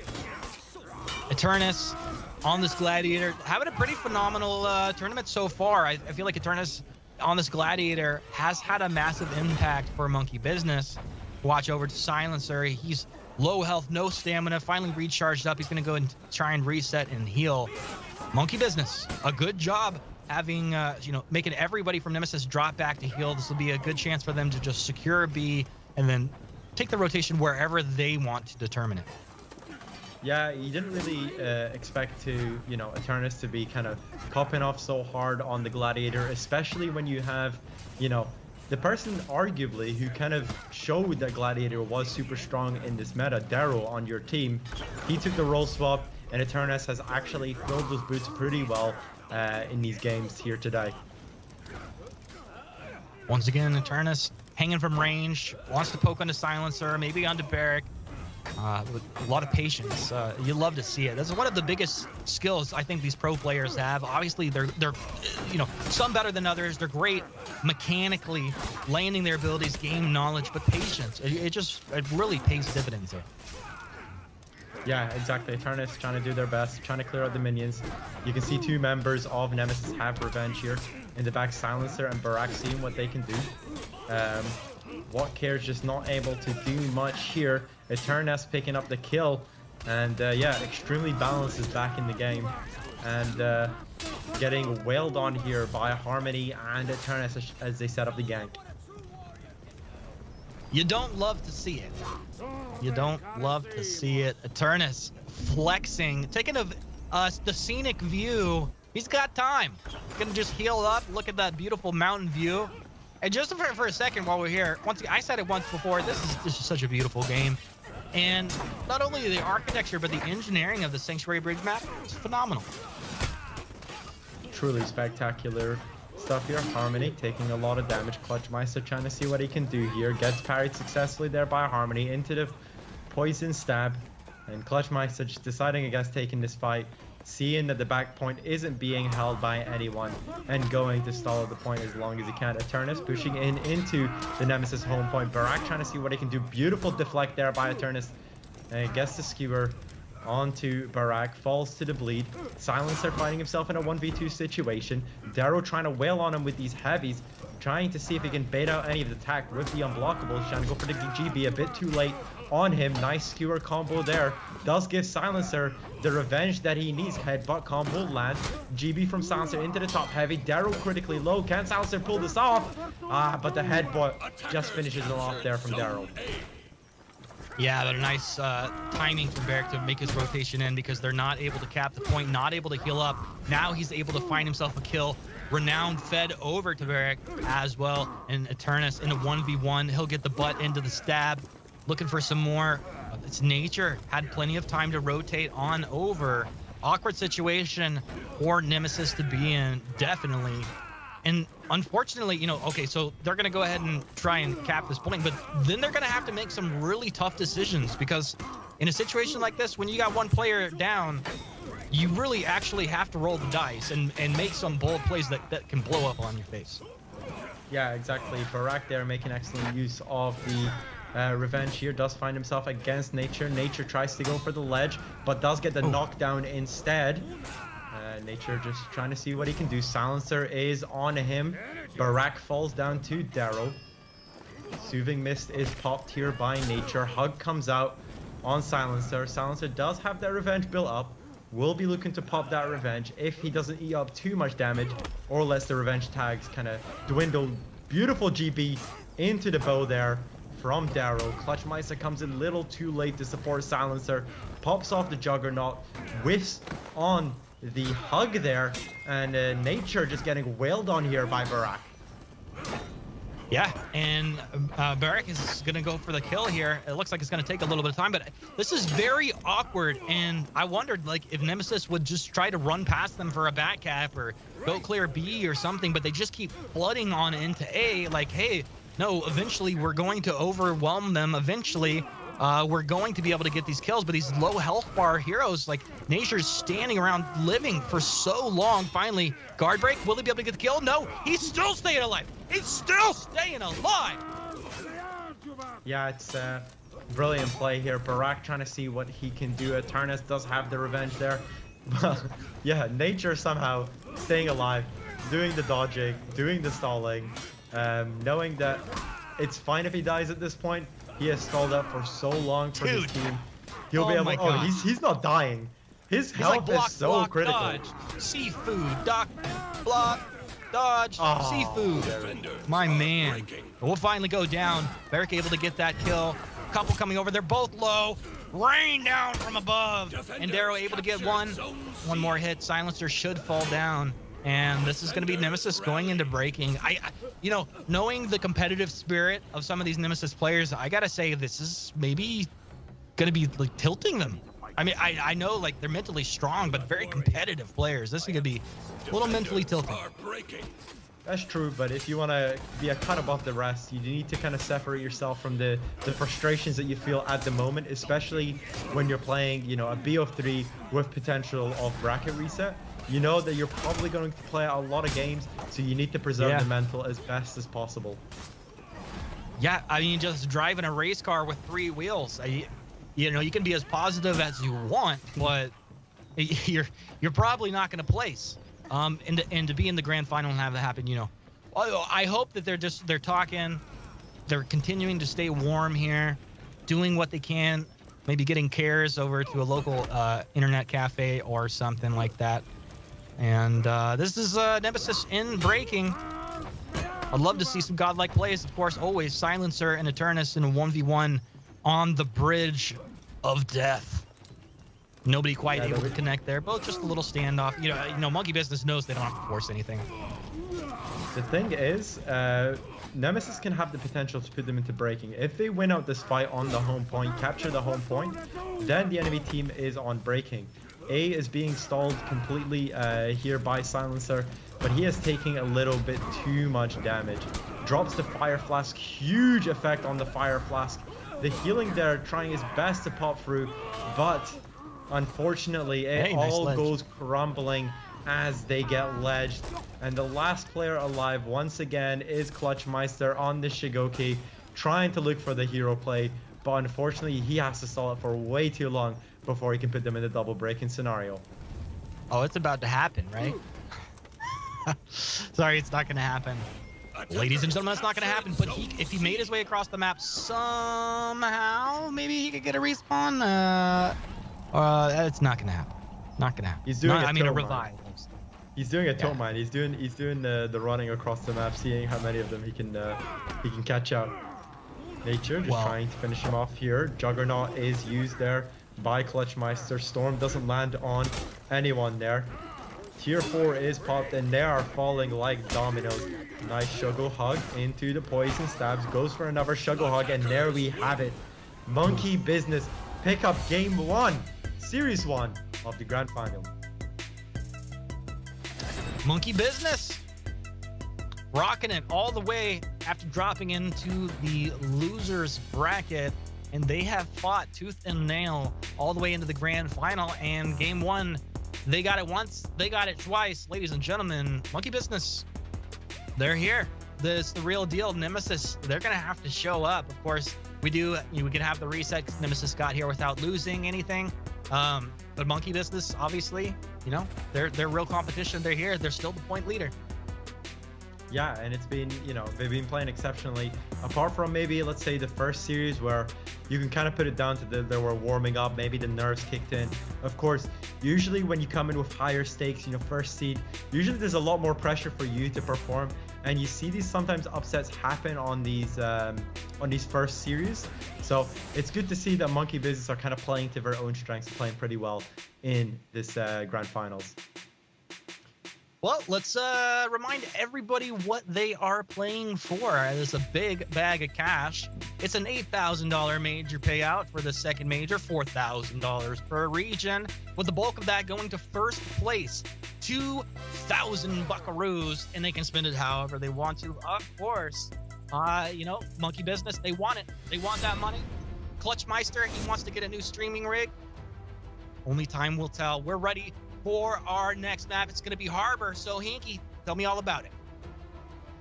Coming into game 2 of our grand finals on Harbor. This, of course, is more of a 2v2 based map than the last one that we saw. And I have to say, assuming that internet connections can hold up or a sub comes into play, I really do give the edge to Nemesis here.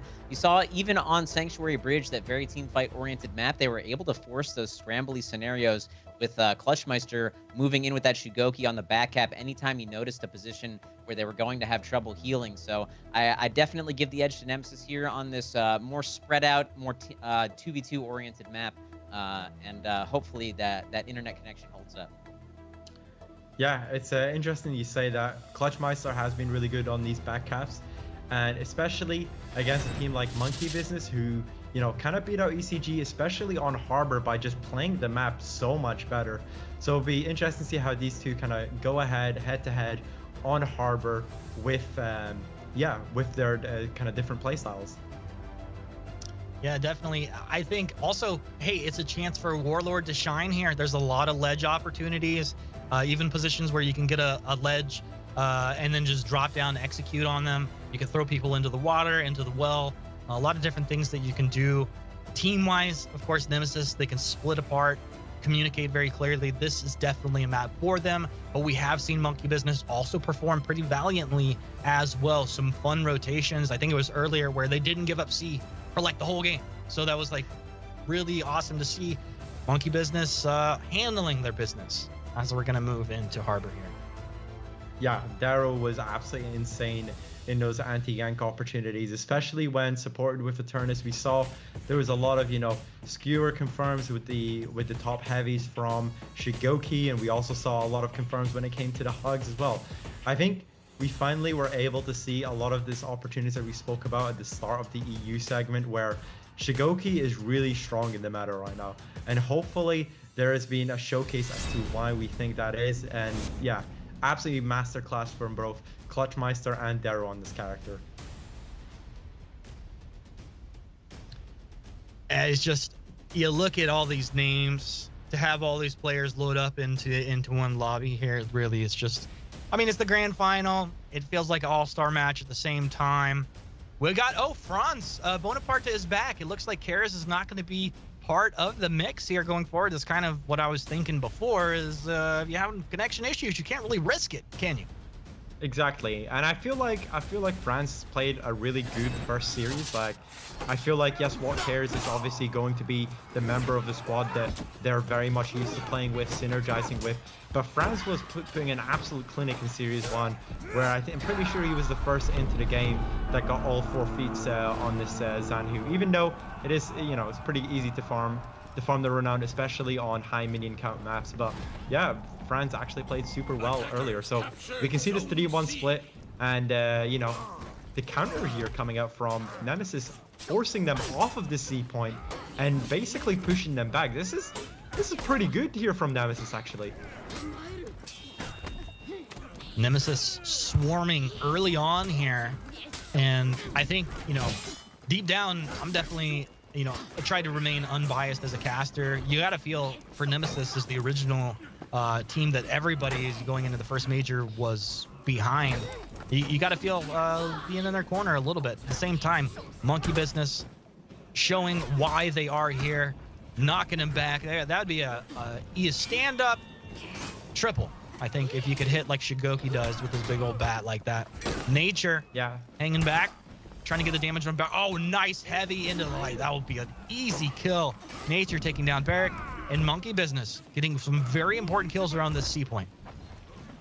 This is the important thing now. It's still being defended by Nemesis. As long as Nemesis members are still here, they won't be getting any points because it is being stalled out. But you also have to say, on the other side, Monkey Business aren't gaining much by constantly fighting here and not fighting fast enough that they can clear out the people so that they can capture the point. So that's the problem. They stalled out a bit too long, to the point where Clutchmeister was able to come back, and now, you know, Barrack is there to support him, and Silencer. So yeah, it was an interesting situation that they found themselves there. Early on here, definitely a bit of a one-team advantage, as Nemesis taking some crucial decisions early on that are paying off in their favor. And Monkey Business, we're going to go ahead and round this back out. Fighting over here. I don't think we've seen anybody get dropped into the well today, have we? No, unfortunately, we've not yet seen it. But maybe they can christen the well in this game. As you can see, Barrack has been so beautiful on these ledges. I just need to point this out. This guy's environmental knowledge has been so incredible to watch, and he has been constantly just ledging people left, right, and center. Moki was doing pretty well as part of ECG, but yeah, the hat has to kind of go to Barrack on this Warlord pick. Nice, Darrow able to clean up Clutch there and get some damage onto Silencer. Silencer, who do you want to hit, buddy? He wants to get like a guard break and then hit one of the low health targets. It's not going to happen. Renown fed over. Everybody's going to be able to heal up and then make their way back out. Probably just flood into B, maybe one over towards C, get a little bit of a contest going. Nemesis Happy about the early portion of this game. Franz Bonaparte, you know, was part of the early series where Nemesis 2-0'd and moved forward. And now in here standing in 4 cares, doing a pretty good job. And you just, that's one of the reasons why you always got to have a good backup. A lot of teams, they only worry about their starting roster, but Nemesis obviously very well prepared here. Yeah, exactly. And as you said, kind of, there's not really much expectations on Franz being, you know, the substitute member. Of course, you'd expect a pretty high caliber for sub-members of Nemesis. But Franz, yeah, it's been doing their job perfectly fine in the early game of Harbor here. But you can see here, kind of the point, you know, the points are kind of swinging back toward Monkey Business's favor. They have been winning out these team fights. Nice parry there from Nature on Franz, trying to see what he can do against his Zanhu. Zanhu, we talked about the strength of this pick, and we talked about the strength of the zone. Target switch zone is so incredible on this character, and we saw it being used to good effect there by Franz to pick up the kill on the Missing Bones, sorry, not Missing Bones, Monkey Business member. Oh my god, you're gonna ruin my whole brain right now. I think you just reset everything I knew about this game. So what? Where am I? Yeah, Franz doing actually a very good job. You love to see it. The Zanhu being used to great effect. Darrow gonna try and roll back there, turn around. Doesn't want to get just lighted from behind without fighting. You're not gonna get caught looking on that third strike. Franz able to secure the deal. Darrow goes down, but a quick cleanup by Harmony as Harmony's able to move on in. So Hinky, can you just for a second, if you're still with us, can you talk to us about Harmony's pick here? Now this is like the only player we've seen on this hero all through the day, and what's the impact that this brings to the team? I think they honestly pick it for these 2v2 scenarios because if you notice, they're kind of splitting off in this way where you have the Nobushi and you have the JJ as well, both of whom have a sort of stance that has iframes on it. So they want to use these to great effect both in team fights and ganking scenarios. It's kind of like able to split off in these two pairs of twos that have a very similar play style and they feel very comfortable on it. And as far as, just to follow up, as far as these current meta picks like the Shigoki, the Zanhu, the JJ, how does the Nobu fare into those?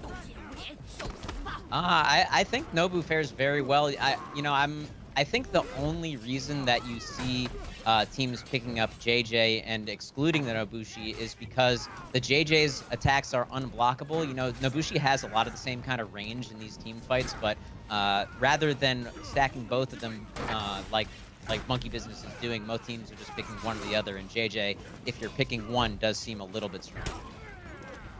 Definitely. Thanks for breaking that down for us, and we'll go ahead and refocus back on what's going on. Darrow going toe-to-toe over here with Barrack and Silencer. Low on stamina. He'll try and regen that up. Just drop back with a little Sifu. That's always one of the coolest things when you have Sifu. You just regenerate your stamina so quickly, as well as to be elusive and set yourself up through these fights. Silencer and Darrow 1v1. Low stamina. He wants to back up, reset. The minions even helping Darrow out a little bit there. That's like his ultimate ability. 2 minions just flanking him on the side. There you go. Sifu, back yourself up. He's going to sprint on out of here. He doesn't want any more of that business, Naz. Yeah, exactly. He sees Franz there ready just to take up his position. Franz full health, looking to help out on that B clear. Darrow falling back to C here. And you can see once again, you have members of Nemesis trying to stall out this point. It's all about stalling in this meta currently. Darrow catches out the GB there on Barrack. Knocks him back. Barrack just realizing that he is pretty low. Franz on his own, gets skewered, top heavy from Nature, followed up by the combo. Revenge finally proc, and he is just running away with the Revenge. Yeah, Eternus was like, I got this, guys. I got this. He'll chase him down. Others will rotate. One left at C. Maybe they'll all rotate out now. As Nemesis applying pressure across the map. This is going to force Monkey Business to make some crucial decisions here as we're approaching breaking about 200 points for both teams and maybe a hard advantage going over towards Nemesis, but it's definitely a great matchup here. Exactly. Nature just trying to help him clear out the point B, and as kind of you alluded to, the matchup here is so close. It's inches between both of these teams. Tier 2s and 3s are being unlocked across the map. So hopefully they'll be used to good effect by both teams. Nature just trying to finish off Silencer. Silencer gets saved here by Barak. Crashing charge comes through. Tries to use the soothing mist, looking for that little bit of regen. Barak following up with the headbutt-like combo. The staple, the bread and butter for this Warlord. GB successfully followed up by Barak. Gets the wall splat into the heavy combo there. Nature, all of a sudden, it is looking dire for him. Trying to read if it's a GB or headbutt. Gets a successful zone. Beautiful play there by Barak. Nature was the one playing the Warlord in the first major, right? Yep. Yeah, so Very now good Warlord, he is why he's probably like, dude, why am I not playing the Warlord right now? Especially when you just get 100 to 0'd like that in a 1v1, where making the plays when it matters the most. And now, contested point C. Eternus has focus on him from Franz. Franz hit from behind. That's gonna be the revenge triggered off. Not the situation you want to be in. Barrick over behind him, looking to follow up. Peel somebody. It's going to give a moment for Franz to get away. Oh, can't get the kill. He tried to jump and get that long range stab, but it just doesn't quite connect. Exactly, and then Eternus, very disciplined there, realizes that Darrow needs his backup, so he couldn't really commit to the chase there. Nice parry there from Brack, gets a top heavy, doesn't follow up with the execute, but he is not dead here. Clutchmeister and him, usually very good and successful 2v2. Clutchmeister at the back there takes out Eternus, and oh my lord, they are in breaking, so they need to win this fight. Capture C point, and it is a reverse breaking. Monkey business being pushed to the edge. Nemesis just monkey business, monkey business. Is that what just happened? They just out monkey business in this situation. Silencer trying to look at what he can do. They still have a point captured. They have got all 3 points captured. They can commit to this A-point fight. Tier 4 is unlocked across the board. We do see Silencer. I think he's already used it. Bow comes out there from Clutchmeister. Yeah, we can confirm their Tier 4 has been used. Clutchmeister popping his feet, trying to look for those knockdown opportunities. Darrow's in the same boat as well, throwing out those zones, making sure to knock down as many members of Nemesis onto the ground. Oh my gosh, what a complete brawl over here in A.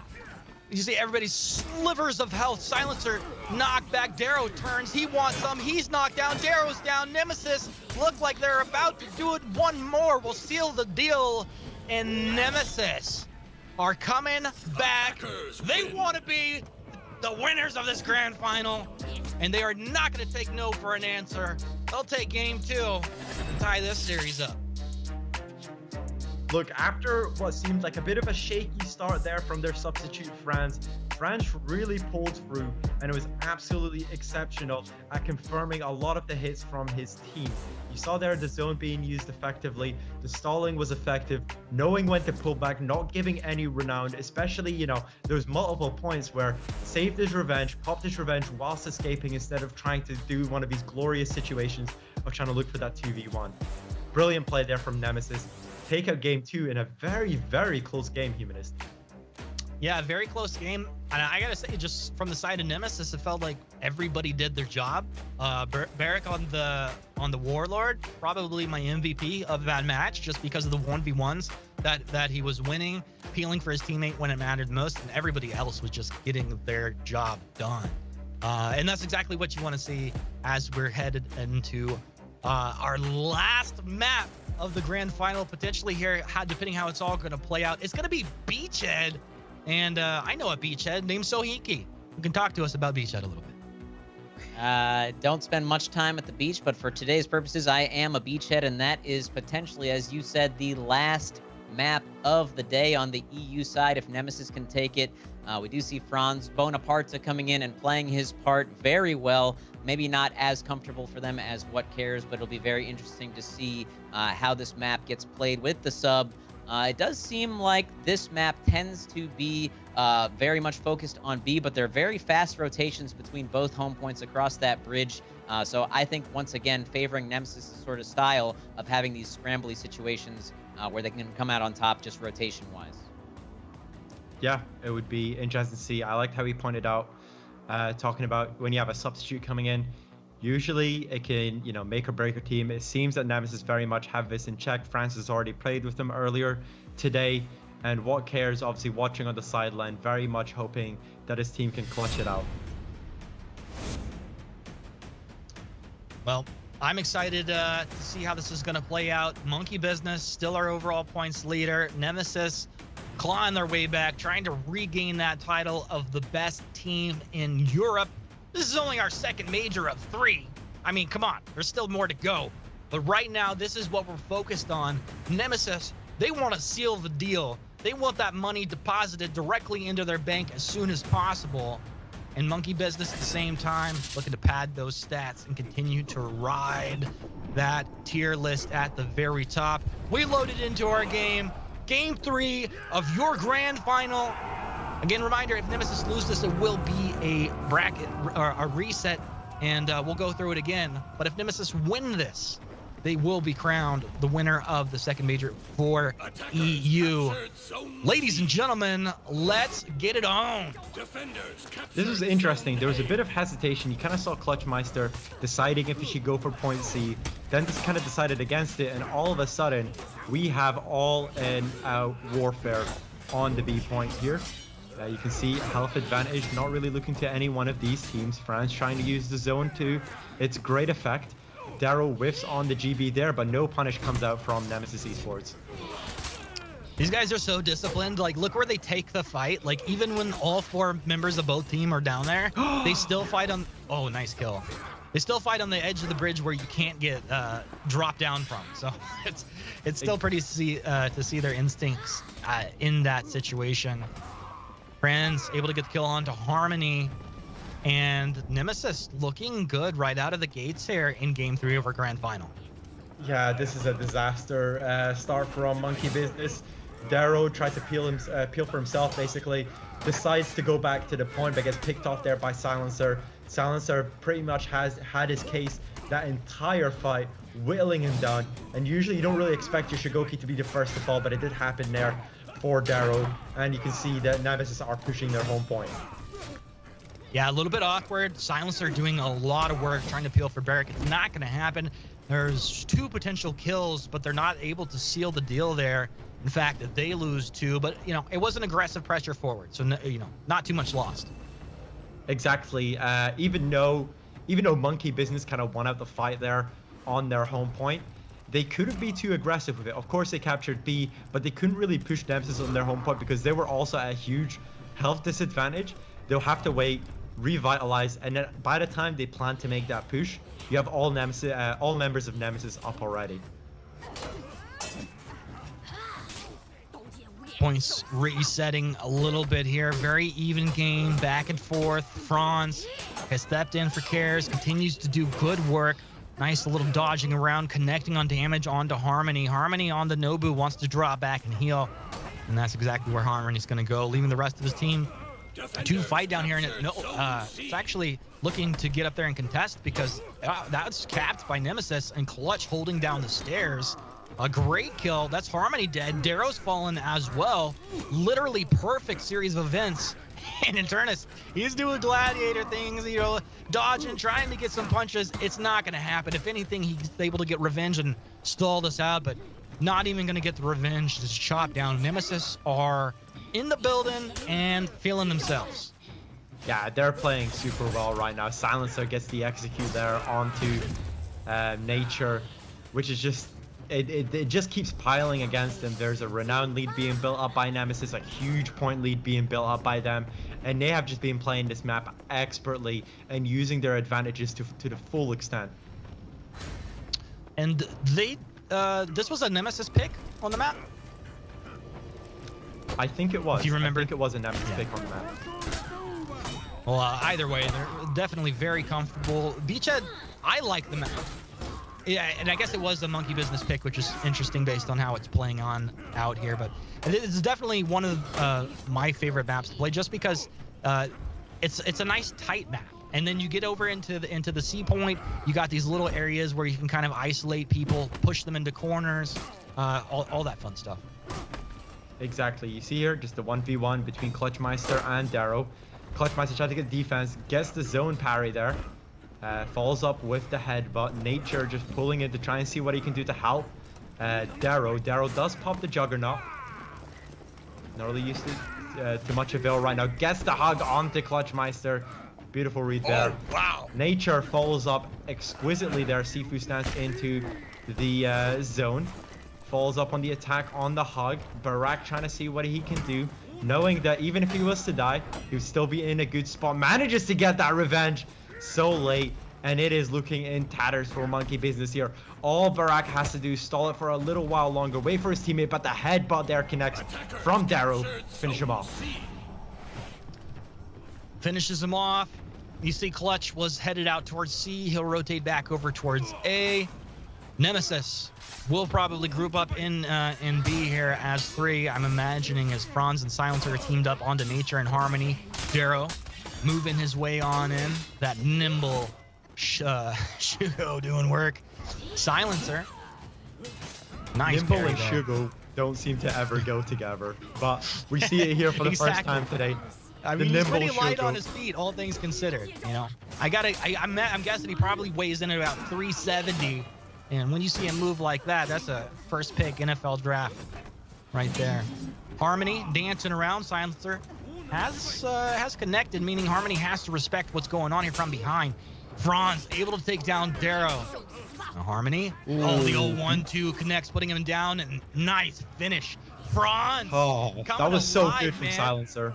So good. It sets up the GB for the unblockable attack there by Franz. Really well played there from them. It's just really great coordination on their attacks.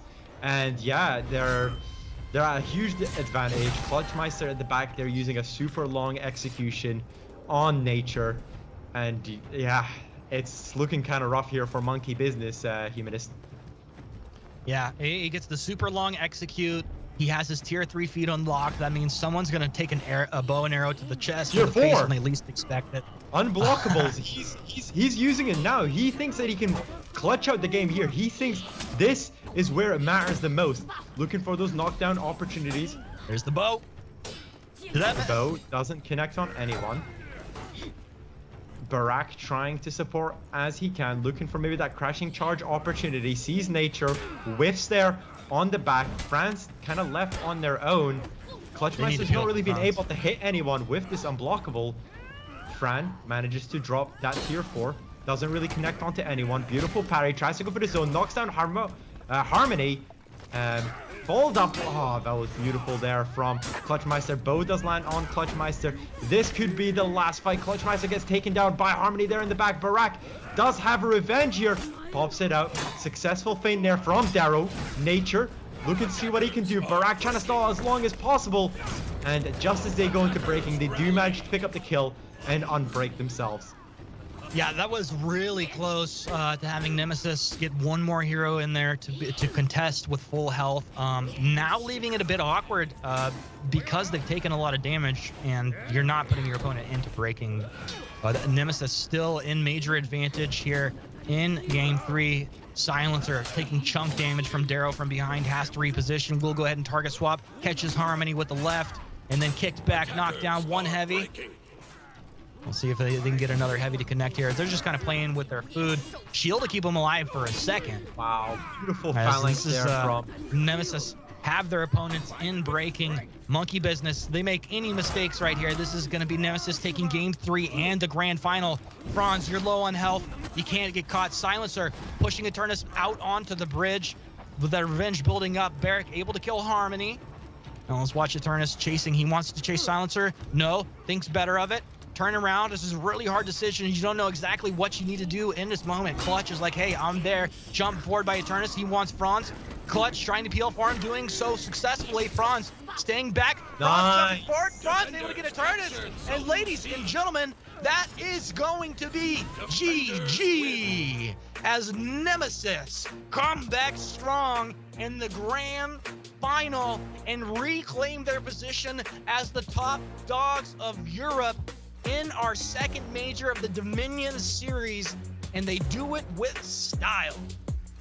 There you have it, ladies and gentlemen. It has been a long time coming. Nemesis finally gets that win that all of our analysts has been saying for the last, for so long. But there you go. A very close series, have to say there. Pretty impressive stuff. We are going to be saying goodbye to you, Humanist. You'll be our analyst for NA. So any final thoughts before you head out, my friend? I was just so happy to be here casting these matches. I knew we were going to have great competition. Love to see Monkey Business and Nemesis come together in the grand final. Two great teams. And I think it's a nice little redemption arc for Nemesis to come back out on top. So, yeah, we're set up for the next major, some more drama, and I'm excited. Looking forward to NA now. Absolutely. All right, guys. Well, don't go anywhere, because guess what? We're only about halfway through our broadcast today. That's right. We have got NA's pre-show coming up next. And, but first, we have to go to our post-show. So we're going to get my boy in here. Bring back our analyst, Mr. Stinky himself. Bring me back the So Hinky and Vivid Nas. So much intelligence in the room now. No offense to our boy Humanist. But, gentlemen, it's the glasses. It's the glasses. Yeah. Thank you. So, Vivid, what'd you think about EU, buddy? Did it live up to expectations? Look, it lived up to expectations. It surpassed my expectations. We had some, new kids on the block showing a really great performance. Al Collector's kind of going out a bit early, maybe not having the games that they kind of wanted. And Monkey Business tried to take it to Nemesis, but Nemesis coming back as a reinvigorated squad, even though What Cares wasn't able to play for the majority of this tournament. Yeah, I was really impressed by Extra Cool Gashers. I thought that they played really well today, even though they ultimately didn't get it done. Of course, Monkey Business taking care of them.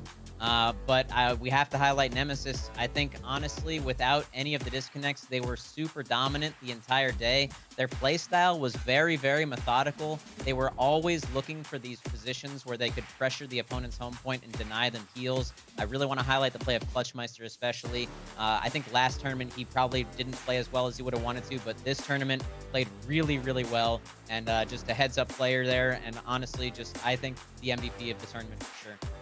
Absolutely. I mean, he was stuck on Black Friar last time. Now he gets to be the thick boy. I mean, somebody like Clutch is going to do well on Shrek. But anyway, let's go ahead and wrap up that series with Vivid. Vivid, walk us through these games.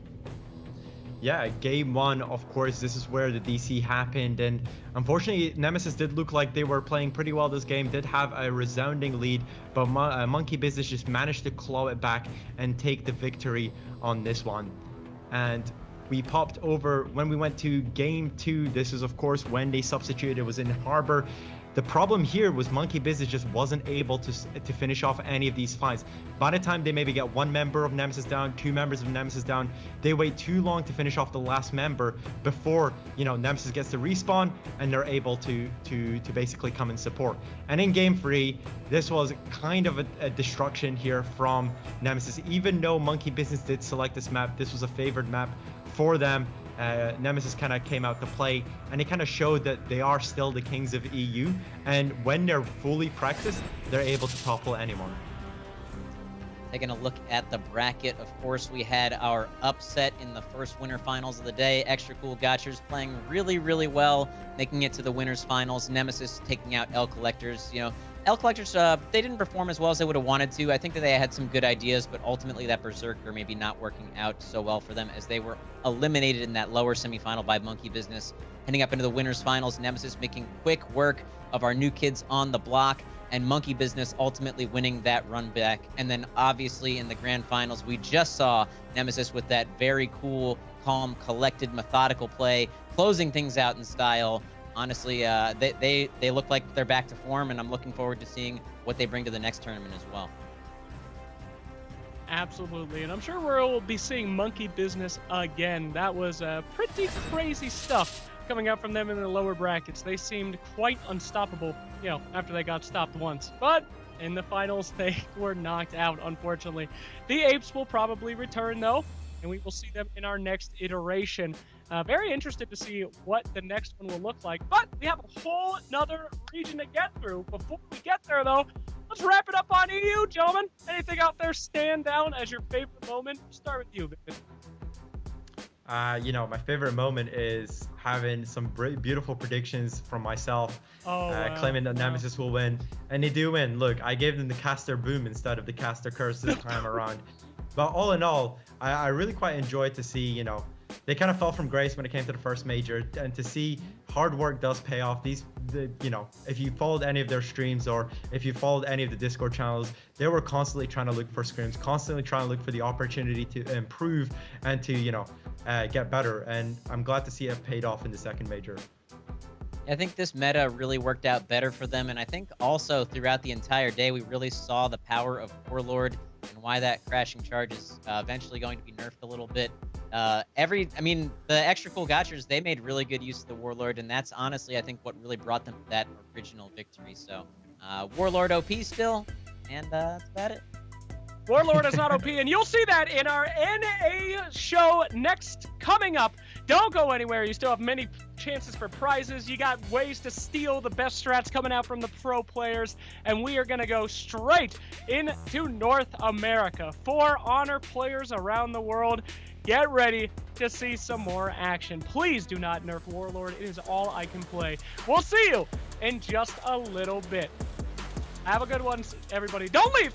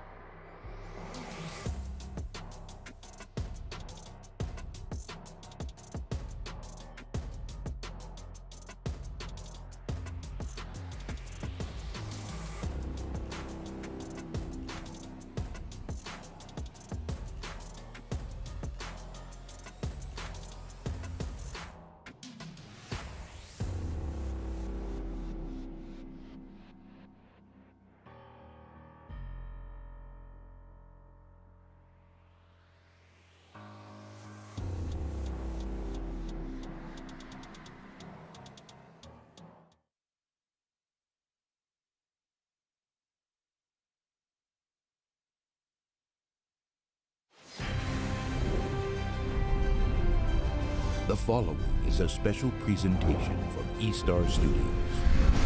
Gary Harder.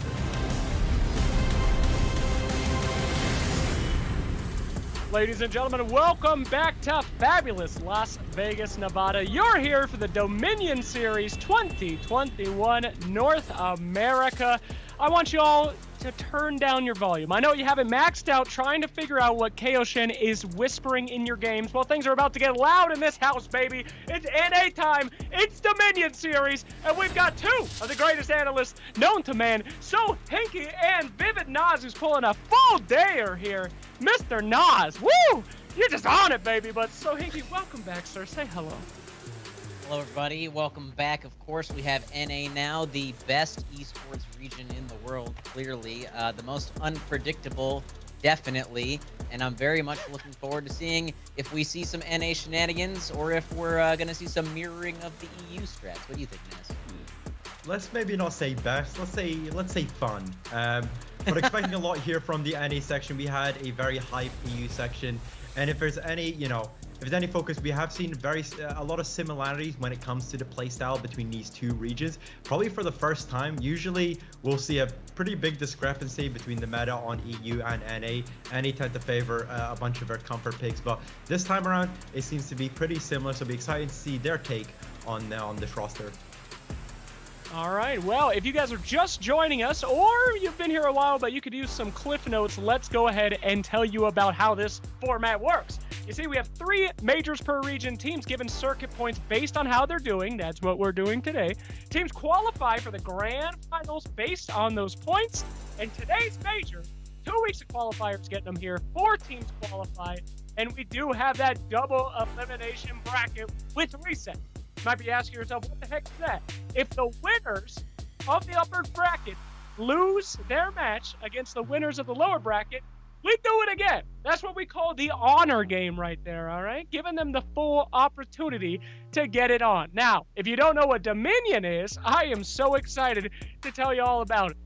Well, I'll tell you about it right now.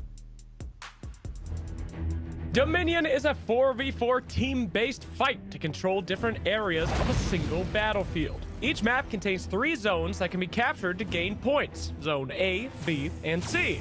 Zones A and C are captured by staying in the zone for 6 seconds without any opponents. While in Zone B, waves of soldiers fight in a game of tug-of-war where you push their army to the opposite side to gain control.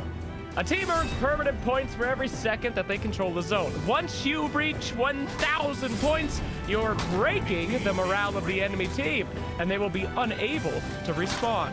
Kill all your opponents while their team is breaking, and you win the game. One thing to note, just because your team is breaking doesn't mean defeat. 100 points can be stolen back by capturing an opponent-controlled zone, and the battle is never over while one of your warriors remains alive. Remember, it's more than just for glory, it's for honor.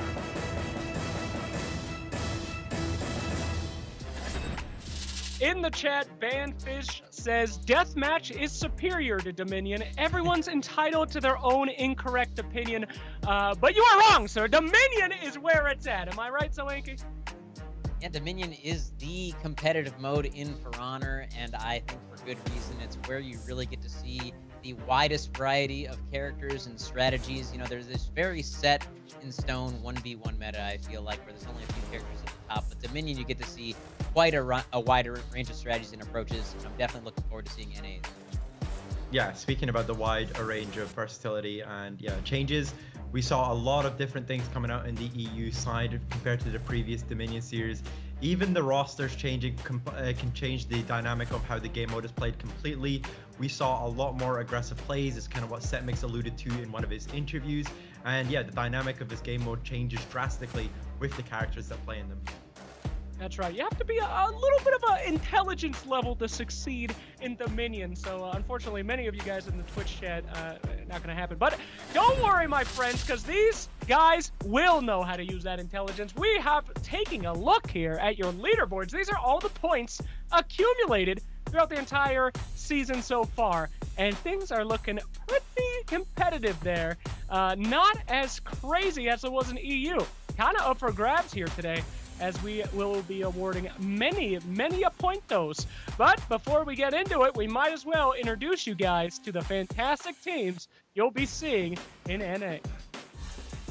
Yeah, starting things off with Guidance Gaming, the sponsored team on this side of the bracket over in A, followed up by Team Virtue, speaking of new kids on the block.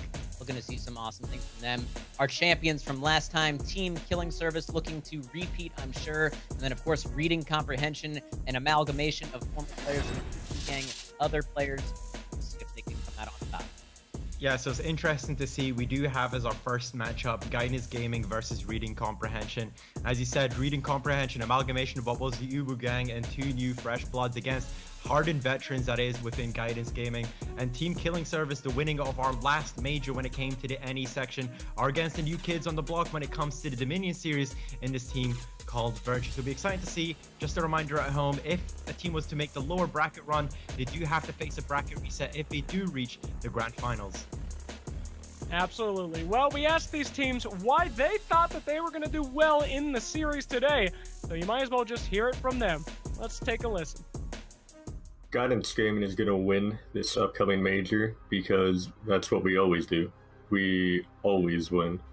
With our new Warlord player, Cluckies, we will dominate every fight, and every teams will not have any chance. I think Team Killing Service can win these majors because we've been practicing a lot and our players are really strong right now. We've been doing good against the top teams of the North America. In terms of confidence, we're all confident because we've been putting in the time. Recently, we've picked up a player, Phoenix SOS, who's been around the comp scene for a while. And I think with him, we've got a shot at winning the major. I feel like our team can win the Stage 2 major, mostly because we have kind of an off meta pick, not really. We're running Gladiator. I think we're the only team right now in NA to be running it. I still think that's going to give us a really good chance of winning the NA Stage 2 major.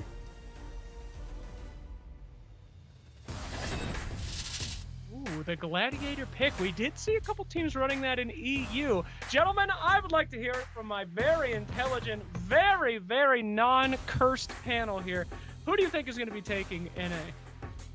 Look, I've had a pretty good record in this major so far, you know, hitting it 1 for 1 so far when it comes to the EU side of the bracket. But what I will say is for NA, my chips are on Guidance Gaming.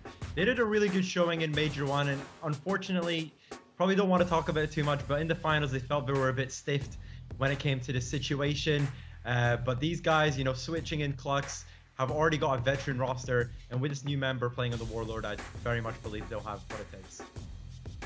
Guidance Gaming coming in, I'm sure, definitely want to prove themselves as worthy of the sponsorship, but I'm almost afraid to say it because I had the death touch earlier today, but I think I'm going to go with Team Killing Service, our previous champions. These guys are always working so hard. They have some phenomenal individual skill, and I think they have a really good handle on what they want to do strategy-wise as well. So, Team Killing Service. Seemed pretty confident from the video, I have to say. Warlord back in season here in NA. It was all Shugo back in EU. We'll see if we see some more of that here today. But, gentlemen, it's not just honor. As we always say, they play for cold, hard Skrilla. 8K split out between both of our regions. So first place here in NA, they're walking home with $2,000. Fourth place, just showing up, getting that 400. And there's nothing to scoff at from second and third as well. But these teams playing here today are not just playing for your honor, your amusement, your stealing of their strategies. You also get some more rewards too. Everybody at home, don't forget, sign on to that Twitch extension, answer the questions, watch, and you will learn and earn, my friends. Look at those beautiful little prizes you get, especially that Big Daddy ornament at the back. Holy moly. Now I know gamers might not be that imaginative, so we do have a video for it so you can see these in action and look at the beauty that you can earn today. Don't do that anymore. Yeah. We talked about this. All right. I mean, let's be real here. We all want these outfits. We definitely want the symbol and the pattern, and of course that awesome ornament. I'm currently sitting only on tier 3 right now, a despicable display. Unfortunately, my job is slightly more involved than you, Slacks, who is able to just sit there and answer the trivia. But I'm going to be doing my best to hit that tier 5 because I definitely want the swag. Trying to enter one of these for fashion tournaments. Yeah, exactly. For me, it has to be the ornament. Of course, I only want it so I can show that I do support the competitive community in all its glory, rain or shine. It is an absolutely beautiful ornament, and for anyone in chat that hasn't been able to answer those questions, get answering those questions, get at doing that watch time, and you'll be able to earn yourself some beautiful paint symbols and the ornament. Beautiful. Now, you guys might not know this, but so Hinky's Peacekeeper, one of the most hideous combinations I've ever seen. How could you I do need that the to your fashion, sweet man. PK? I need the fashion. This is why I'm trying to get there. I just hit tier 4 actually, so we're almost there. I'm almost ready to have my swaggy Peacekeeper in play. Poor Vivid has been just casting all day, unable to answer any questions. But don't worry, guys, because coming up we have the entirety of the NA Major, and maybe Vivid will be able to answer some of those trivia questions as he is casting. Don't go anywhere, because after the NA Major and we have our both crown champions, we'll wrap everything up with a post-show. So you still have plenty of time to get those fantastic prizes as we see some Dominion. Now that's the real prize. Pro players playing well. So everybody get ready. We're on game 1, Dominion Series NA. Let's hit it.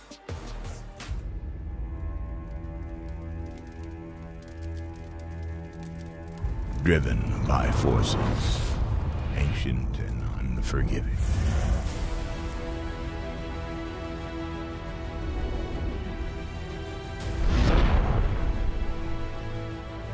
Truth is forged, conflict in blood.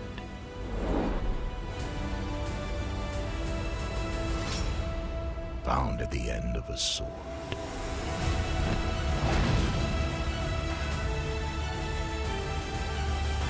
The warrior survives.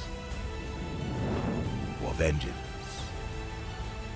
For clan.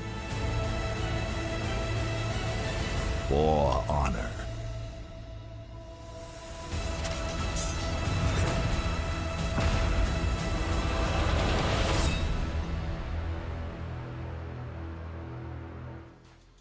Honorable Warriors, we are just about ready to jump into our first NA match, but before we get there, I did want to welcome back our good friend, the Humanist himself, as he will be joining us as one of your casters along with our boy, So Hinky. Humanist, welcome home where you belong, the NA Hypecast.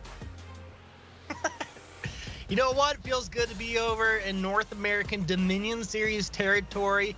EU always goes down smooth, but this is where we can really turn it loose.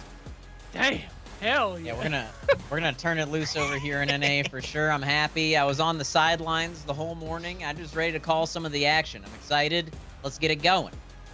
All right, boys, I'm feeling hurt myself here. We are ready to roll. Let's go first into your winners semifinal. We are going to round out NA in beautiful fashion. Get your notepads out. Get ready to write down what the pro players are using as the broken feats as we go into the map draft. All right, first taking a look here at the picks and bans. Starting out on High Fort. Very, very interesting, and we're not sure exactly what these teams are running, but perhaps Guidance Game looking to take advantage of their superior rotations. You see Reading Comprehension picking up Sanctuary Bridge for map number 2. Looks like they favor their team fight, and then Citadel Gate, once again, sort of a wide open map. It does have a central area that people tend to fight over, but very, very susceptible to back cap scenarios. So we'll see if that's how the maps tend to play out. Yeah, these are some wide open maps, but the first of the two is going to be High Fort, so let's break it down with Vivid Nas. You know what's exciting? Finally getting to see High Fort as our first pick for one of these teams. Unfortunately, in the EU side of the bracket, we didn't get to see much of this map at all. Actually, we only saw it once in the whole tournament. So luckily, we're kicking off with an absolute bang here in the NA show. And this map, it's one of the largest maps here we have in the competitive pool. Of course, there's a lot of priority when it comes to capturing C, only because of its easy rotation to B. Of course, it's a selection by the Guidance Gaming, so they very much favor their split map fighting. So hopefully they'll have what it takes to clutch this one out. We will see indeed if they clutch it out. You know, with that sponsorship comes a lot of pressure, and there's definitely some pressure right here to perform better than they did in Major number 1 as we take a look at these picks here, seeing if there's anything exciting. It looks like pretty standard on the side of Guidance. They have the Janhu, the JJ, the Warlord, and the Shugoki. I'm not sure if you quite saw him as what we have on the side of reading comprehension, but I'm assuming more of the same. Yeah, it looks like it's actually pretty much what I was seeing in there. Of course, as we were loading in, you only get a moment. And yeah, everything's going to play out. We are on to the map, and we do have some varying rotations with a 3-1 on the side of reading comprehension, and GG going with the clean 2-2 split. Yeah, interesting. It looks like Guidance is really prioritizing both home points here, just completely giving up B. You don't see that very often because a lot of the renown can be farmed there. However, we did hear about the importance in this meta of the defender renown, so perhaps that's what Guidance Gaming is targeting right now. Let's find out as we get into things early on here. Scorebrand pinned up against the wall by Thrillnu. He'll turn around for a jab, doesn't quite find it. Scorebrand going for the guard break, even though low on stamina, ready to go ahead and reset himself. You got to be careful against the wall, maybe looking for a zone where you can catch 2 heroes worth of damage. Another jab there, not gonna land. Klux turns around, nice damage. 1 light, yeah, they'll get it. Easy cleanup, and Thrillnu will go down with a little top coming through from Klux. Couple nice kills, and that's one of my favorite executions right there. And we called it out before the game. Klux on this Warlord, and he did not disappoint so far. Interesting to see Thrillnu playing on the Gladiator. The entirety of his experience in the Dominion series has been on the Black Priors. This is our first time seeing him departing from that character. Will be interesting to see how he performs later on in this game. Yeah, it's a weird feeling when you be casting a player that's always on one specific hero and suddenly it's not. You feel like, you know, something, everything is shifted, you know. So it's a new game, a new story. Of course, it's a new major too. And Rave, he's gonna get some help from Shigs as Thrillnu pinned on the bridge, really nowhere to go. Does manage to even get himself a little guard break up against the technical wall there. Shigs backs up into space and going to town. I mean, nice big chunky damage come through from the left, and nobody really getting an advantage. Well, finally, you'll get it coming through from Thrillnu. Actually, yeah, I mean, just being pinned in from the very beginning and able to come through, survive that long, and get the kill, finally does go down, but a nice job by Thrillnu.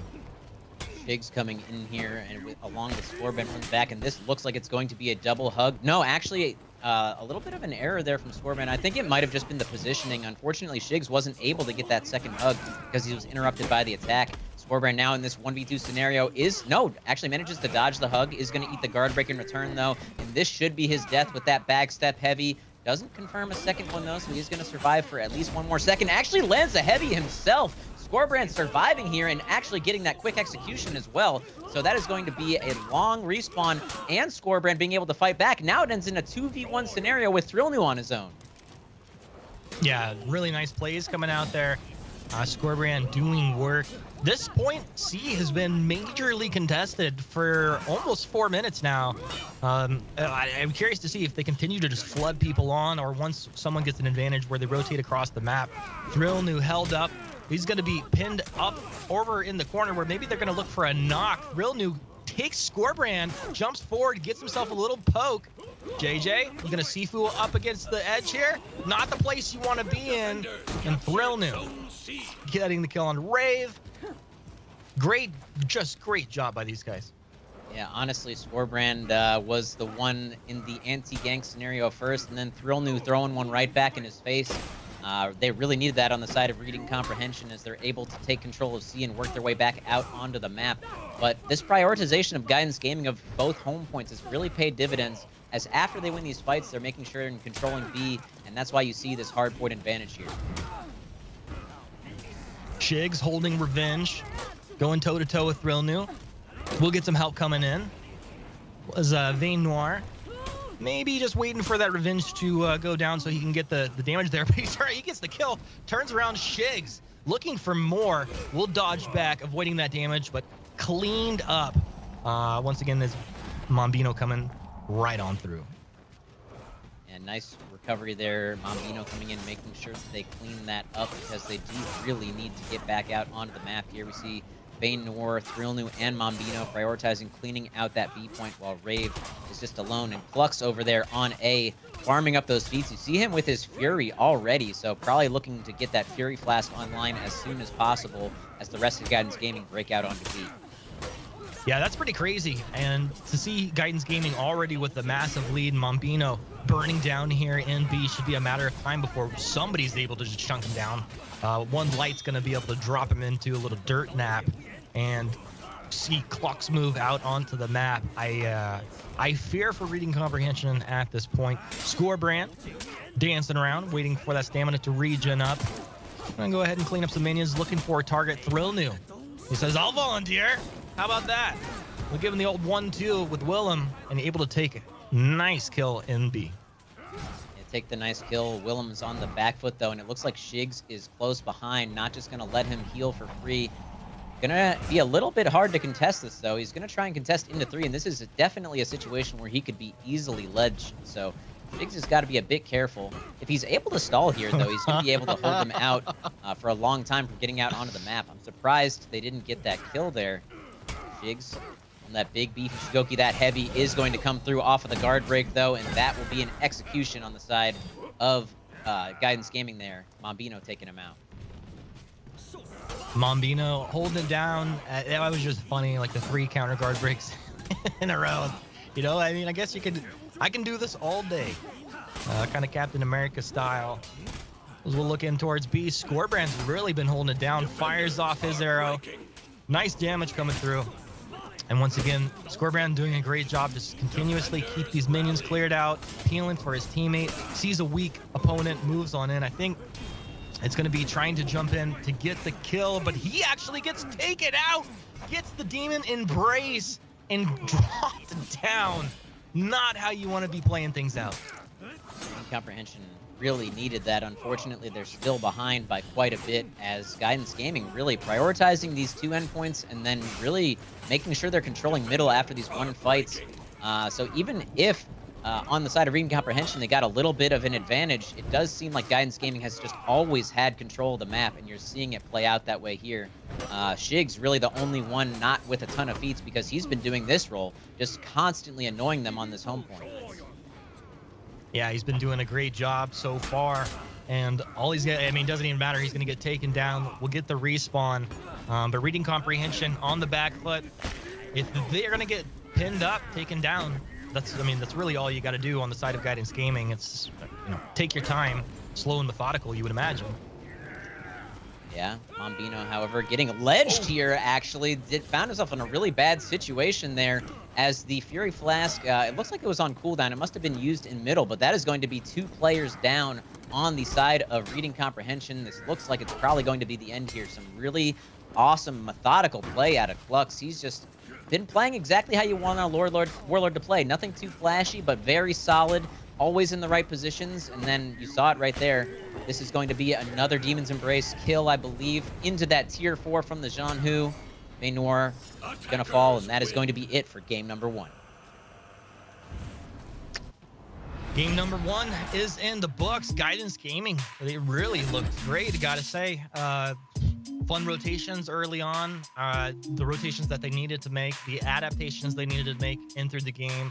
Klux did look great on the lower ward, as we called it. And yeah, moving forward, I gotta imagine it's gonna play out similarly in game 2. I don't know.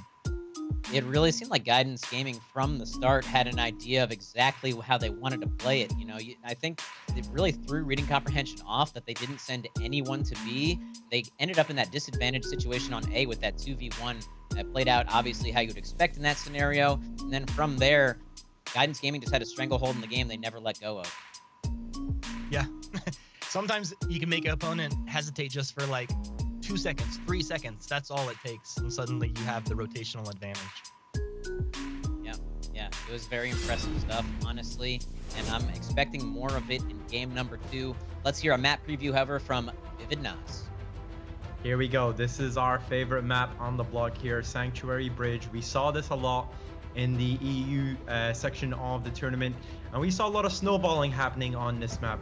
Of course, can Guidance Gaming still keep their playstyle where Klux is basically hard sitting on a point all the time? Here, he has to be a little more proactive, looking for these fights on the B side. And if you're gonna sit on a point, it better be the home point of the enemy team. Thank you for that, Naz. And I think you hit the nail on the head there. Is he going to sit back and be defensive, or is it going to be more of that EU meta we saw earlier with a lot of pressure onto the opponent's home point? We'll see. There's going to be a little bit less variation, obviously, on this map in terms of the breakout. Pretty straightforward. But we're going to see how it plays out as far as the team fight goes. This 4v4 is the big question mark. Can reading comprehension take it? I don't know. Guidance came in looking pretty good. And in the second major, you know they want to reestablish that they are the dominant force to be dealt with here. Home points capped, and we'll see this flood out. Now, we saw a lot of Sanctuary Bridge played out over in Europe. Do you think it's approached differently in NA? Is a pretty similar style to this? I think it's probably a pretty similar style. I think we'll have to see how this sort of opening fight ends, whether or not the teams decide to head back to their home point in the heal or apply pressure. Honestly, it tends to be, I think, the job of the Shugoki to make that decision because he can rotate so quickly and deny that heal if he need be, and also if he ends up healthy at the end of the fight. Mombino wants to get the kill. Dodging around. Scorbrand. Yeah, he'll get him at the top. Even though Shigs tried to come in, and Shigs, even in that awkward moment, might have just walked into his own death, and indeed, he did. Vayne Noir moving forward. It's a bloodbath. So Hinky, make it rain. Reading comprehension just drop bombs. Reading comprehension, dropping bombs, and deciding to make the aggressive rotation here. Mombino on the JJ is backed up now by Vayne Noir. Thrillnew on the backside against Rave. We'll see how that plays out. Rave does manage to close out that kill, so some good news for Guidance Gaming as they're trying to flood into this home point and take it down. Mombino, however, has the side of Rave really on the edge of the fight, not really wanting to get too far in there as he could just eat any unblockable zone out of the Sifu stance and fall down. But it looks like he's trying to get out. No, Will on the back of the fight will take down Rave as well. What a just beautiful combo there to get the knockback, and then the 1-2 just immediately follow. There's no chance to respond to that at all. Willem using this fire pit to his advantage, hugging that. Will kind of walk away, and immediately that's where he gets interrupted. But you can hug that fire pit, make sure no attacks are coming from that angle at least. Guard break, knocked. One easy clean him up, and that's going to be Willem going down to Clux. Willem going down to Clux, but Thrillnew comes in to continue this pressure in a 1v3 scenario, and he's just going to try and survive as long as he can here. Able to avoid that hug, tries to throw the zone out, and able to avoid the Demon's Embrace second attempt as well. Thrillnew doing a good job of stalling. It looks like Guidance Gaming has left us up to a 2v2 though, and for good reason. These guys seem like they have it closed out pretty well. Yep, the double Demon's Embrace combo, and that is going to be Thrillnew going down, and Guidance Gaming finally getting control of their home. Oh, the drop down. Shigs with the double kill. Love to see it. Yeah, good awareness from Shigs, seeing that they were trying to move in and pressure that home point again. Nothing doing for them. Guidance Gaming now once again breaking out onto B and trying to pressure, finally get back out here. And this is a 4v2 scenario. I think you might want to see some backing off here from Reading Comprehension, and I think they agree with that as Willem is trying to make his way back, but constantly pursued here. Scorbrand trying to make sure that he can't get back and heal, but eat some damage in the process. Shugoki Yeah, he coming in from the definitely side. did. I mean, I think it could really go either way. Scorbrand thinking about jumping back on in. Willem able to catch him from some range. Exactly what you'd love to see out of Willem in a moment like this. Vayne Noir up against Rave. He'll go for the swing for the fences and then drop back. Wants to fight on to C, which is heavily contested right now. And this is a very even matchup. Rave made it over here. Maybe he's going to go for Wilhelm as one hit on the back, but no, he'll go ahead and take Clux down. Like Rave taking Mombino down in the background there. Willem dancing around. Shigs only got to connect with one light. You going to be able to do it? Yeah, he'll just swing right over the top. That's one. Thrillnew, can he take down Rave before he falls? No. Shigs is just on fire. Literally on fire, ladies and gentlemen. Guidance Gaming really taking control of the map back in stellar fashion. You know, when we see this very often on Sanctuary Bridge, one team overextends and then it tends to be that they lose control of the map. In this meta, however, it's sort of like they try and offer up a sacrificial lamb, but no sacrificial lambs here on the side of Guidance Gaming. They're healthy on the home point here of their opponents. Healthy. They've been eating well, ate their vegetables, they've taken their vitamins, and are in a great position here to go ahead and potentially take the series in our first series of North America Major 2. Mombino has spawned, drops on in 2 point C, and at the same time, it just continues to be contested.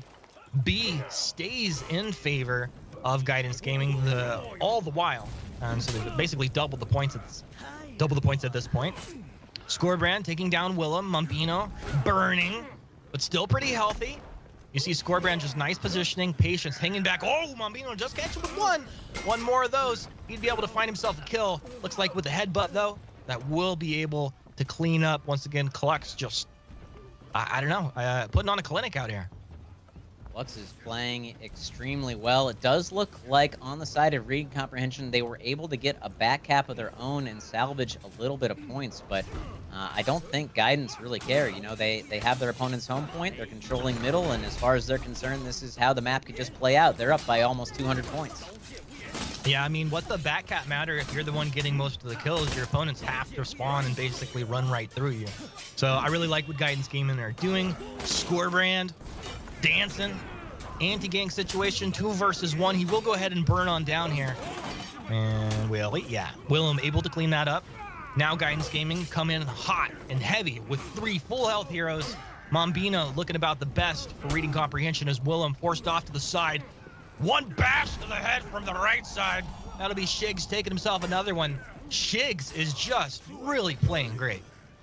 Yeah, I'm not sure if that was a target swapped heavy or just a miss of the parry there, but Shigs taking out that kill pretty easily as we see Mombino now struggling. No, actually doing really well against Flux. He's going to need this kill here if he wants to help take control of the map for reading comprehension, but he will ultimately get finished out by that zone attack from Flux. Flux, once again, just playing really solid. Playing really solid, and Guidance Gaming already in an advantageous position, find themselves with 2 opponents respawning, so they really get to heal up and then position themselves exactly where they want to be on the map. And that'll be with Scorebrand in mid, going toe-to-toe with Willem. Vaynor does a little bit of clearing, but a dodge around Scorebrand means he's not going to get caught, and Shigs is already there to back him up. So you're not going to have a Shigoki attacking from behind. Shigs is there, always ready to get work done on PL, even looking to get some attacks onto Willem himself. You're just, I mean, look at the target swapping. You can see it happening so fast. Nice parry by Willem, ready for that. Scorebrand burning down. It's going to connect Willem as well. Willem jumps on in. He's going to get just a slight heal off of the kill and stays alive through that. I really thought Willem was going to fall there.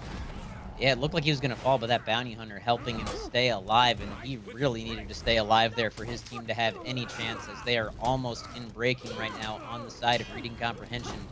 Shigs trying to challenge his home point once again. Thrillnu perhaps. No, he tried to come through with that skewer gank, but it didn't land. 900 points to 700 respectively, but this is definitely advantage to Guidance Gaming. Shigs, he just comes in swinging, doesn't he? Look at these gigantic arcing swings. Looking to hit multiple heroes if possible. You got 3 players low on the side of reading comprehension. That's the first to fall. It's going to be Thrillnu. Clux takes that. Mombino drops down. They're not going to get the drop attack to follow, but he's low health, and they're like, dude, go do whatever you want to do. We're about to put your team into breaking, so, catch you later. It'll be interesting to see if reading comprehension is able to pressure this C point, as they do have A and B under control. They technically could avoid this breaking scenario if they're able to get some aggression out on the map. You see Thrillnu coming in from behind. I guess they've decided to prioritize B, as this is the only thing keeping them even close in this match. Whereas now they are into breaking, and the only way to unbreak would be if they were able to win a fight on Guidance Gaming's home point, but it just doesn't look like that's going to happen, as 2 members of their team are already burned down from the feats. Willem on the back foot now, as Shigs is pursuing with that demon charge. Yeah, I mean, you had shield on everybody on Guidance Gaming, and at the opposite moment, 2 heroes burning to their death with no health inside of reading comprehension. It's just complete opposite. There was no chance. Guidance Gaming, a phenomenal play.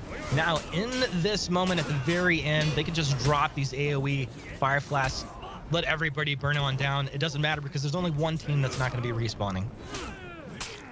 Yeah, that is absolutely right. Willem doing his best here, but he will ultimately burn out. Pops the tier 4, runs into another fire trap. He's extra on fire, and that is going to be Guidance Gaming taking this. Defenders win.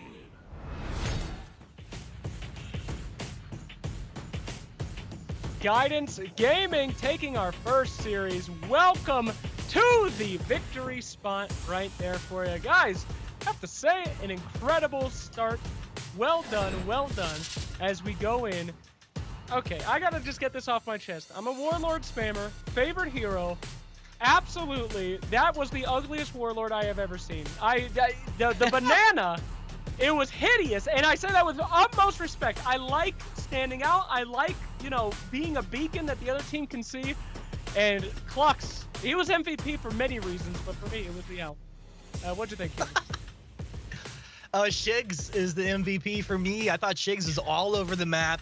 Managed to get that double kill fairly early in that second match there, and then rolled into another double kill. Just steamrolled over reading comprehension. Looking great on that Shigoki, and we'll see how it fares against some of these other opponents moving forward.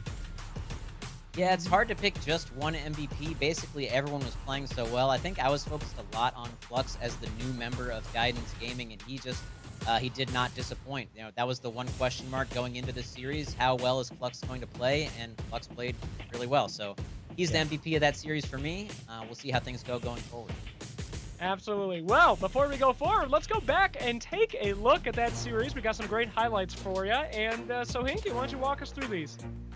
All right, going into game number 1, we saw this aggressive double home point rotation at the start of the match that really gave Guidance control, and they never let up. You see Mambino here doing his best to fight back, getting a nice execution on Shigs, but that was kind of Shigs' role the entire game, was the annoying guy that was just off to the side, keeping them pinned into their home point after the initial breakout. And then going into game number 2, it was reading comprehension with a slight early advantage here, but overextending just a little bit onto the Guidance Gaming home point. Guidance Gaming took control of the map from there and never really let go. Guidance Gaming coming up 2-0.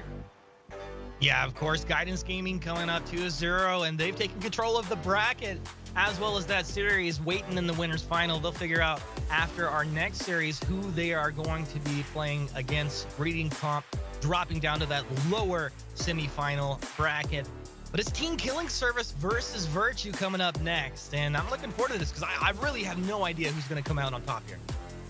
Absolutely. I don't think any of us do. It is a very close competition, but one thing that we do know is that the meta has changed, not just between regions, but between tournaments, and we got a chance to talk to the teams and hear their thoughts on the current meta. Let's take a listen. The meta has changed a lot since the first majors. We've been seeing much more team 5s with Shigoki, Zenhu, and JJ. Big unblockables that does a lot of damage. And my team's feeling really confident in this meta. We've been winning a lot of our team fight, and it's been feeling good playing Gee's character. The meta is now mostly focused on critical macro play and pretty much knowing what to do in every single team fight at every step of the way throughout the entire match. You can't really rely on one gang to annihilate somebody in 3 seconds to win you a point. I personally like the current meta. There's a lot more buttons being allowed to be pressed in 4v4s. There's a lot less just really slow, peel-focused gameplay, and it allows me, as a Shigoki player, to press buttons. The meta has changed drastically since the Stage 1 major, with all the new reworks coming in. But we are well prepared to make use of all the new picks, and we're confident that we can use these new picks to win. Yep, the meta has changed, and here's a little something to visualize for you. So, Hinky, what do you think about these changes? I think it's always healthy when things get shaken up. You know, what's one of the best balance scenarios for me in a video game? It's when everything is OP, not one thing, but everything. And I think that's we're starting to see some more things that are a little OP, and we're starting to see them come into the gameplay. Very nice. That is fantastic to see these things get shaken up a little bit. And we're going to see these meta changes very soon in our next game. It's time for another winner semifinal. We're going to see who else will be going down to that lower bracket. And we are in for a hell of a match. Oh my goodness gracious. Is that Harbor? My favorite. It is Harbor, and we're starting things off, however, on Overwatch. This is the TKS pick against Virtue. Virtue, a bit of a question mark for all of us coming into here. This is sort of the NA, all new kids on the block. To see how they like to play this. It looks as though they might prefer this 2v2 style, but it also, TKS seems to prefer it as well. And we don't really see any of these heavy team fight maps except our first one, Overwatch, where a lot of that action is going to be on the scene. I don't care what map they play. I just want to get it going. It's going to be Overwatch to start. Vipinos, tell us all about it. What a game to start us off. We have the Dominion Series Major 1 NA winners, Team Killing Service, going up against Virtue in this, kind of unknown team coming into the Dominion Series. And hopefully starts off with a bang. Team Killing Service hoping Overwatch will deliver them that ticket for an easy first win in this series. We have seen this as their favor. Scorpion usually loves to go in these team fighting situations, and Overwatch plays really nicely onto it with that initial team fight on C. Let's see if they do any unorthodox plays, send one person to A, similar to what we saw in EU. But yeah, excited to see this matchup between TKS and Virtue. It'll be very interesting indeed to see how the map breakout begins. Will it be a typical C focus, or will they decide, perhaps like Guidance Gaming, to prioritize both home points? Only time will tell as we get into the first match of this series. I'm ready to go here. This is definitely a wild card matchup for me. I think for a lot of other viewers as well. And as we get loaded into the map, it looks like we will have a 2-2 rotation out of both squads. So this is really going to come down to skill-based matchup in your first clash, unless one of these teams decides to peel one off to kind of take advantage somewhere else. Yeah, I think honestly it's going to depend very heavily on this B fight. We saw Scorpion out there in the middle, I believe, along with Console. Rippy and Bucko on the side of TKS are over on C, up against Tetsu on the Shugoki, and Phoenix on the Warlord with a nice guard break there, and Bucko already finding himself at half HP. Yeah, very, very aggressive start here. And looking over towards C, Phoenix just biding his time. Once again, you just get the knockback, the jab, take the little bit of damage that you can, and then work with it from there. We'll get the Demon's Embrace. Phoenix, toss back, nice heavy over the top. One more of those. I don't think one more of those quite catch him. Now it would definitely kill him if he caught a top heavy right at that point, but just shoved back, trying to roll, and will get taken down. Nice kill by Rippy there onto Phoenix. And Vividnos... Oh, sorry. So I was just going to bring in Vivid just for a second. Talk to us a little bit about these squads as far as what stood out to you as for Team Killing Service. What do we expect them to do well? Well, Team Killing Service were pretty proficient when it came to the last Dominion series. Have been watching a few of their scrims, probably one of the few teams that I did keep up with NA, and I'm really quite impressed with what I've seen Scorpion been able to do. If he's managed to carry us, he'll probably be able to do pretty well here when it comes to Dominion series. You can kind of see the prowess actually happening right now as they've managed to secure point C. The team fighting capabilities of this team is really good. Yeah, it's really good. Thanks for letting us know your insight as far as Team Killing Service, and they've just dominated the first couple minutes here.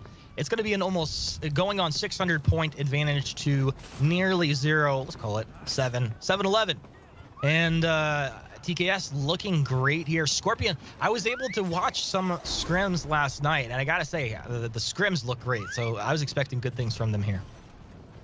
Honestly, that B fight is the one that was very lopsided. Over on C, it was relatively close in that 2v2, but it was Console and Scorpion who just won B so hard and were able to filter into C very quickly and also take control of A. So that's why you saw that triple cap there. It does look like on the side of Virtue, they're able to take B back, but now the focus is on these home points where I really would give TKS the advantage.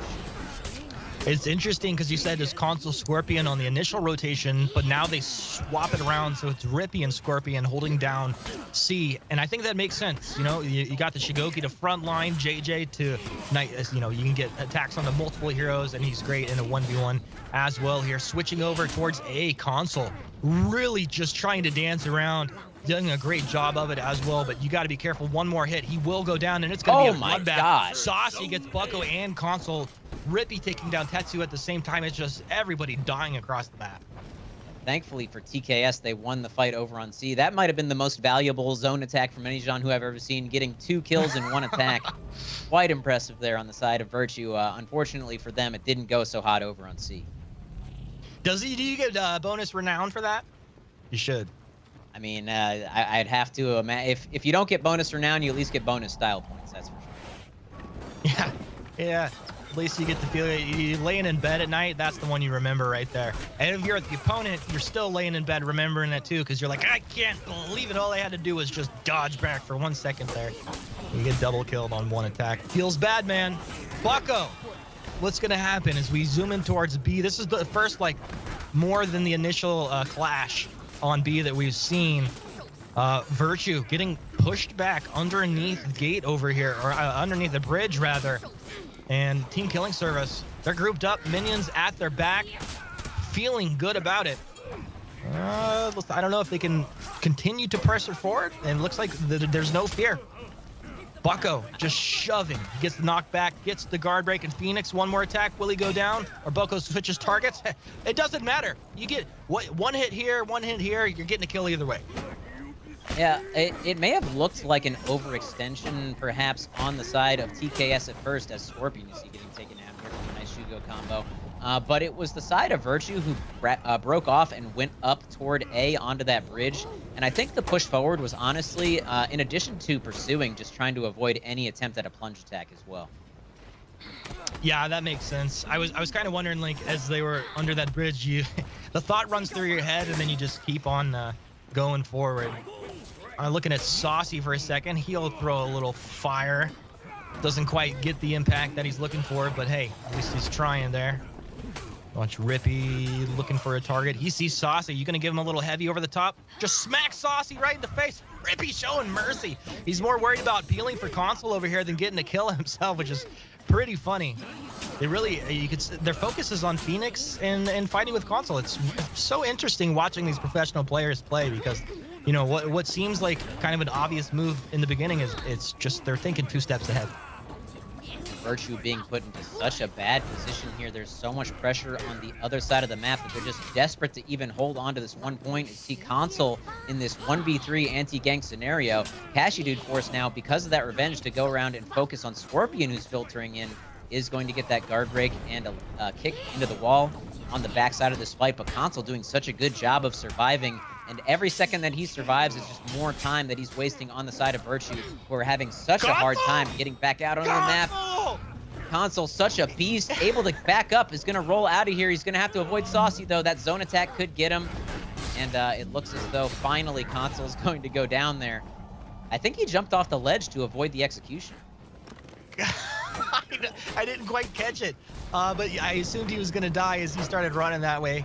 Usually when you're like, 10 health points remaining and you run into someone with full health, you're going to go down. But Lil Tetsu, he's up against the wall. Nowhere to go. Allies will kind of peel for him as they move in. But this is just TKS full advantage across the map. Flexing.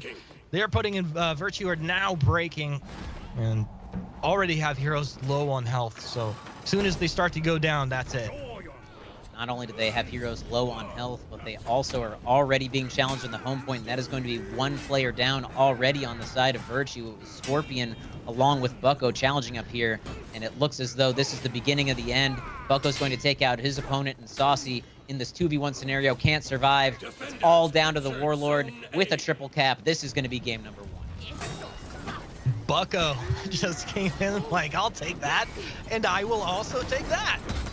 Great job, Team Killing Service in game 1. Wasn't sure what to expect out of Virtue, but TKS, I gotta say, they just looked like the stronger squad here early on.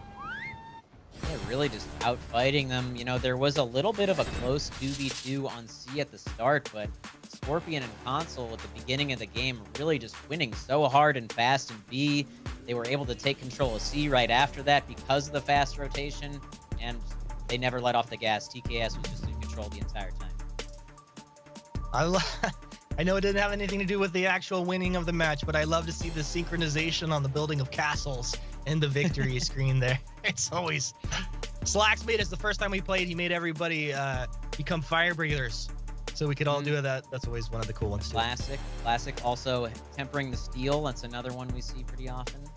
But building the sandcastles, you know, they're trying to build a dynasty. I think that's what that's about. Well, let's talk about tournament format just for a second before we get into our next match. And, you know, for anybody just joining us, we do have a season format and a major format. We're in our second major of 3. Teams are given circuit points based on their major performance, and then teams qualify for finals based on their circuit points. Then regarding the major, there's 2 weeks of qualifiers for each major. 4 teams qualify, and getting into the major, it's a double elimination bracket with reset, meaning like if you win your way all the way to the final, you actually get to, if you lose, you get to play through that again. That's the reset factor there. So really fun format, and I'm glad that Ubisoft decided to do this with the Dominion series and partnered up with eStars here. It's been pretty great so far. Looks like Harbor is going to be our second map in this series. So let's go ahead and send it over to Vivid Naz and talk about Harbor. We have got Harbor for the first time today, and after a decisive win from Team Killing Service, they are looking to close one off of a clean 2-0 victory. We did see that they won the initial split when it came to Overwatch. The 2v2 matchup kind of, you know, Scorpion won it out on B and then moved to C to support his teammates. You'd probably see a very similar matchup here, but we did see some unorthodox plays in the EU side where there was a pretty crazy 3-1 split, or even like a 4-0 stack when it comes to one of these points. So I'm excited to see how they play about this map. Thank you, Naz, for that analysis, and I agree. It's going to have to be maybe a little bit of a different strategy coming out of Virtue. They lost the 2v2 really hard in game number 1, so perhaps going to try and look to change things up in game number 2 here, especially given that it went so poorly. I think they might want to try one of those 3-1 splits or anything that they can really think of to throw the squad off, maybe even a 4-man rotation to see. Who knows? They got to try something drastic, though, because that game 1 did not go very well. Well, 4 is the maximum that they can send. Not going to be able to hack in a 5th player here, although they might like to after that first game going heavily in favor of TKS. It's going to be a 2-2 rotation for TKS, and Virtue going with a 2-1-1. So they're just kind of shotgunned themselves across the map here. Shotgunning themselves across the map, and it's the same 2v2 on the side of TKS. I don't really like this putting themselves in this 2v1 scenario on point A. However, they've done it, it looks like, so they can get this 3v1 over, or 3v2, excuse me, over on C. Bucko finding himself very low, so perhaps this was the strategy they needed to employ. Rippy finding himself out of stamina, and that is going to be Bucko going down very quickly. Looks like Scorpion was able to filter out of A, however, and is going to back his teammate up over here. So all is not lost just yet for TKS, but Bucko going down very quickly is going to put them in a bad spot. Yeah, definitely not how they wanted to be starting the beginning of map 2 out on Harbor. But now Scorpion, he's gonna keep at least 2 members of Virtue busy over here as he's dodging back, really trying to avoid any of these heavies connecting. Shoved back, Light does connect, and wow, nice follow-up by Saucy to go ahead and take down Scorpion. One of the better North American players overall here. Looks as though we're getting a long execution here over on A, but Bucky comes in. Excellent awareness there from Phoenix to make sure that Bucko could not interrupt that. Cashy Dude is going to get hit pretty hard there from Rippy, who's going to target swap over. An excellent one there, as he's going to get a lot of damage, and that is going to be a ledge kill there. Cashy Dude getting thrown in, perhaps a little bit punished for going for that long execution now. Scorpion's rotating in as well, but it looks as though he's going to think better of it and go and get map control elsewhere, as it looks like they have this 2v1 scenario under control. Yeah, it appears to be fully under control. You can go on home. That was, you can see when Bucko came flying on in there, the wall stopped him twice as he was trying to attack in there and cancel off that execution. Rippy goes for Demon's Embrace. He'll get... Oh, I thought he was going to get the kill with the second one, but it's the kill from Bucko onto Lil Tetsu. Bucko's going to heal himself up. Maybe he hangs around A, but my guess is he's going to fly out onto this map and try to get in the mix somewhere here. Yeah, the opening fight did not go well at all for TKS. Gotta hand it to Virtue. I was definitely questioning their rotation at the start, but that 3v2 over on C seemed to work out for them really well. It's TKS now on the back foot, looking to get out onto this map, though. They do have control of B. Scorpion doesn't want to let Little Tetsu squirt out down towards the bridge here. Rippy will come on in, hot and heavy. Should be able to get the kill himself. And there you go. Rippy taking 1, Rippy taking 2. And that's AB for TKS. And while Virtue started out really nicely, great rotations and good fighting, with 2 capped and having everybody alive, this is a great opportunity for TKS to kind of, begin to take hold of this match. Yeah, and a little bit of a mistake there from Cashew, dude, as he's going to get caught on that guard break from Bucko. Bucko's playing really well. I think, that opening fight didn't really go well for anyone on TKS, but Bucko's been playing very well ever since then. And now the pressure is really, really on Virtue, as TKS's experience, I think, coming into play here really just nerves of steel, as they were down basically triple capped, and now they're triple capping themselves. I think, Bucko, I gotta just echo what you said. He was playing that so well, and it felt like it was really hard to read, because he was in his opponent's head. He'd get the headbutt into the light confirmed, and then swap targets, and then it's like they didn't expect him to turn right, and then he just swaps right back, headbutt, confirm again. So really nicely played by Bucko.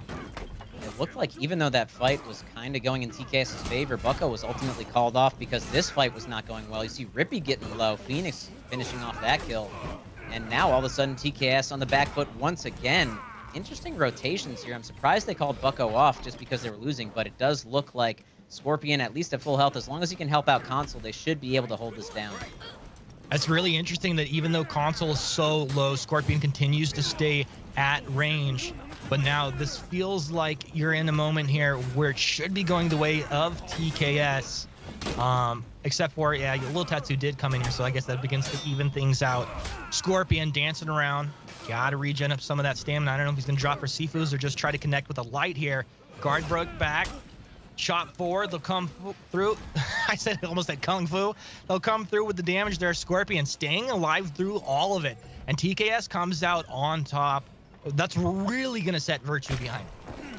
Rippy coming through with the Kung Fu, I guess, hitting him with that light attack. I really liked what he did there. It was some really good patience. He wanted to make sure he waited until the Warlord committed to an attack before throwing out that light to confirm the kill. And now, once again, I'm not sure how they got over here so quickly, but they're able to put pressure onto the C point and once again almost get this triple cap. I don't know who was over there, but I think they had one person just stalling it out. So by the time you get over there, they bought enough time for everybody else to rotate over. Really good job. And Bucko, how are you going to approach this? You going to go for the headbutt? There you go. Into a light. Teammate can follow up. And they might trigger off the revenge, but I'm not sure it's going to matter too much as long as they can follow up on it. And it's not even going to get triggered off. Great play. Yeah, excellent patient play. Honestly, if I could use one word to talk about how TKS is playing, I would say patience is the word, even just in the way that they're breaking out onto the map. But really good awareness there from Bucko, realizing that if he threw out another headbutt there too quickly, he was going to trigger that revenge, like you said. But excellent patient play, and then, of course, on the Janhu, only coming in to confirm damage when it was going to kill. So very well done. Shigoki and this Warlord, they're just killing brain cells, just slamming their heads against each other. It's pretty funny watching it back and forth. Nice heavy attempt over the top. Phoenix rolls, but he's caught into the wall. Horatio just got in front row seats over there. Little buddy Horatio the donkey. Shigoki backs up up the stairs, rather. Rippy staying alive. They'll go ahead and let Saucy try and clean this up, but another dodge back. Finally, Saucy will connect, and that's Rippy going down. Rippy going down, and then excellent quick execution there to make sure that he can get back out onto the point. This fight has not ended yet. Scorpion coming in very healthy along with Bucko, and this fight has just been challenged the entire time. we talked about how this is really, it seems like the strategy of the winning teams here is gain control of the map and apply so much pressure in these prolonged fights that the other team doesn't really have a choice but to keep reinforcing and ultimately losing here. And Scorpion and the boys on TKS doing such a good job slicing them down. What a quick victory after they went into the breaking. Oh, man. I would prefer if their team was named Scorpion and the boys, but Team Killing Service flexing on Virtue over here with a clean 2-0. They're built some sandcastles. Oh, man, that was good. A nice, easy wrap-up for Team Killing Service. Seemed like it was pretty good for them as they will move on. Some would say effortlessly. There's a little bit of effort there, but it was pretty one-sided from my opinion there, Humanist. How do you feel about that series? It was pretty good. Team Killing Service, I think they look great. Honestly, we'll have to see how Virtue does play in their next series, but it felt like Virtue was just kind of outclassed there, if I'm giving my real opinion. I think honestly what it came down to for me is like it seems like they know how to fight, but they were just really getting out rotated. Yeah. I can see that. Well, let's take another look at the replay here, and we can see that firsthand. So, Hinky, why don't you tell us about these highlights? Right, game 1 from TKS was pure domination. We saw that mid-fight ended so quickly by Scorpion and Console. I'd like to see maybe some focus on that next time we get the series, because those two seem to play very well together. And just from the start of the game, we saw almost a 600-point lead as they just dominated in game number 2. Mostly more of the same. However, Virtue showing some signs of life here, starting the game out pretty strong, winning these initial fights, but ultimately I think it was the experience of TKS. You know, they're feeling very confident. They're the top dogs. And then on the side of Virtue, just making a couple errant mistakes there. Cashy Dude getting caught trying to go for that long execution, ultimately ledged. Team Killing Service looking very strong. Yeah, looking very strong. Team Killing Service, they'll slide into that winner's final where they will be facing up against Guidance Gaming. But first, our lower semifinal, Reading Composition versus Virtue. Virtue's really going to have to pull things together here. You know, they feel like the weakest team overall, but we'll see moving forward. Absolutely. Well, they will be playing not only to survive, but for a little bit of money as well. Now, remember, this team did just go up against what many would consider to be one of the best in the bracket, but they'll be seeing if they will be walking away with that $400 or $600 potential dollars. They could go all the way, though, and get 2,000 first place. But we do know loser of the next game has been eliminated out of the lower bracket. They'll be going home with $400, and you just can't buy that much steel compared to first place with that. But, my friends, if you are just joining us here for NA, and you missed EU, you might want to make sure you're signed on to the Twitch extension there so you can get your viewer rewards. Just by watching, you can get these rewards. And don't worry, if you start now, you answer a bunch of questions, you can still make it, most likely, to the ornament on that tier 5. You gotta get those questions right, though. Trust your Twitch chat friends there. Usually they post the right answers. Be careful. But, yeah, you might be wondering what do these bad boys look like.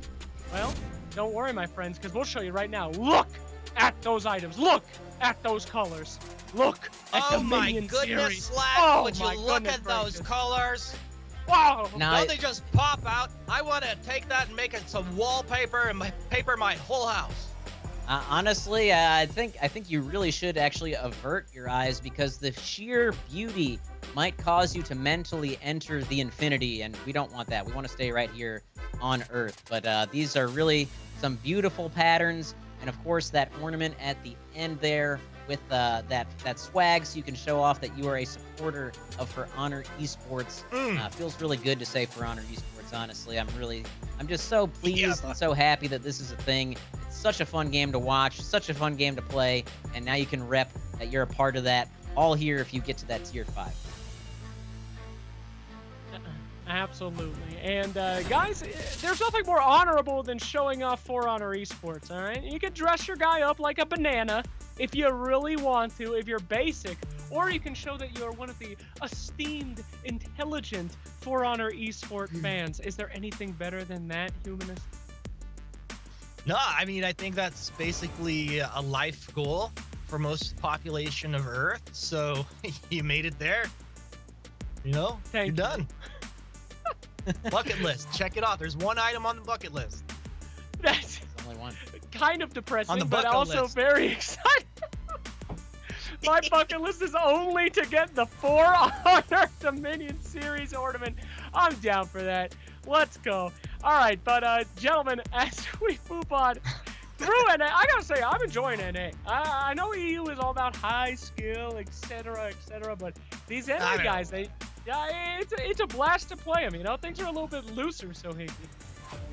Yeah, you like the stomps there, Slacks. I do. That 2-2-0s here, and honestly, both these teams performing how we'd expect. This is this winners final match coming up after our next series could very well be exactly what the grand finals is. Who knows? But I think the TKS and Guidance Gaming have definitely established themselves as the top dogs in the region. We'll see if there's any surprises, though. Definitely could. Absolutely. Well, we've been sharing who our favorite characters are in For Honor, who we like to spam pretty much all day, but we got a chance to actually sit down with people that are good at the game and ask them. So check out our NA players to hear who they love spamming in their games. The character that I'm currently on, his name is Shigoki. Right now, he's pretty much thought to be the best hero in the game at the moment. He fits my playstyle just for the fact that I'm a very defensive player, and he has a very defensive moveset. I play Shigoki the most. He is my main hero. I personally think he's the best hero in the game right now overall. And one of my favorite things is the unlock heavy tech that you can do with him, where it hits like a 360 radius. The character I main is Zanhu, and I prefer to play Zanhu because he is the absolute beast of team fights.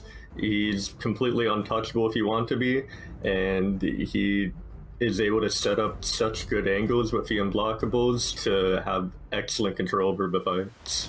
The character I play at the moment is Shigoki. He's been my main since day one of the game, and it really suits me because I like trusting my teammates to confirm my attacks, and it's what Shigoki is good at because he has big damage side unblockables with very good hitboxes. Fantastic. Well, guys, it is time for the loser semifinal. Don't forget, loser of this is going home with $400. Winner survives, only to be put in another elimination game afterwards, and we have that here for you today. Reading comprehension versus Virtue. And again, Virtue, might have got stomped a little bit, I won't lie, but they're up against, for many, the crowd favorites. Humanist, do you think they have a chance in this game? No, I don't think God they do. damn, I mean, dude, usually just pretend. Look, here's the deal. I usually try to, think of some angle that they can work their way in, and then you talk about, hey, maybe they're gonna pick some new hero or some new pocket strategy they haven't. They just looked outclassed to me. But hey, maybe they're gonna prove me wrong. I would love to be proved wrong. I would tend to agree with Humanist on this one. I have to give the edge to reading comprehension here. Virtue, they did show me some things in terms of their team fighting ability. I think that they are good fighters, but ultimately just not really as keen or as sharp as the other teams as far as the rotations go. We saw that this team, reading comprehension, is built up of the core of Thrillnu and Mombino from Uwu Gang, both very experienced players, and I have to imagine that experience is going to carry. Well, if there's ever been a time to pull something crazy out, now's the time. I would like to see a legendary Raider, potentially, maybe a Shinobi, maybe a PK, who knows, all right? Get it on, this is Dominion Series, last chance, elimination game. Do something. Not Conqueror, though. I would not Don't do that. That's my next one. I like to pick the most toxic picks. I think Warlord, and now I'm a Shigoki main, and I'm going for Conk next to maximize toxicity. But is there anything wrong with that? I don't think so. If you get a maximum toxicity, you should be Warmonger. You could poison everybody. It's a very toxic thing to do. Another fantastic... I would say you're maxing out the toxicity with the emote spam of Conqueror. However, the Kyoshin, the new character, has probably, I think, the best emote spam in the whole game, maybe even outclassing the Conqueror in toxicity. So emote definitely spam. giving him a run for the money. For sure. All right, well, let's go ahead and go into the games here, ladies and gents. We have the map picks and bans. And what? High Fort again? I love NA, guys. Yeah, heading into game number 1, I was very surprised on this pick because, as we pointed out in the last series, it was really the rotations that Virtue were pretty weak on, and it looks like both of the maps that they picked are very rotation heavy. Not quite sure what that's about, but the pick from Reading Comprehension is Sanctuary Bridge, and that's honestly where I might give Virtue a chance, is in their team fighting. So very interesting to see these picks. We'll see how it plays out starting on High Fort in game 1. Yeah, once again, 2 big old maps. It's going to be High Fort to start things off, and Vivid Nas has a little bit of information for us. Look, everyone is hating, but I believe in Virtue domination, okay? To kick it off, we have High Fort once again. This was a map that obviously Reading Comprehension didn't really have the best of time with against Guidance Gaming. But one thing I'd like to remind our analysts and our caster there is that Virtue did win out in the initial rotation when it came to Harbor. They might be able to outnumber the opponents in such a way that they might be able to get an advantageous position, especially when you're playing a map like High Fort. Getting an advantage in one of these points can really net you a really nice point lead. Thanks for that, Naz, and I do agree with you that that is going to have to be the way that Virtue take this map. It is their pick, so hopefully they have something in the bag here starting out on game number 1 on High Fort. What do you think, Humanist? I mean, I told you already, I'm just going to stick with it. I normally don't do this, but I just think they're outclassed. I mean, Reading Comprehension come in, they got really experienced players that dominate, and you know, while you might be saying, oh, okay, well, Virtue had like their first rotation was good. Well, I expect the first like 3 or 4 rotations to be good from their opponents. So, yeah, it's almost that simple. Well, you know what? It might be that simple, but look at Saucy's hair. Okay, I would trade any Dominion Series win for that mane, that beautiful mane. So, yeah, it might be You'd rough for probably them in trade this any series. hair for what you got going. Shut up, 2 minutes. You spoke when I speak to you, okay? Please, I'm the host. No disrespect. But let's talk a little bit about the maps here. I love how we see these different maps coming out from NA. Is there any particular reason why you think something like High Fort is valued here in NA? Yet in EU, it's not even on the ban list. People like don't know that this map exists. So hey, I think it's honestly just comfort picks. You know, it's what the teams are practicing on. We're seeing a lot of the same meta in NA as far as EU goes in terms of the picks. But of course, you know, play styles can still vary. I think that's one of the beautiful things about a fighting game, which I think what For Honor is at its core, is that every character, while they have the same moveset, can be played very differently. You can have different ideas rotationally. So I think we're just seeing the slight subtle differences here between play styles. Absolutely. And High Fort, of course, one of my favorites as the Ledge Man himself. I love the Shugos. I love the Warlords. Just toss them off. Favorite map for you, Humanist? I don't think we've ever asked you this on this show. Oh, gosh. Favorite map? Probably Sanctuary Bridge. I love just small maps where there's constant action. I wish, and I was thinking about this, like, you know, For Honor is a very fun game, but it can be very difficult for like new players. And like, even that, you know, you've been playing for a while, you pick up a new character and it feels really rough. I wish there was a mode where you could just spawn in, just get dropped right into the melee. You die, you just get dropped right back into it. So that would be my favorite game mode, and Sanctuary Bridge kind of is the closest thing to that. Oh, well, yeah, that's pretty close. My favorite part of the game is dropping in halfway through a match, replacing a bot. There's no pressure, you know? You can just be like, I just showed up, guys. I know we're losing. And your team doesn't even notice either. Humanist, if you flame me again on this show. All right, anyway, NA leaderboard, guys. We're going to keep you updated here. As I told you at the beginning, look at how close this bad boy is. I'm not even good at math, and I know that these guys, it could go anywhere at the end of this event. Don't forget, these guys are fighting to get to that big grand final event that we're having, I think, the event after next. So they have a lot to go through. Many major points still up for grabs, but a big chunk of them will be heading out there today.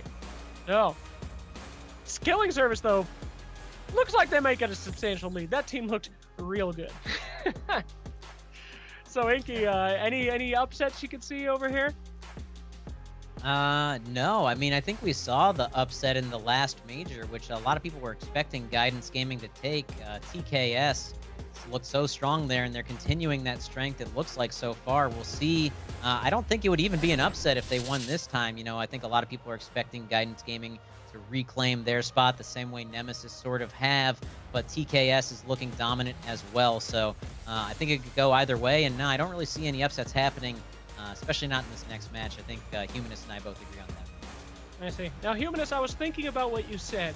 If they made For Honor 2, but it was a battle royale, how guilty would you feel? That is what you described, sir. Is that what you would want? Well, here's the deal, Slacks. If it turns out to be a great success, I will take all of the credit. And we'll leave it there. Thank you so much, Humanist. Humble as always. What a joy it is to have you constantly on these panels, peddling whatever you peddle. And here we go. We got the versus screen. Gentlemen, get ready for some For Honor action. Oh, that's what it's all about. For Honor action. So, Hinky, tell me what you're thinking. What I'm thinking is a lot of this is going to come down to the play of Thrillnew. He's sort of the wild card here. You know, we see this very stable lineup of Virtue kind of going along with that EU meta. Thrillnew on this Gladiator, definitely not necessarily his comfort pick. We'll see how he plays in this series. Hopefully a little more confident than in the first one. The wild card. The wild card, whenever I think of wild card now, I think of Charlie from It's Always Sunny in Philadelphia. Wild card, baby. Thrillnew is our Charlie, our resident Charlie for this game. Let's see how it's going to break down. We'll see if Virtue can stand strong and prove the haters wrong. Or will it be Reading Comprehension coming out on top? Let's see. Players making their way out on the map. Thrillnew's going over to A. It's a two-person rotation over to C from Virtue, which is interesting. We see a very sort of standard 2v2 rotations coming out of the side of Virtue, but it is the side of Reading Comprehension is going to send one over to A and then get that number advantage into B immediately, sending 3 there right away. Phoenix will just camp over on C, which means it's going to be an outnumber situation here in B. Early on, Saucy pinned up against that rock. He needs to try and dodge and reposition. Will do so. 2 members of RC moving on forward, trying to pin him down. Won't quite be able to do so as health bars are dropping down low. Now Phoenix finally makes his way out here, maybe just soaking up some of that renown on point. That's going to be our first one. Willem able to take down Saucy. Virtue, are they going to have another one go down? Tetsu able to take down Mambino, and then Willem getting a second kill as Lil Tetsu falls. Thrillnew not able to find himself the kill. Cashy Dude actually taking down Thrillnew at a bloodbath in B as both teams just swinging for the fences. Yeah, unfortunately, though, because of that initial rotation, it is Reading Comprehension who has the point advantage right now, as both sides are forced to go heal. You know, it was a little bit of a win there on the side of Virtue. Unfortunately, though, everyone was so low that they kind of just had to reset. Cashy Dude solo on C as we'll look over towards A. And, you know, I feel like we've seen more contention in our second major for this A point. And granted, we've seen High Fork played a little bit more, but seems more focus on this point. Baignoire looking for an opening. Not quite going to find it just yet. Wants that top heavy, and that is a wall, good sir. Not going to connect. Not going to connect, but is going to force Saucy off of the point, which is going to allow the rest of Reading Comprehension to get back out onto B. It doesn't look like that's what they have their sights on, though. Mambino wanted to go and stop this defender renown, and unfortunately for Virtue, they've rotated out of the point and sending one of their low health members in. Mambino's going to have a big advantage going in. You know, he's going to end up in a 3v1 or a 3v2 scenario, but there's 2 of those players that are extremely low on life. Yeah, this could be a major swing going in the favor of Reading Comprehension because there is health bar advantage across the map. 1 execution, 2 heroes have fallen. I think maybe someone got ledged there. Oh, they're going to get the execute. And look at that, Reading Comprehension. They just smoked him. We saw as soon as you saw them rotating in with low health bars and Mambino was going in with full health, you knew it was going to be bad. Yeah, I love the call out there, and definitely a misstep from Virtue. They sent one of their full health teammates that was boosting the point out to contest B, leaving C completely unguarded, and it was the side of Reading Comprehension rotating in to stop the heals and ultimately get like 3 executions there. That was crazy. Is that execution right there? How does that compare to like one of the longest executions in the game? You know, there's actually a Google Doc that lists the lengths of each execution and which ones are allowed. I would have to look that up for you, but it's definitely among the longer ones for sure. Seems to be favored today. It's so peaceful. It's like a soothing mist of a candle lantern. Beautiful, long execution. You see Willem trying to get on to Saucy. Saucy dodges around, but guard break will catch him. Easy kill for Willem to be able to chop on down. Now looking, which teammate am I going to help? Looks like he's going to rotate out. Sees Phoenix over here, waiting for it. Phoenix gets the guard break, though. A nice job, but out of stamina. We'll go ahead and regen himself up now. But he's off the point. I thought maybe they'd just leave him solo with Mombino over here. But they'll take care of Phoenix over here. Finally, they'll leave him in the 1v1. It's like, dude, do whatever you want. You're not going to contest that low health. So he has to run across the map and try and heal up. But C's being contested as well. So he filters on into B, and he's an easy target wherever you go on the map.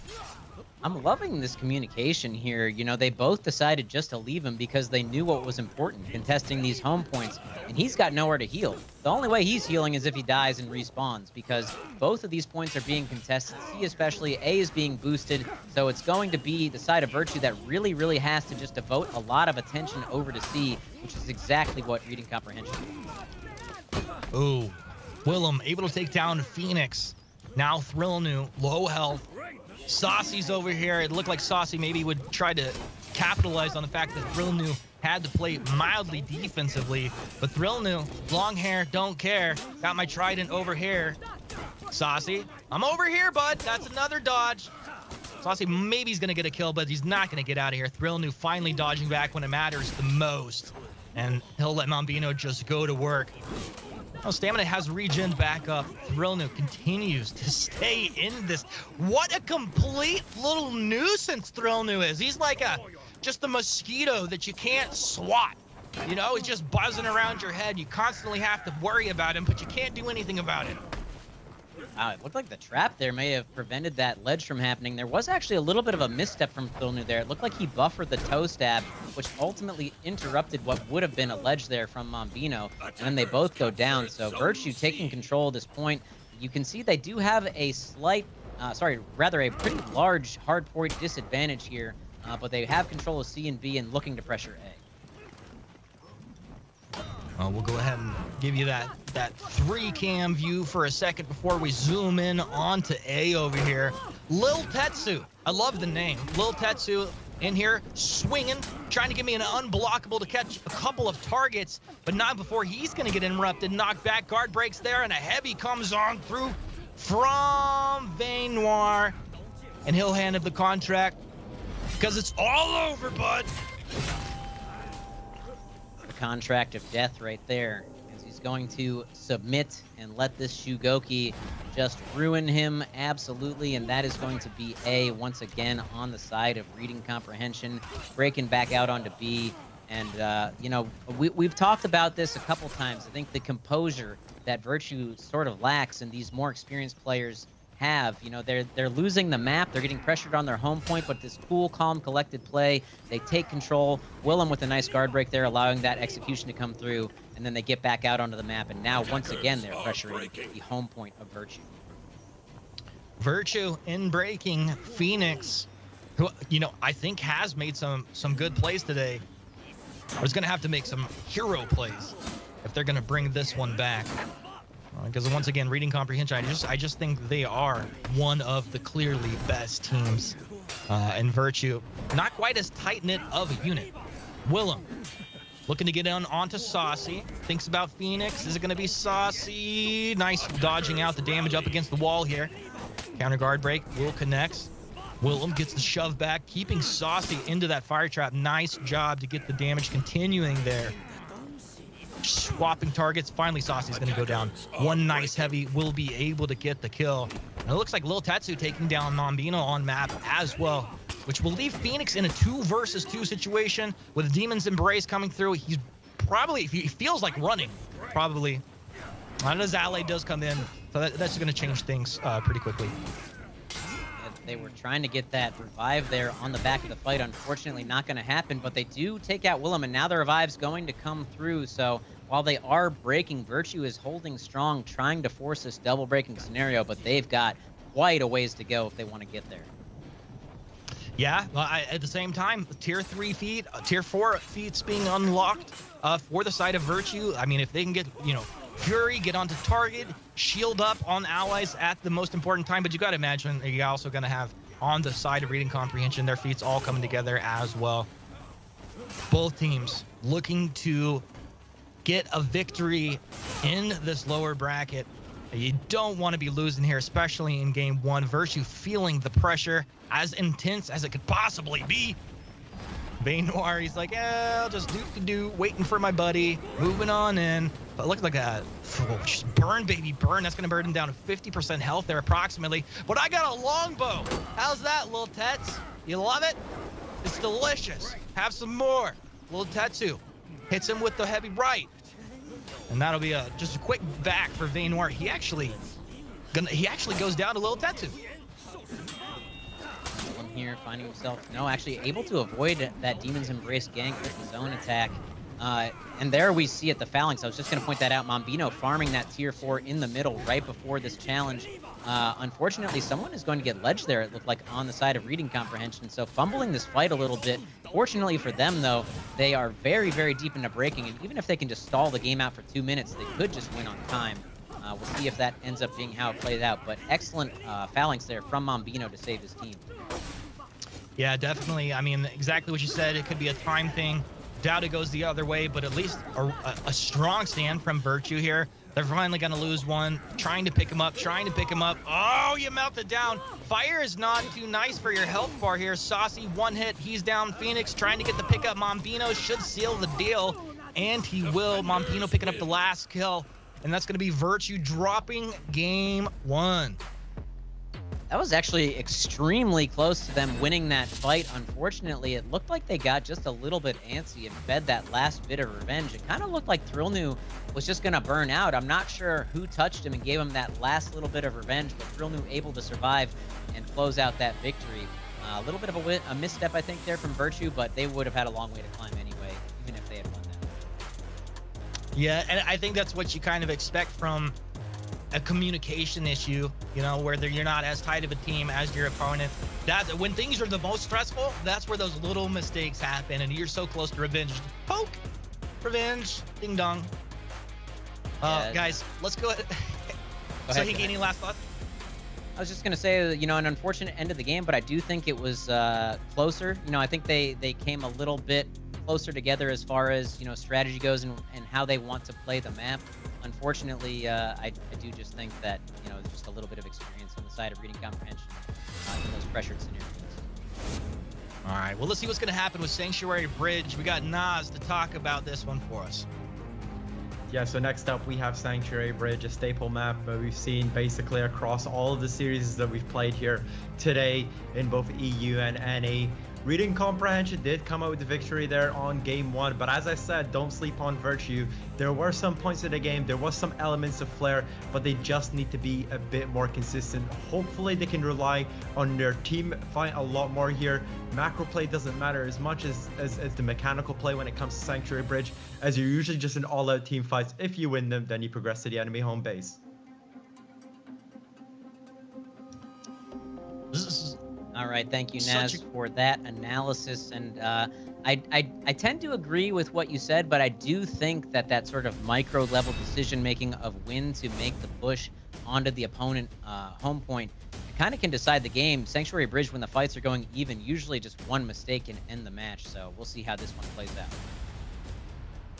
I mean, I think this map definitely, you know, like I said, one of my favorite maps, if not my favorite map overall, is because you can really gamble on this map. You can go for back caps, and it forces your opponent to be like, okay, well, do we want to back cap? Do we want to defend?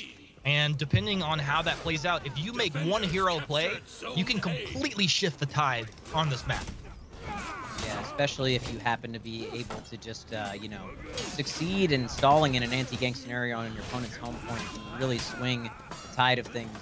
But right now, we're going to see how this initial fight plays out. Mambino eating a big damage there, but dealing some himself, so that's sort of JJ's thing when he gets into those chain heavies. Nice Sifu stance and a Sifu in return. Oh, Mambino going to eat that zone and then get caught out by another light, so Mambino out of the fight early, and it looks like early on this fight going the way of Virtue. Yeah, 2 kills for Virtue, but the execution going the other way, plus the low health bars means that's going to be a bit of opening on the map, and we might even see Virtue lose ground just due to that. You know, Cashy Dude wants to get out there as fast as possible. Is he going to wait for full health? We'll see. Phoenix, from the very beginning, very aggressive and continues to apply pressure in B. Continuing to apply pressure, but it is the side of Reading Comprehension breaking back out onto the map. It looks like Saucy's going to be forced back along with Phoenix. So Mambino and Vain Noir are going to slowly flip B, and we'll see. It looks like Thrillnu going for this back cap here. Yep, this is the gamble that you were talking about at the start. 2 of the players on the side of Virtue, very low HP. We'll see if Thrillnu's able to survive as he has blocked this heal. I mean, this is like what you snowball or you lose to a lesser opponent. And it looks like this is going to be the snowball if I had to guess, but 3 versus 4, awkward situation. They're going to go ahead and lose 1, make it 2. Reading Comprehension just flexing over here. I think they're going to get this point, and this could be the beginning of our snowball. I think it very well could be the beginning of the snowball. However, Thrillnu going down. Unfortunately, I think, though, for Virtue, the damage has been done. 2 players on the respawn. However, there were no executions, so they should be able to come back into this point. We'll see if they can close these kills out quickly, or if it's the side of Reading Comprehension stalling for time while they're respawning. Cashy Dude wants to get into Sifu. He's trying. Not gonna quite happen. 1 more. Will he be able to connect with the light? No, Cashy hugging the fire over on the side. Vain Noir rolling down the edge. Saucy trying to get the kill, but nobody's able to connect yet. Saucy's like, I'm out of here, dude. Cashy, finally, he's gonna go down. Willem able to get that, but look at the contest. That means that CMB are fully controlled by Reading Comprehension. Virtue just not able to capitalize on it. You know, at first it was 3, then 4, whittled them down to 1. But Willem stands his ground long enough where his allies can continue to come back in. And this is kind of a disaster for Virtue. It was really bizarre on the side of Virtue there. They kind of just let Willem dance around that fire, chasing their teammate while he was going after the kill without interrupting. I'm not sure exactly what the decision was there, but Willem able to stall for a lot of time. And this is basically exactly what we talked about. Thrillnu, however, being pushed back by Phoenix into the corner, just head-butted to death. So this might be the flip that Virtue was looking for, even though Reading Comprehension have had the early advantage. Yeah, that was some flexing by Phoenix. I felt a little bad for Thrillnu up against that wall. He had no way out. Mambino showing us a little bit of flavor, has revenge, possibly able to get a 1 kill, but nah. Later, Gator, they get the toss off, and you always got to know what's to your back. And some nice, I would say, you know, composure here on the side of Virtue, being able to retake their home point, and rather than go for a back cap, Tetsu and Saucy realizing that they weren't quite fast enough, so they're just content to hold the minion line here. Even though B is going to temporarily flip, they're going to try and just fight alongside B on this minion line to try and hold these points until they can come back. Yeah, we don't see them making their own gamble the other way. It's just straightforward. Take the team fight in B. Love the way you broke it down so hanky. And, you know, we got another beautiful big brain analyst that I'd love to bring in here and ask Vividnaz. You were watching that contest where Reading Comprehension went and took a little bit of a gamble. Did you see mistakes by Virtue, or you think Reading Comprehension just kind of made some good plays there? I think, yeah, Virtue just kind of came out on top. It looked very dire at the start of that whole fight scenario. Reading Comprehension, looking for that stall, looking for that gamble, as you said. Ultimately, it looked like it started to pay off, but as you said, some really great discipline there from Virtue. They captured their home point, pushed onto the B line. They didn't want to make that gamble at all, obviously, so they weren't able to catch up on the points at all, but they just didn't see it. They didn't go for the home point. Well, right now, home point being contested. It's a contested A. B's up in the air. C is going to reading comprehension right now, and they're starting to run away with it. Nearly double the overall points that Virtue has currently. And Thrillnew just running around, bloodthirsty. He's going to try and drop the gate. Are we going to get a kill? Oh, man. Might have shaved off his ponytail, but does not get the kill. Doesn't get the kill, but I do want to point out, you know, we talked about the patience there of Virtue, but it's kind of coming back to bite them because they lost that fight really hard in middle, and we're seeing exactly why these gambles can pay off, because if you're able to stall and not lose too much on the back end of them, you do get quite a large hard point lead. So even when Virtue breaks back out onto the map, manages to retake B, they're still behind by quite a bit. Saucy on Willem. Willem has been making some great plays, stays alive long enough for his teammate to move over and try and help, but actually teammate's going to rotate right on by. Wants to get up to that A to continue to contest. He's like, Willem, you're on your own, bud. Mombino will join Vayne Noir up here, making it a 2 versus 3. Vayne Noir going to try and frontline while Mombino hangs back, maybe getting some of these long range or a nice unblockable that can catch a couple. Vayne Noir just melting his Saucy, able to get on top of him. Not what he was looking for. Lil Tetsu picking target. Who's it going to be? It's going to be Mombino. Can he connect? That's the question. Mombino very well aware, but with the guard break there, should be able to connect. Mombino dancing. They're really respecting him. Great respect. Mombino finally will go down. It was just a matter of time. Just a matter of time, but unfortunately Virtue does find themselves breaking and on Tournament Life. Well, they're gonna get Willem though on the ledge, so this is maybe the start of something where they can retake B. They are still below 1,100 points, but they're gonna have to get out and flip B very quickly. That was a brutal ledge. I don't know if you saw the way he landed. His knee was like twisted backwards. But that's basically what Virtue's feeling was what happened on that ledge. Looking back into B here, Vayne Noir, he pulls out his longbow. He'll go ahead and take a shot. And it looks like it's going to be Lil Tets moving back for the reset, healing on up. Vayne Noir getting right into the thick of things, trying to pick his target, but he's just taking a lot more damage than he can dish out. Unfortunately for them, though, this is going to have to be a complete retake of the map in order to unbreak here. Vayne Noir definitely wasting that tier 4, though, so this could definitely be the start of something. Cashy Dude finding himself burning in middle, though. Willem with that nice fire trap. We'll see if he's able to survive. It looks like he's going to be able to make his way back and heal up, but someone does go down on the side of Virtue, so now they're finding themselves in this 4v3 scenario. 4v3 scenario. Thrillnew. He looks so mobile with his gladiator as you see him moving around these fights. Thrillnew getting the damage onto Lil Tetsu and doing a great job. Lil Tetsu tries to drop back, but the follow is there, and I'm guessing Thrillnew's going to be able to get this kill. Oh my gosh, someone just nukes B. You know what? This is actually pretty close, and they were able to get that revive on the side of Virtue. So, you know, it's starting to get there. I don't want to call it yet. They actually get another revive, so fighting back really well here, maintaining their composure. You know, we talked about the composure of reading comprehension, but it's Virtue right now playing very well in this breaking scenario. I would have given them no chance, but now they're about 100 points from breaking the side of reading comprehension. Oh, buddy. The fire's coming through. You can't live through that. The execute's going to come through as well. And I know you were trying to give Virtue every chance in the book, but things are looking quite dire. Looking quite dire indeed, as there's now 3 dead. It is the lone warlord, unfortunately, and Phoenix is going to go down. It was a nice try. It was a nice showing. You know, they definitely had some moments. Unfortunately, it's the experience of reading comprehension coming through in the end. Yeah, honestly, Virtue, I hope to see him again in the future. You always love to see a team that has battled to get to this major, improve, and not give up. I really hope that we see more of this team moving forward, but for now, it's going to be a reading comprehension with the W. That big dope. Thank you, Humanist. Thank you, So Hinky, for the fantastic casting of that match. Have to say, though, not as one-sided as I thought it could be. We might see those boys return. Virtue, some glimmers of light there on game 2. I think we might see him next season for the next major.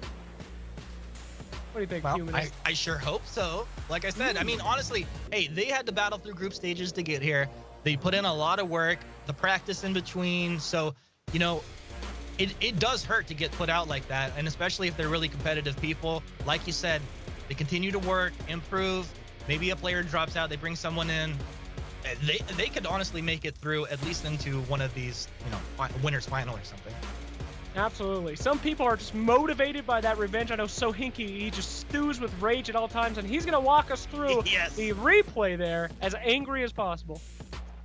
Yes, very angry. You know, I get salty, but you know who's not salty? Reading comprehension, because they played this series quite perfectly. Honestly, even when there were a couple missteps in team fights, they played around their home point and they had some really nice movement back out onto the map. And it was the rotations, I think, that ultimately hurt Virtue. Going into game number 2 on Sanctuary Bridge, it was a bit of a tug of war, but ultimately it was the side of reading comprehension who really put the pressure on the home point of Virtue, getting that hard point lead so that every time they tried to get back out onto the map, there was not really much they could do. And when they did make it out, they were still behind. So really well played by reading comprehension there. And now I guess we'll get to see who meets them in that lower final. Yeah, definitely. Let's just reorient ourselves. And if anybody's just joining us, this is where we are. It's going to be winners final for our next series, Guidance Gaming. We just slid right into the winners final going up against Team Killing Service. Both teams looked amazing. Loser of the series will be facing up against Reading Comprehension. Is no slouch. Winner heads straight into the grand final. This is definitely one of the matches I was looking for. So super excited to get into this one.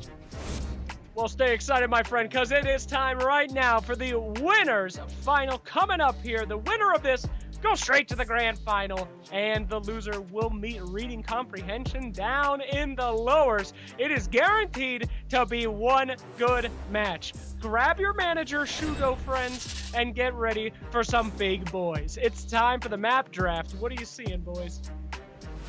Heading into the winners finals, and a lot of people I think thought that this would probably be our grand finals. It very well could be. We'll have to see after this series, but starting things out in this one on Citadel Gate, obviously a lot of fighting in there on that B point. So Guidance Gaming trusting their team fight and their rotations as Citadel is pretty wide open. Harbor, it looks like Team Killing Service, they prefer that 2v2 style. You know, we saw Scorpion and Console to great effect in their first series of the day, and then High Fort, once again, if we do go to a game 3, will be Guidance Gaming's pick. Pretty similar style to Citadel Gate. All right, well, let's go ahead and talk about Citadel Gate. We have Viv and Nas ready to break it down.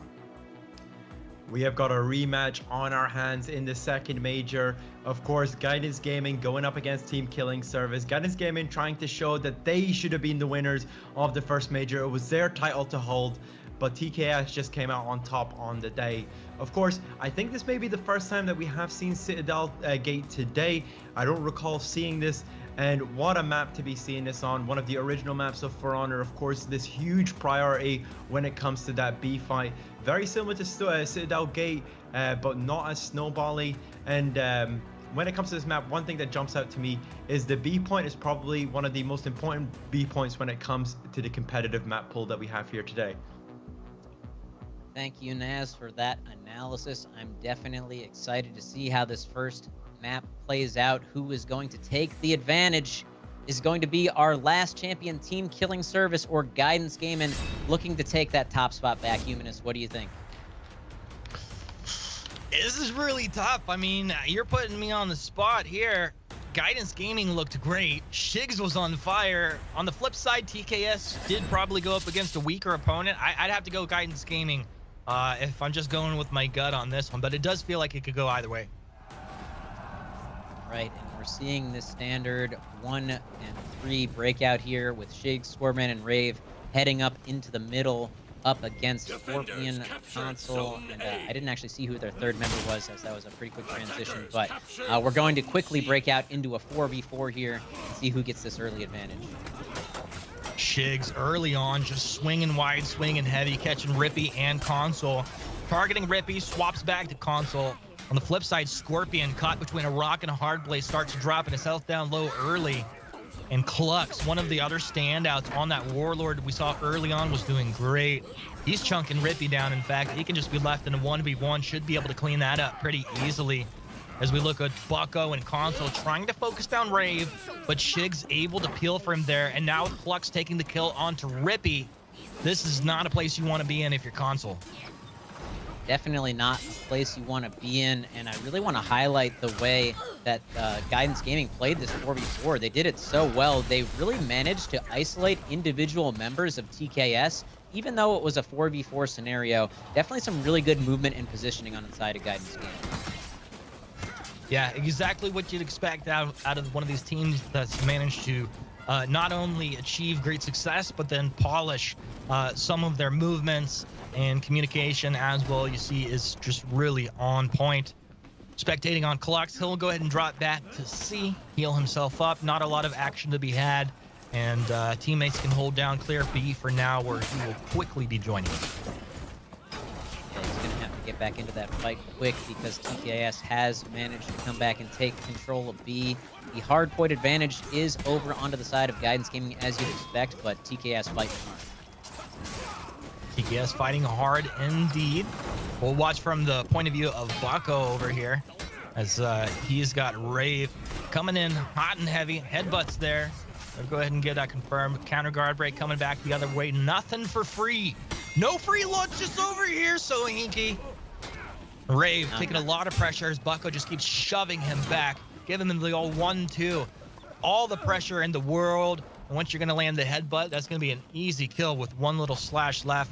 Bucko climbing up the stairs over here. He wants to contest onto C. Yeah, it looks like a 2v1 over onto C as TKS is looking to triple cap here, and Bucko doing just such a good job of not letting Gravelord get out of there, making sure that they were going to get that, and Console's going to get the execution here, so it's TKS now taking complete control of both home points while Guidance Gaming tries to flood back in. Ruh-roh. Guidance Gaming, you know, they do have advantage over here, but two solid players.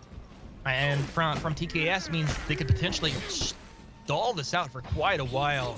Nice chunk damage early on. Console is going to do his best to try and avoid that.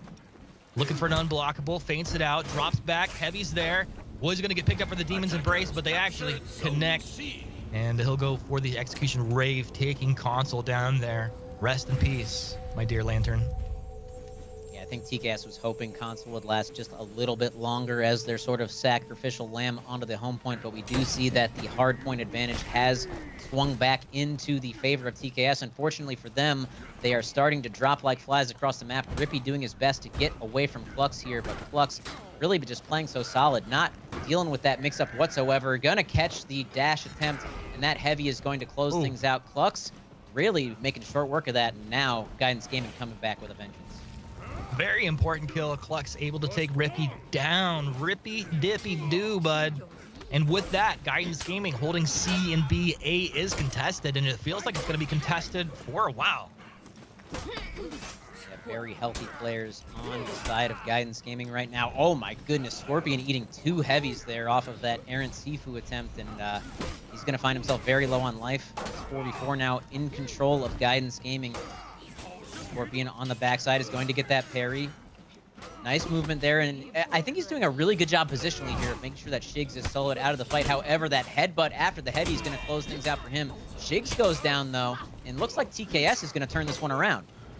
Yeah, they're going to turn it around indeed. You could see as soon as Shigs stepped forward into range, he just got connected on multiple attacks before he could do anything, and what looked like it was going in Guidance Gaming's favor quickly flips around. TKS is for real. And they have control of B. It'll be a 3 versus 3. Pretty full health bars as everybody resets here. They do have to clear out the minions before they're going to go to town. Everything coming up pretty even in this game. It's honestly still anyone's game as Scorbrand's going to eat a bit of damage here. We heard Scorbrand talking about his comfort pick here, Jean Hu, is he's going to eat some feet from the side. I didn't see exactly what it was. I think it was from the Jean Hu. He's just going to throw that fire trap and head back to heal. So now it's TKS with numbers in middle. Scorpion trying to kill Bucko, and Bucko is going to close out that kill as well. Sorry, not trying to kill Bucko, trying with Bucko to get the kill, and then Shigs finds himself alone. Scorpion and Rippy now working on Shigs. Shigs is going to try and get back himself. while Rave is looking to cover. Rave getting the guard break on Scorpion, and now Scorpion's finding himself, well, this fight is anyone's to take. The Demon's Embrace is going to get interrupted, though. Yeah, the switch over to Shigs there. Shigs able to take down Scorpion.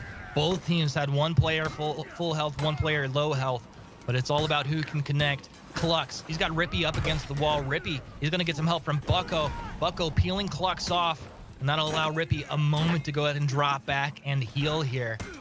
840 to 720 points overall. Definitely a very close game here. We knew this series was going to be a good one. Yeah, Bucko here in this Warlord 1v1 with Clux is going to catch that parry and close the kill out on Clux. Now they're going to apply pressure to this home point over onto C, while Guidance Gaming finds himself very on the back foot, and Scorpion and Console actually making the call to just back off.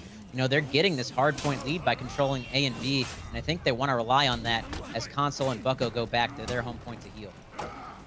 Yeah, I think that's really smart. I mean, you don't need to do anything else. You're very close to putting your opponent into breaking. Don't take any chances. There's no reason to be taking any gambles, and just smart overall gameplay. The communication's on point. Scorpion, he's going to be going toe-to-toe with Scorebrand over here. Minion trying to peel Scorebrand off of his ally. Bucko jumping forward. He wanted to get Scorebrand on the way out. He's going to chase them up there. Of course, not going to allow Scorebrand to go ahead and get that back cap. Not for free, if not at all. Scorebrand will go down. Bucko, clean kill. Gets his feet, tier 3 feet leveled up and right back into B. Yeah, Rave is going to have to survive for quite a long time, though, as his entire team is down. Fortunately for him, Console is very low on life. We'll see if he's able to maintain control of B. Console catching that guard break there. However, is going to find himself out of stamina, and the kill will be finished off from Rave with that kick. So Rave maintaining control of B. Luckily, if he had lost that fight there, that would have been it for Guidance Gaming, as they now find themselves in breaking. In breaking and back against the wall. Guidance Gaming, let's see what they can do. C is contested, A is capped by TKS, B in control over by GG, and we look up over into the Citadel. Scorpion, low health, bud, guard broken and taken down. Clux, he'll go ahead and grab that one. Scorebrand, what are you gonna do? Gets Bucko up against the wall, and they just go to Pound Town. But Bucko flexes, flipping them back off of him. He'll be able to get one kill. 2 versus 1. I actually don't care, says Bucko. Gosh. Bucko with that insane play, the headbutt, that 1v2. Oh my goodness. Bucko with the clutch plays there, making sure that their team does not go into breaking. And the Rave, you know, they were looking to take control of the rest of the map to try and break back, but now, because of that clutch from Bucko, it is going to be the end of the road here in game number 1. It looks like for Guidance Gaming as they find themselves in a 4v1 scenario, and it's not even breaking yet for the side of TKS. No, that was such a huge play. You think Bucko, he's like, maybe I can stall. I'll try to get one kill if I can. But to not only get one kill, but to take 2 at the most important moment of that game.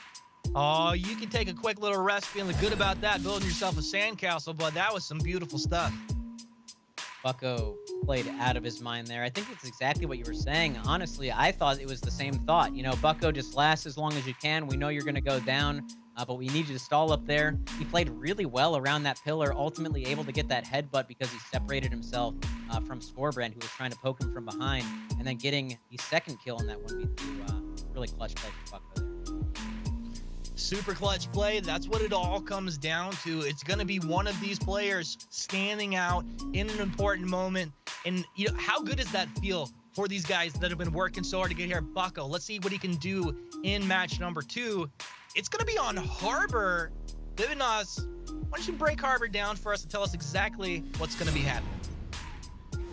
Look, we're gonna have an absolute series on our hands. We expected kind of Guidance Games, or at least I expected Guidance Gaming to roll through the competition. Team killing service with the absolute clutch play of Bucko, managed to get that breaking scenario and win out game 1 on Citadel Gate. Harbor plays slightly differently. We'll be looking for a split depending on what these teams try to run, either 2-2 split, either B or C, or even 2-2 split on both of the home points. So excited to see how this one goes, and let's see if Guidance Gaming can claw one back. Thank you, Naz, for that. You know, I think early on, before the series started, I would have given Guidance Gaming the edge, but they lost the map that I was expecting them to win, to be honest. TKS have been looking extremely strong in these 2v2s, so we'll see how these rotations start in this game number 2. Game number 2. Two of the most fire teams in the entire world. And it's going to be on Harbor once again. Maybe Harbor might be my favorite map now that I think about it. Sanctuary Bridge, I love it, but there's something so cool. You don't see people taking the ropes too much in Harbor, but that's one of my favorite things, to get up on the B, and you can just rotate so easily on the ropes. Feel like a superhero. Yeah, you actually will see a lot of that, and it's interesting where we're not seeing a 2-2 split on the side of TKS as we would have expected. Scorpion looks like he went to clear out B, and then it went 1 over to A, so we'll see if this works out for him. Looks as though he has, though, rejoined the fight on A. Well, spread out over here. It looks like C probably is going to be one of these delayed contested fights unless someone can get the advantage over here early on. Bucko is going to have to play it carefully. Now, Bucko was the one who made the hero play at the very end of our match 1. Bucko staying alive on a sliver of health. Will drop back. Rippy trying to peel for him, and he'll just take a headbutt. And that's going to be control for TKS over C. Early on, triple cap, ABC, 1, 2, 3, double boost, me. Yeah, that's not only control C, that's control the entire map as every single member of Guidance Gaming went down. You know, unfortunately we didn't get to see the fight over on A, but that was really well played over on C. Even though Bucko found himself very low on life, you know, managing to get a kill before going down, and Rippy finishing things off. Really positive stuff over here for the side of TKS. Now GG, they're not going to get tilted. Cool, calm, and collected. A little soothing mist in the brain. Get back out here, communicate with each other. And Shigs over here with Rave, trying to take back control over C. But you got tough opponents to deal with. Bucko just going ham, dancing around. It's hard to get a lock on this guy. He's always just constantly moving. Tries to go for the GB, it's countered. They'll go ahead and swap targets and right back to it, dancing around. Guard break connect from Bucko on that one. Looks for the headbutt. He'll just take a quick little poke. I love that he's just confirming these small little damages, but making sure that they're landing. So he's really secure damage coming out slowly but surely. And Bucko doing a really good job as well of just keeping Rave sort of zoned out of the fight, so allowing Rippy to take this 1v1. It looked like he was winning. I'm not sure what exactly caused him to just lose so much life, but unfortunately now Rippy finding himself pretty low. But Revenge is triggered off on Bucko, so he's going to get this knockdown. It should be a kill. Wow. Yeah, he will close that one out. And once again, TKS looks like winning both 2v2s on the map. These guys look pretty good, gotta say. TKS, we knew as soon as we saw him in this second major, they were looking great, and I think they've only accelerated their pace so far. Guidance Gaming do feel a little bit off balance. Rave respawn. He's going to take a second to make his way back out on the map where it gets contested between A and B over here. They got to be careful. If someone walks under that bridge, it's definitely easy ledge territory. I will say, though, on the side of Guidance Gaming, the one really, really smart thing they did before contesting C again was they retook B. So we do see it now swinging back in the other direction, but making sure they didn't get too far behind, even though they're losing these early fights. We'll watch from the perspective of Console. Console, he sees Scorbrand. He's going to go ahead and just chase him up to A. No free healing here, Scorbrand. He's going to turn around. Nice surprise attack. With the guard break, the knockoff. Console's not even gonna, he doesn't care. He's going for the capture. I love it. He's like, dude, you can go do whatever you want with your low health bar. I don't care. Yeah, I really like that decision, actually, not trying to go for that plunge attack. You know, it's not necessarily confirmed. So just making sure they flip the zone. Now, as you can see, they have control of both home points, and with that defender renown, they're going to get a huge feed advantage. TKS just making it rain across the map. This is a massive lead. I'm just surprised. I thought this. I just didn't expect GG to be getting rolled over like this. And you think that after maybe the first or second rotation, things tighten up a bit. Maybe it's going to be the fourth or fifth rotation across the map here. Clux clearing out B. Shigs looking for an opening, and You know, one of the things also, it feels like Shigs has just been a little bit more quiet in the series. Yeah, I would have to agree. And, you know, I thought that TKS was going to have the advantage in the 2v2s, but I didn't necessarily think it was going to be this much, as we finally see both home points being challenged by Guidance Gaming. Unfortunately, Rave finding himself really low and zoned out of the fight by Scorpion. Does find his way back in a little bit off of that parry. Rippy taking a little bit of a heavy there. But now Scorbrand finds himself out of stamina. A little bit of a whiff guard break there from Scorpion, so some small errors here, and this could be where Guidance Gaming look to get back into the game. One hit will cause Rave to go down. He's dodging around. 1 GB could do it. No, they do manage to finish off Rippy. Scorpion not wanting to get in there and feed any revenge, but he's going to get hit from behind. Oh, actually, Scorpion going to take down Rave there, but Scorpion taking down Rave, but then Scorbrand coming in and finishing off Scorpion. Just a bloodbath. Now, Scorbrand low, Console low. Scorbrand going to get parried, knocked back, but he's got help that's already come in here. There's not a moment where there's not action over in C. Console, does he even have health? He's got like 1 health. This guy over here just countered guard breaking Shigs. All it's gonna take is 1 light to come through. They finally get the kill over on Console. I gotta say, Console has been doing a great job at stalling out basically all day, or so far for NA. Really good stuff. Bucko, he's got Rave up against the wall, looking to confirm some damage. And Vivid Naz, where we have just a moment to breathe here. I was thinking it feels like Shigs has been pretty quiet. Are you seeing that, or is there anything else really standing out to you? Any reason why TKS is just dominating? I don't even think it's just Shigs not standing out anymore. I generally just think TKS are just outperforming them in all of these fights. And the problem is, when you have Shigoki and Warlord so far ahead, already on their tier 2s on Juggernaut, sitting on the C point, and you have this influx of Guidance Gaming members coming in to try and stop them. The problem is you keep feeding into the machine. You can already see tier 4s across the map. Renown lead is absolutely astounding here for TKS, and it is an absolute uphill battle for Guidance Gaming just in general. Makes sense to me. And that's why we have you here, Nas, to break it down for us whenever we need a little bit of that help. And Guidance Gaming could use a little bit of help right now. 2 versus 2 situation, about as fair as it gets. But not when someone pulls out a longbow. Console ready to take a shot, apply some damage, and Shigs once again given no opportunity as Scorpion just kung-fuing his way around. Look, just throwing these long-range attacks, and you can't close the gap very easily, especially being that low. 1 more light will put Shigs down. Make it rain. That's 3 dead across the map. And TKS, they're looking to put Guidance Gaming into breaking, 20 points away.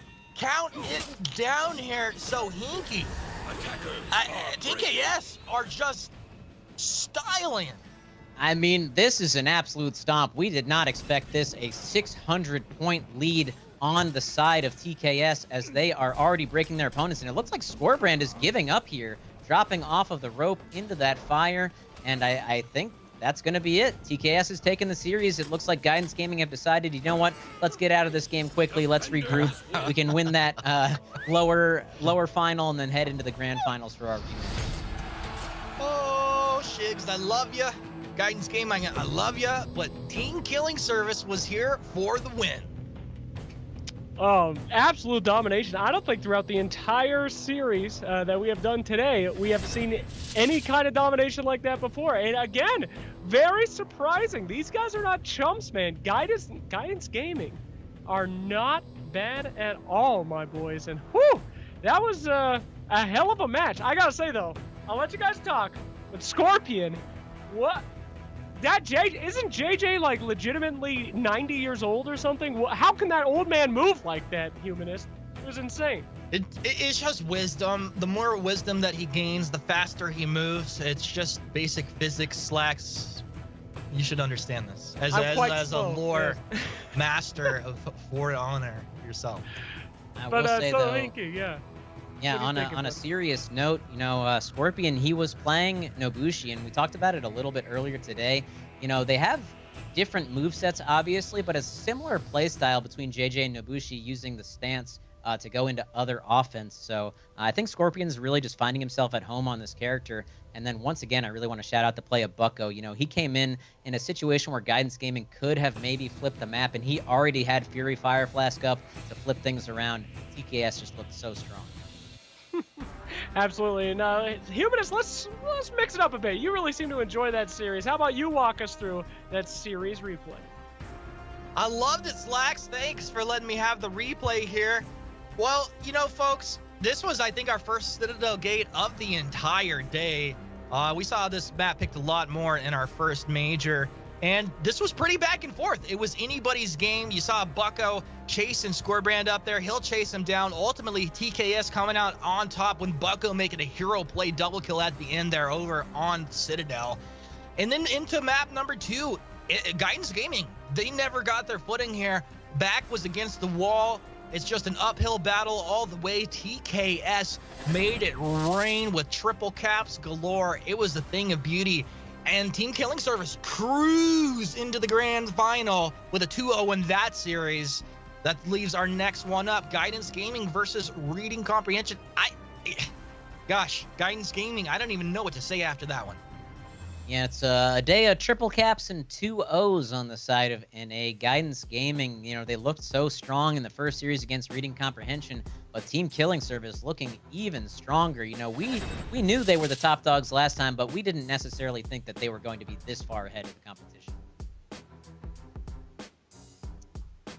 All right, heading into the map draft of our losers finals, it is going to be Reading Comprehension trying to take down Guidance Gaming, the behemoths who we thought would regain composure and regain their top spot today. They find themselves in the losers finals, taking that comfort pick of Citadel Gate first, going into Harbor, Reading Comprehension, deciding that maybe they can pick them apart in those 2v2s, and then once again, another wide open team fight oriented map on the side of High Fort. We'll see if Guidance Gaming can get back to that rematch, or if it's going to be the side of Reading Comprehension coming in strong.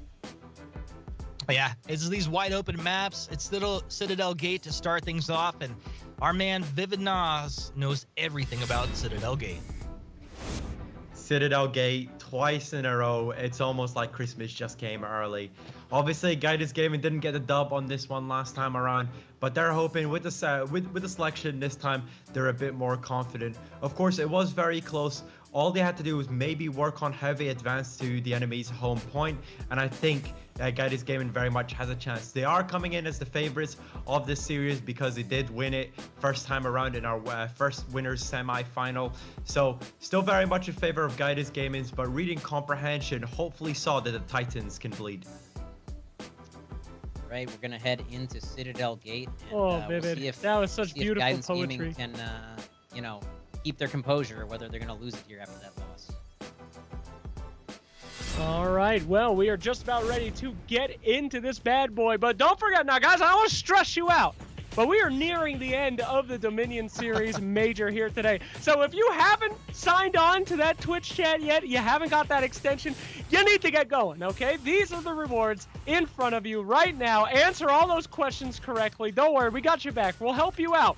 But if you want that ornament, time is ticking, my friends, and if you really need some motivation, don't worry, we got a little fashion show for you. P.O.D. lovers out there, you guys want to see him wearing this outfit as you spin around saying your own name? Well, we've got that in a little video. But you need to do it now. Seriously. Now. Don't stop guessing the questions. Just put all the questions in there. I don't care, okay? Ask Twitch chat to help you. Open up streams on your phone, on all your tablets. It doesn't matter to me. Hurry! Okay. Don't get too stressed, guys. Don't worry. A lot of us have already gotten our beautiful ornaments, so we are ready to roll ski here and wear these beautiful color palettes. Ooh la la. All right, all right.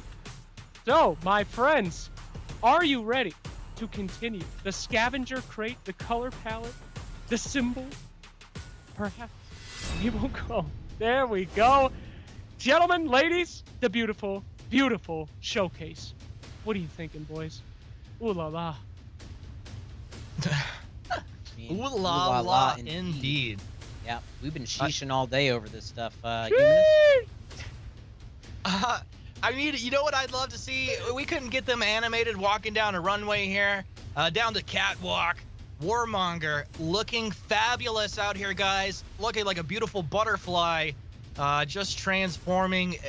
The color scheming is just so great. Absolutely beautiful, but the thing that I'm really after, and the thing that I just hit actually on that tier 5, is this wonderful ornament to let everyone know that you are an esports enthusiast. Look, I don't just play this game for fun, okay? I play it to get drafted by Guidance Gaming. Call me, guys. I swear I'll practice really hard, but if I don't make it onto Guidance, at least I can have that sweet ornament. Absolutely. You know what? That's really all that matters. It doesn't matter if we're all bad at the game as long as we have sweet ornaments and sweet versus screens. Gentlemen, it is time for the losers semifinal. Loser of this goes home. Winner goes to face off in the grand. Take it away. Let's go. Well, that's right, ladies and gentlemen, we are into this matchup. It's going to be a real fun one. Reading Comprehension going up against Guidance Gaming, who a lot of people thought would be sliding straight into the grand final, but they've been knocked down. Let's see if they can pick themselves up as we get into our first match. It's kind of a big question mark. We talked about the pressure of having that sponsorship, but even more pressure, I think, now coming off of a loss, especially one that you maybe didn't expect. So we'll see if Guidance Gaming maintains their composure or if they fall to Reading Comprehension. Yeah, well, let's see. Right now, we're spectating on Willem. Has been a player that I thought had made some great reads today. Willem looking to get on the Scorebrand. Scorebrand aggressively dodging around. Will get caught out with a light there. You see Willem maybe wanting to switch targets as he does eat a bit of damage. Scorebrand jumping in. Looking back over to Mombino. Mombino will get caught on the back. Shigs falls. Willem able to clean it up. Mombino low. Scorebrand dances. Finds one. He's going to get the execute as well. Now Thrill low. Clux. Will he be able to get the kill over on the edge? Yeah, he's got it. Lock it down, buddy. Lock it down indeed, and you know who else is locking it down is Rave, who didn't even stick around to confirm that kill. Instead decided to head up and pressure the enemy home point. This is that aggressive play that we expected out of them from the beginning. Rave now finding himself in an anti-gank scenario, eating a lot of damage early on. Maybe not exactly the play that he was hoping for, and that's going to be a double Demon's Embrace into the kill. You see Shigs moving in here, trying to headbutt his way onto the point, will be able to contest. Unfortunately, he's going to eat a Demon's Embrace himself. This might be the double. No, just slightly missed space there from Willem, while Shigs is now able to hopefully stall for some time. Dude, when you're rotating over to a point and your buddy's there, he's on half health in a 2v1, and you're just thinking, God, please just survive. I'm coming, dude. I'm coming, dude. He dies right before you get there. It's the bad feels. But Shigs stays alive. Anti-gank situation galore. Oh my! Vayne Noir. The domination. And the Shigoki just does so much damage. Yeah, the Shigoki does so much damage himself and is able to confirm so much damage. And while that fight was going on, Guidance is being put on the back foot here at their home point as we see this Gladiator gank coming out. And that is going to be Rave bleeding to death here off of the back of that skewer. Shigs flooding back into the point now to try and retake. Real new, staying at range, cannot afford to get caught, but a guard break up against the wall means that heavy is going to come through from Mombino. Vayne Noir hanging it on the side. Thrill new, I'm kind of surprised that he stayed in range to get killed there, but maybe he saw something I didn't see. Whatever the case is, there's starting to be overrun as Guidance Gaming on the back foot here. Swinging for the fences, will connect. Means Shigs stays alive for the time being. Headbutt from Shugo coming back the other way. Shigs will finally go down. Vayne Noir able to confirm that. And now, looking over at Clux. Clux has been playing pretty phenomenally today, but oh my gosh, heavy into the embrace, into the connect. He had no chance. And now they look over and say, hey, what are you doing over here? This is our point. This is our base. We're about to destroy you, son. Early team fights were really going the way of Guidance Gaming, but honestly, Reading Comprehension looking so strong in these 2v2 and 3v2 scenarios. Guidance Gaming, however, now finally taking control of their home point once again. and is going to be reading comprehension on the back foot, as that is going to be another kill for them, breaking back out onto B. And we do see, I think, I can't see exactly who that is, but the Warlord was already clearing out B point. Wow. And Thrill knew the whole time that's just sitting on C, kind of watching from the high point over there, like, hey, good job, guys. I totally believe in you with my cool helmet. Klux. He's going to be finding himself over here up against Vayne Noir with Shigs. Vayne Noir, he's, I think, quietly performed pretty well today. Scorebrand with minions at his back, feels confident to go up against Mambino. Mambino trying to connect on the damage there. Really, when you have all those minions at your back, you feel so much safer. Yeah, and I want to highlight the play of Flux. I called him out a second ago, not by name, but they realized that they were winning that fight over on their home point. Flux making sure he came out and took control of the map, and now just kind of the stalwart Warlord in front of the minion line. It is the side of reading comprehension now starting to push back, but a good job making sure they maintain control of the map even when they were on the back foot. Cluck's low, Willem's low, Mambino's low, Shigs is low, Vayne Noir is low.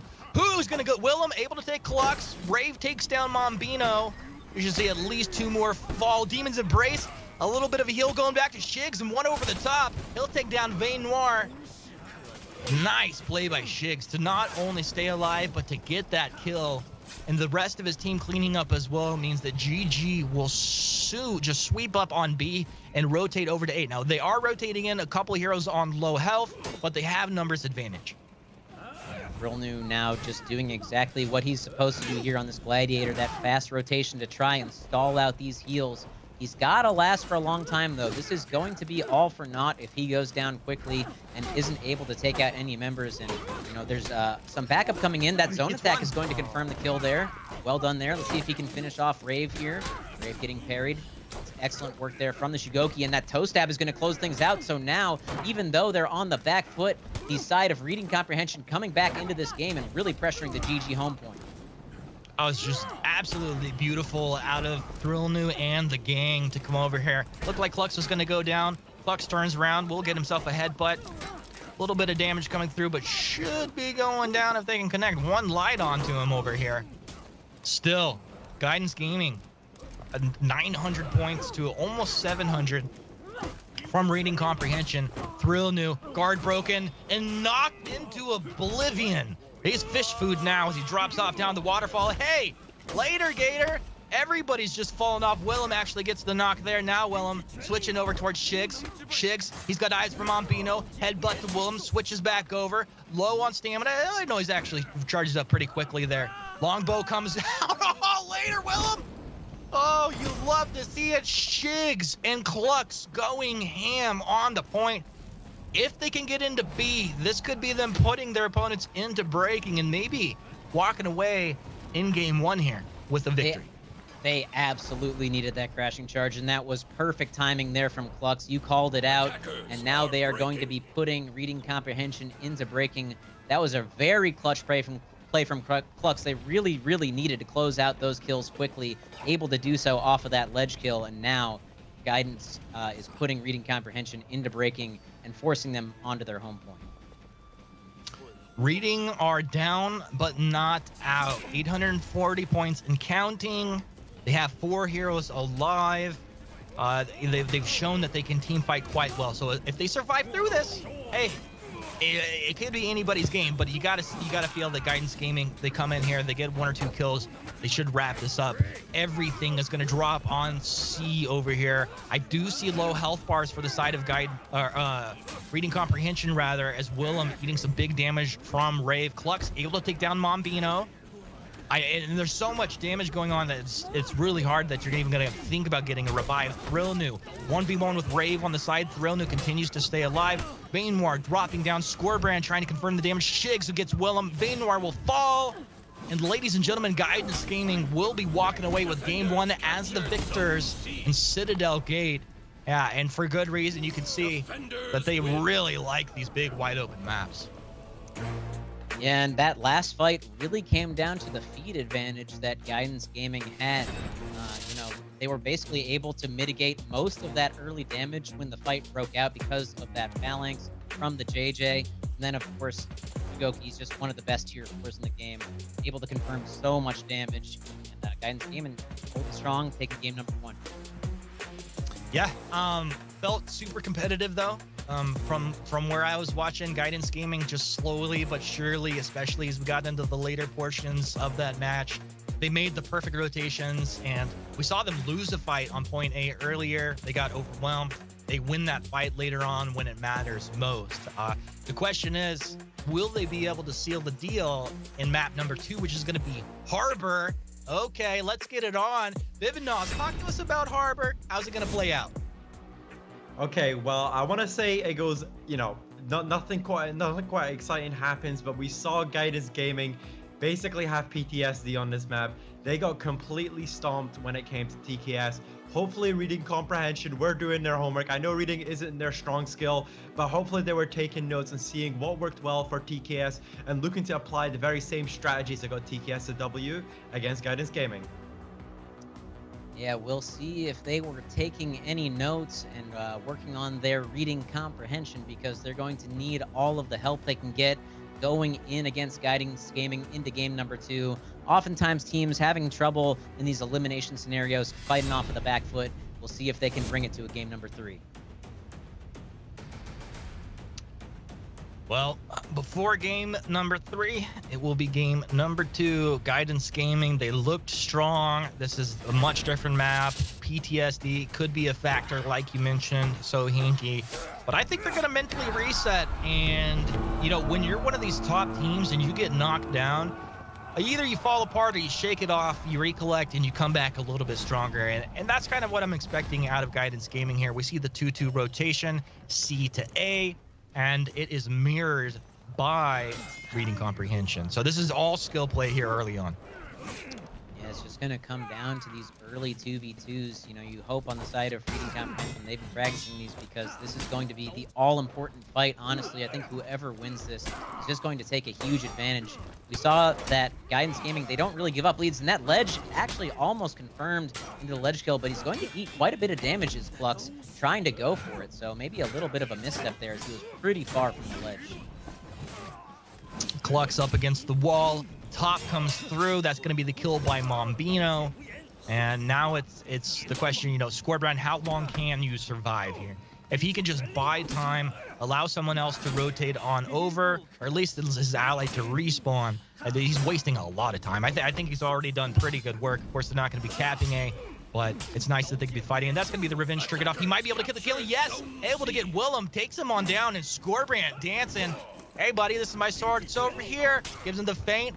Knocked back up against the wall. Scorbrand just going ham. Mombino almost doesn't even know what to think about it. Turns, will be able to get the kill. Eventually, you felt like that's how it was going to start things off. Now, Clux, he's here. Once again, now Clux got here just in time. They got a low health hero in Mombino, but his buddy has moved in. Wayne Nor is ready to just destroy fools. Yeah, I want to really highlight the way that Scorbrand played that. You know, he got the knockdown, and rather than triggering revenge right away, he knew that he was going to be, the enemy was going to be reluctant to attack him because he had the auto parry from that revenge. He just let the attack fly, and that allowed him to get the kill and last for a long time on the point. Now Clux trying to do the same here, but he is going to finally be taken down, and it's going to be Scorbrand once again in this 1v2 scenario. Thrill new, little toe stab up against the wall there. Happy to do it. He's going to get his feet unlocked and move out looking for some more. Vaynor still executing over here. 3 days later, Shigoki still executing. That's going to be a long respawn. And still at 15 seconds. So now just starting to count down as we go ahead and zoom out across the map. You see players fighting over B, point of contention, but really hasn't been too much focus on B at this point. No, I think finally the fighting is head over to B as these home point fights have sort of ended. And Scorbrand, you know, I think he wanted to stall a little bit longer there, was taken down very quickly by Thrillnew and Vain Noir. And now it's going to be Shigs going down, another execution. So while reading comprehension find themselves behind just a little bit as far as the points go, they are starting to get an advantage pretty heavily in these fights. Yeah, but let's see what they're going to do with it, right? Because Guidance Gaming, while even being on a back foot based off of respawn, a staggered respawn, they've made great rotations as a team. Vayne Noir taking the majority of the damage as Scorbrand able to connect here. Swaps target right back onto the Shigoki. You can see he's ready to help his ally. He's ready to deal damage himself constantly. It's so much fun to watch these players at this high of a level. And Scorbrand just doing 360s over here in the circle. Everybody dropping low. Willem, one more hit. He's going to go down. Trying to attack from range. Wants Scorbrand. Willem moves on in. He'll fall. Vayne Noir able to take Scorbrand as well. You knew he was going to eventually go down. That leaves Rave. Last man standing to get the execute onto Vayne Noir. And with that, tier 2 feats are unlocked. Rave can clear out the minions and the push wherever he wants to on the map. I really like that play from Rave there, deciding to just let the heavy rip. You know, he knew that they would be afraid of him canceling into that light attack, so just lets the heavy go and is able to get the execution because of it.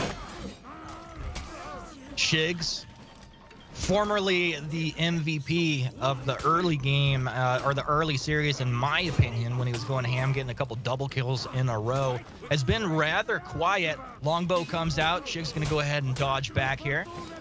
Vayne Noir moving in aggressively. Shigs is low. Thrillnew's low. Standoff. Looks like he got the headbutt, but Vayne Noir able to move on in. With Thrillnew there, he keeps everybody alive. What a phenomenal play there. And GG just losing multiple heroes. They're going to get the execute as well. Yeah, but it's kind of what you were talking about before. You know, they're getting these kills, they're getting these executions, they're winning these fights, but at what cost? Because they seem to be losing the macro game here. I think Cluck's doing a really good job just making sure he maintains control of middle off of the C rotation. And unfortunately, even though they're getting the advantage in these fights on their home point, they're actually just losing the rest of the map. Yeah, I mean, they captured C, the occasional capture of B, and just contest A constantly. That's put Guidance Gaming ahead. Very big-brained players over here. As we see a couple Shigogis getting messy. It sure is a slop fest when you get in here and you just target swap and unblockable. Multiple people just munching damage. Rave, Clux, Shigs. They're all like, who's going to take Willem? We'll leave Shigs with him, but Willem dancing. Will he be able to get Shigs? Yeah, he's got him. Scorbrand takes down Mombino elsewhere on the map. Willem taking down Shigs and rolling back into B. It has really just turned into a battle of here. Like, no minion is allowed to stand in B for more than 5 seconds. No, but the constant boosting of C means that GG has just found themselves way in the lead. And it looks as though they have a pretty big lead as far as feats go as well. Cluck's getting held up on these minions, though, and will ultimately fall. That was a little unfortunate for him. But Willem now finds himself alone as well on the side of reading comprehension. Shigs a little out of stamina, though. Mombino going to be pressuring from the back. Gets a nice parry there while out of stamina. Parry right back at him, and that is going to be a heavy coming through. This is going to be a very important fight for Mombino in this 1v1 here, as the rest of Guidance are being pressured over on C. Shigs up against Mombino. El Clasico, Thrillnew want to rotate around on the backside, needs to make it back over to A so he can heal up.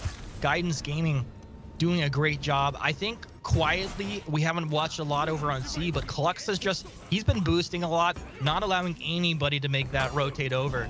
And Clux being a big difference maker. Well, we don't even, it's even just kind of hard to notice because it's just so clean and effective. Now Clux up in B, in Mombino's face. What's up? This is my helmet. Head charging him back. Jumps on forward. Cluck's able to get the kill on the Mombino and immediately swapping over to Thrillnew. It actually doesn't matter who he's going up against. They're just getting pounded down here. 2 heroes remaining. Make it 1. And Guidance Gaming flexing on reading comprehension. Felt like they were the better team. And it should be just a matter of time before they're going to go ahead and close this one out. It's going to be a Shugo. And he's not going to pull a tote mind on us. He'll stand his ground. He stands his ground with that revenge. Unfortunately, on the side of reading comprehension, that will be their tournament life coming to an end. Guidance Gaming, honestly, you know, the fights were playing out relatively close, but they just had the better rotations and the better game plan. You know, we always talk about that C point being important, and as the game broke down, they really played off of that C to B rotation, just maintain control of the map. Fantastic. And with that, we will see Guidance Gaming moving on. And we are going to the grand finals very soon. Gotta say though, NA, what is up with our boys? They smell blood. There are no game 3s in this region. As soon as they see weakness, they go in like a Nobu from across the map with that damn pole. Anyway, Humanist. Sorry, it's happened too many times to me. This I ended guess up how so, buddy. How you thought? What'd you think of that one? MVP. What do you think? Oh gosh, I mean, if I'm giving an MVP, I'll probably give it to Klux. Like I said, it was kind of quietly just getting work done. Like we almost didn't have the camera on him just because the action seemed to be happening elsewhere. But the fact that he was able to hold down C, defend it, get kills, rotate out to B, and back and forth there, I think that was really the reason that they're able to secure at least game 2 so cleanly.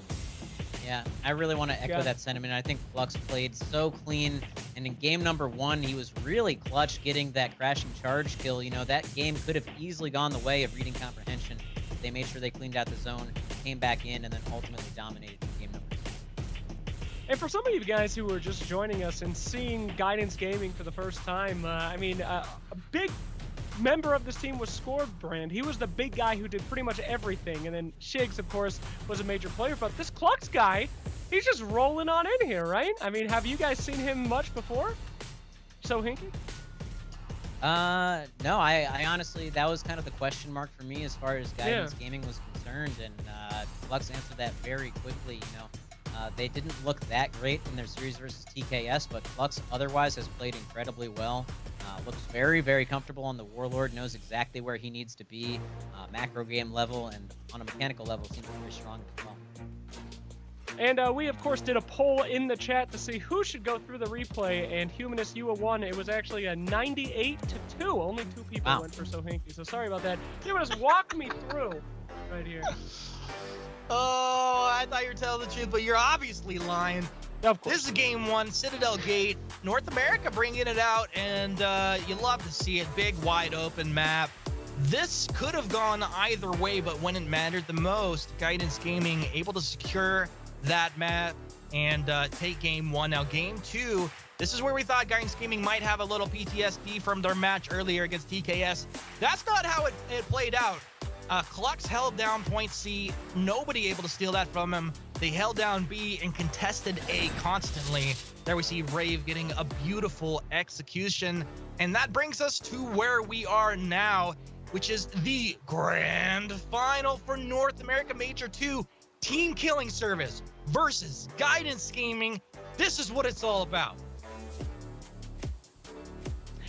Absolutely. Well, guys, this is a repeat of last time from the winners final, and I gotta say, we have not seen a game 3 all day yet, and I hope, I pray that it will be happening in our grand finals. In fact, these teams are quite ready for each other. We talked to all these teams before the tournament started and asked them, who are they most afraid of facing? Who's the biggest competition?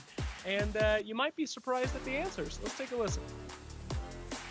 In terms of the toughest team and toughest competition, all of them are going to be tough. But I think GG is by far the toughest. And, you know, we're looking forward to playing against them, getting the chance to show how good we are. As far as I'm concerned, there's only one other team in this major, and that is TKS. Last major, we went 1-1 in them sets, so as far as I'm concerned, that is unfinished business. The team that is probably going to be the toughest competition in the tournament is going to be Guidance Gaming. Scorebrand, he's probably the #1 player in NA. He's super knowledgeable, he's a very smart guy. But the way that we've been scrimming and the way that we've been kind of pushing through, I feel like we'll be able to take it. Every team we're going to fight are going to be a challenge, but there's one in particular that I'm really looking forward to fight, and it's Guidance Gaming. They've been playing at the top level for a really long time, they have a lot of experience, and every single one of their players is really good at the game. And there you have it. Every single team says that Guidance Gaming would be there. And the one team that they knew would be their competition, TKS. Well, you know, it happened. Grand final time. The undisputed 2 best teams in NA, For Honor, Dominion. Show me the maps. Heading into our grand finals, we see Guidance Gaming once again deciding to go out there on Citadel Gate, perhaps very afraid once again of the 2v2s coming out of Team Killing Service, and that's exactly what they're going to target with their pick going to game number 2 on Harbor. Harbor has definitely been an Achilles heel of Guidance Gaming, as TKS has dominated between both majors on this map every single time. And if we do happen to get there, a third map once again focusing on those team fights in Sanctuary Bridge. Well, it looks like the North American map is going to be Citadel Gate, as it's been played more here than we've seen all day long. And Citadel Gate, Vivinas, you talked about it once, twice, 3 times. How about a 4th? Any secrets left for you to share here? Look, Citadel Gate, for possibly the last time today. Guidance Gaming have been pushed against the wall. You heard there from Scorebrand. He feels there's some unfinished business against TKS. Of course, last time around in the winners final, this was a very close matchup between TKS and Guidance Gaming. There was just a few mishaps and a few missteps there by Guidance Gaming, which lost them this map. So hopefully they pick this one again in the hopes that they can get a dub the second time round. Will TKS be able to hold them and keep the crowns of NA, or will Guidance Gaming have anything to say about it? Appreciate that analysis, Naz. And honestly, I tend to agree they really need to come out of the gate, the Citadel Gate, strong here. Because if TKS takes this map, we have not seen them drop a game against Guidance on Harbor. So this could really be the nail in the coffin map. If TKS is able to take game number 1, we'll definitely see how it plays out coming up in a second here. I'm really excited. Absolutely. I mean, we have had a full day of For Honor action, and it has come to this. 2 completely different regions, kind of different play styles, and we just see the bloodthirsty NA come through. Now, I would like to remind you guys that we do have a rule as requested by the community. They did want us to have that final reset. So, if our boys in the upper do lose this, we are going to have that second game. But the question is, will it come to that? Humanist, who do you think's taking this bad boy? Ooh, put me on the spot like that. I guess so. Team Killing Service, 2-0. Damn. So, Inky, you share that sentiment? You know, I want to say I think it's going to be a little closer than that, but I do have to go with Team Killing Service. They were my pick from the beginning. I think it's possible we'll see Guidance take this first map, but if not, I think TKS is going all the way easily. I'm going to say 2-1 Team Killing Service. All right, guys. Well, NA lovers, Dominion lovers, the time has finally come. Welcome to the Grand Finals. Welcome to the Versus screen, and welcome to your heroes that will be fighting for blood, for glory, and for honor. Take us into this finals, my boys.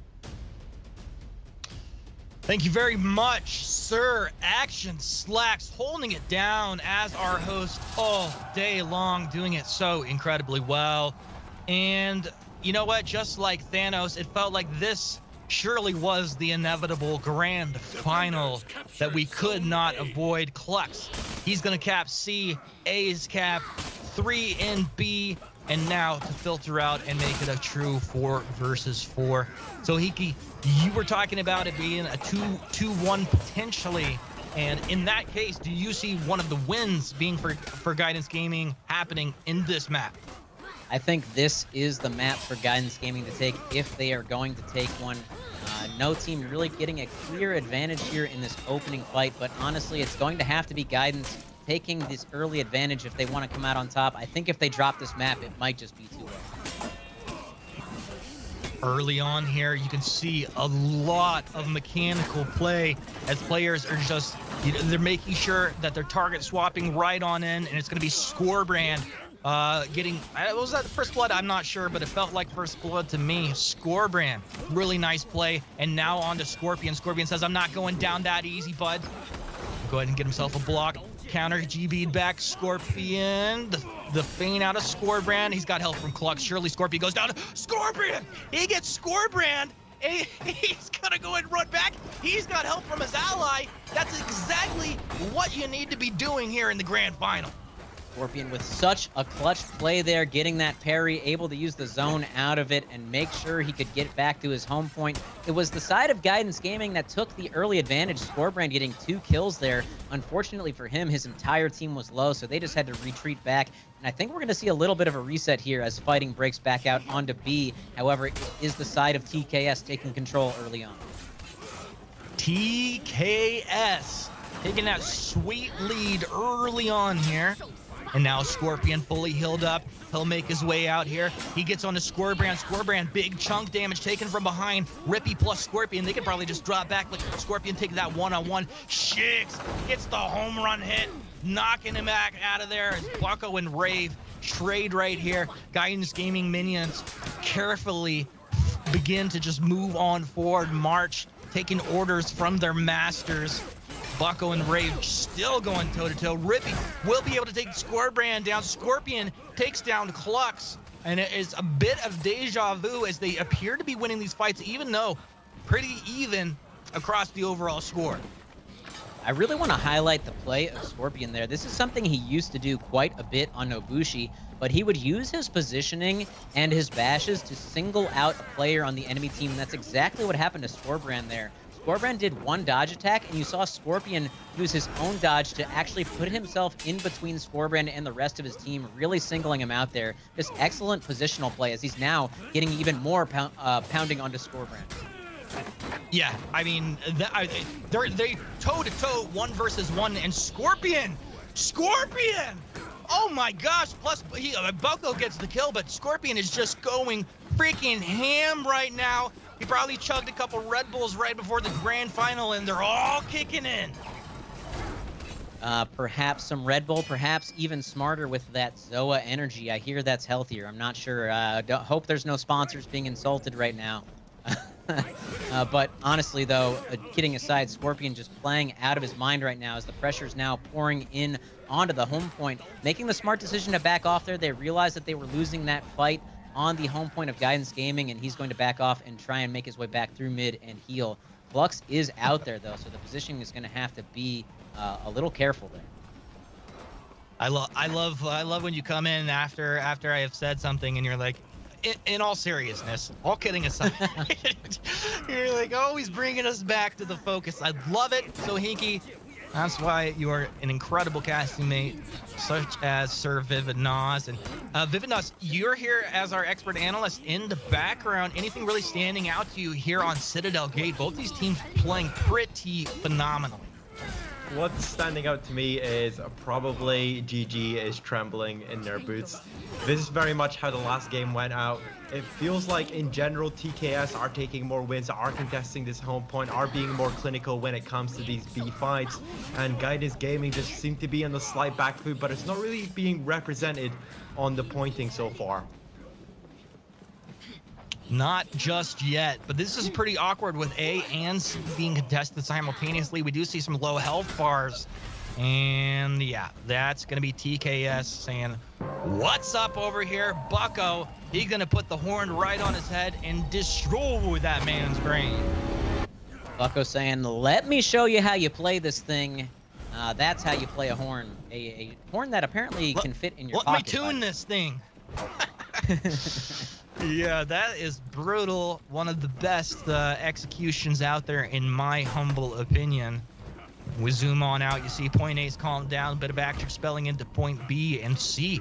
Still a contested area on the map as Shigs looking to stand out for his team. It's a very important moment to do it. Shigs and Rippy, the Shigokis of their teams respectively, headbutt, switching targets onto Scorpion. Scorpion, he's trying to get damage onto Shigs. At the same time, he's getting pounded by Clux from the side.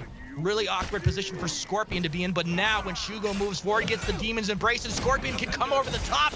He's gonna get the heavy into the execute, and that's exactly what TKS were looking for in the moment. That'll put him a couple 100 points up simply off of this beautiful rotation, an epic team fight 2 versus 2.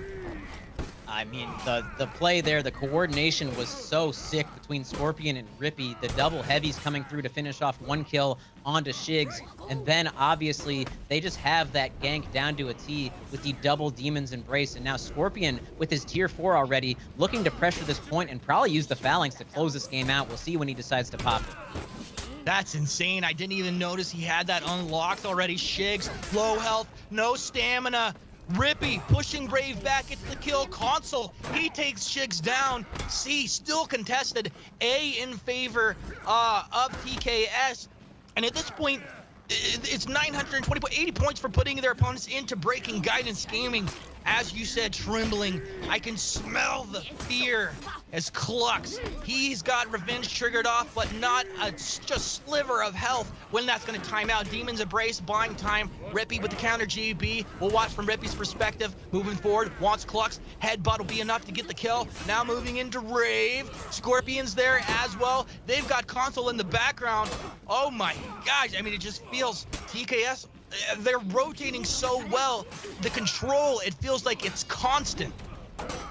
It's Guidance Gaming forced to be streaming back into this point, and they just have this Demon's Embrace gank so down. Scorpion finally deciding to pop the Phalanx there, and they are going to have this 3v2 scenario. A is being contested, it looks like in a 1v1 right now. That is the only thing keeping Guidance Gaming from breaking, as they're not able to retake middle on the side of TKS. Finally, it looks like Rippy will go down as that Phalanx ends. And Scorpion and I think it's Console there, trying to just maintain control here. Now they do put them into breaking. However, Scorpion is going to fall, and Console's just going to do his best to survive, but Guidance is going to be able to break back, unfortunately. Sorry, not break back, but end their breaking and get this long execution, hoping to get back out onto the map.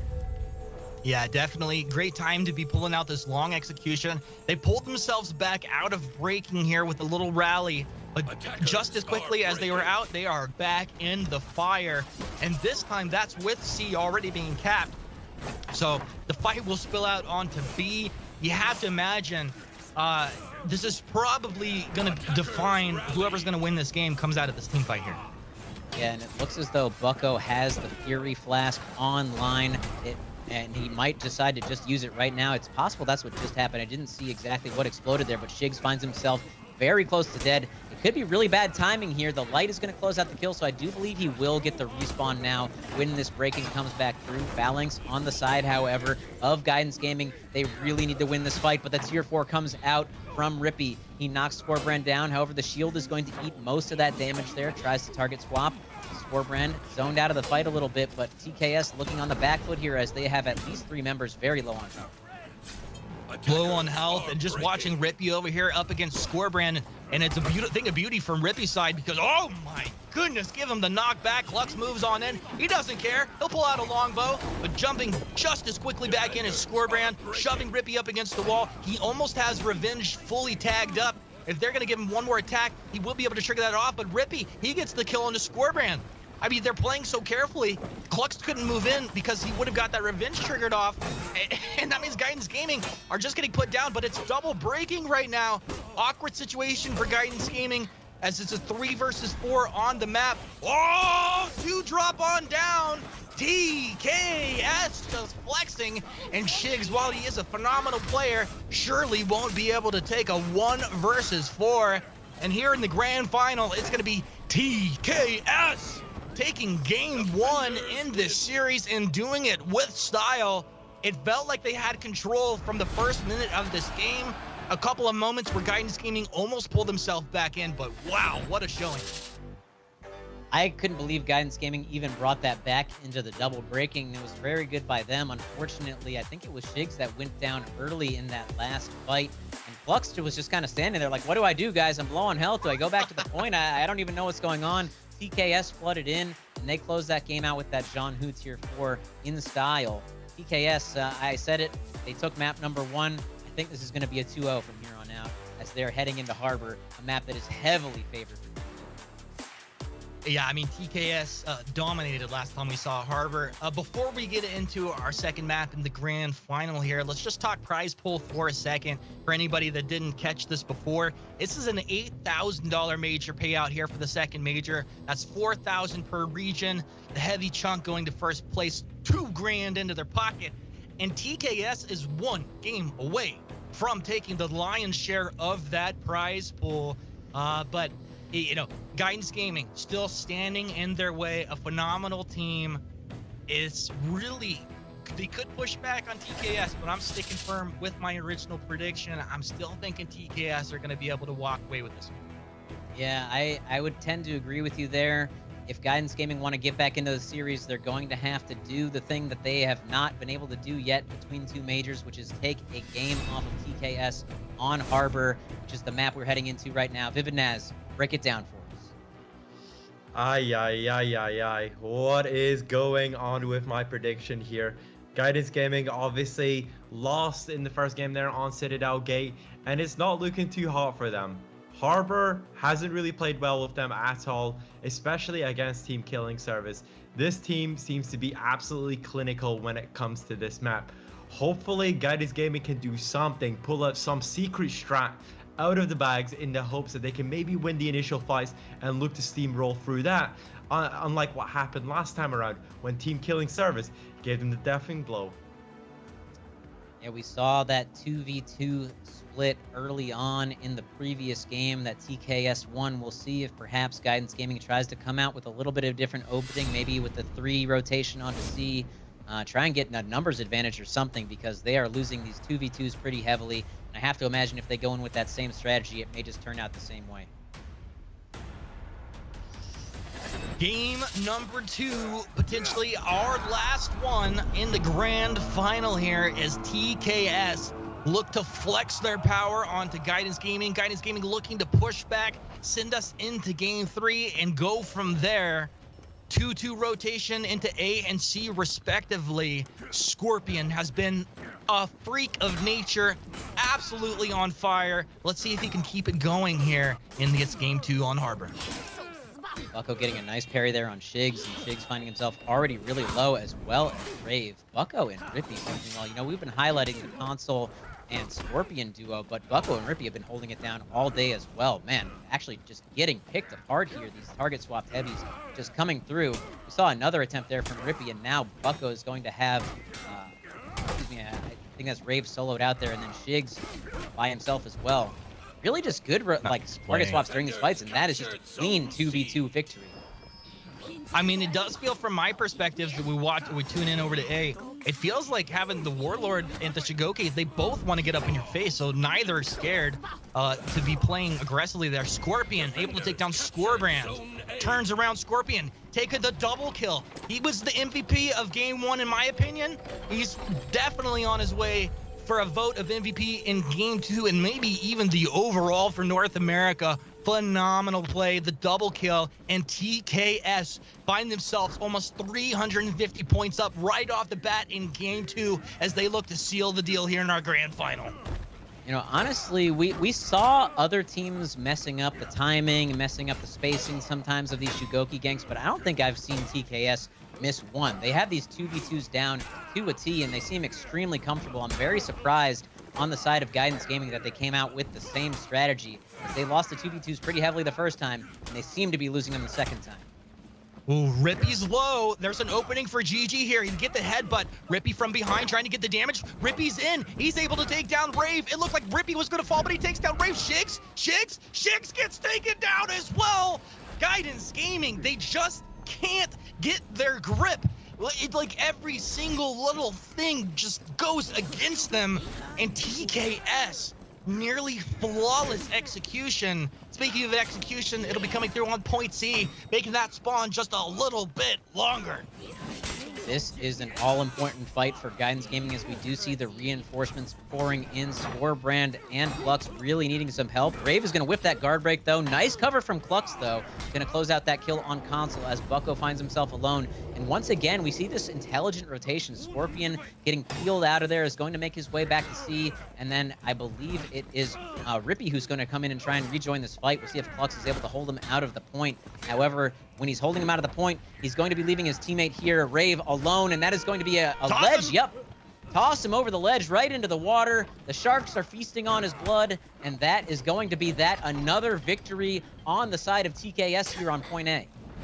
I mean, this is insane. I want to see what's going on at C because Scorpion rotated in like 30 seconds ago. He was going up against a full health bar opponent. You see Scorpion now squirting out to the left side over here. He was contesting over on C. I swear to you, Soyinki, one light would have killed him there, and Shigs was on full health. That guy managed to absolutely phenomenal play out of Scorpion, and you got to call it out. We're watching Shigs. He is one hit away from dropping, gets the Demon's Embrace with Klux here. Rippy, swapping targets. You know he wants to go on Shigs, but he'll give the headbutt over to Klux. No free damage coming through here today, buddy. Bucko puts Shigs up against the wall, cleans him on up. They're setting him up for success every single time. And look at these combos. Demon's Embrace. Now, Klux will have revenge triggered off, but it's the Demon's Embrace into the follow-up. Scorebrand floods into C. It's contested, but a massive point lead stays on the board for TKS. Klux, he's low health. He's got to run out of there. Rave is left to his own devices.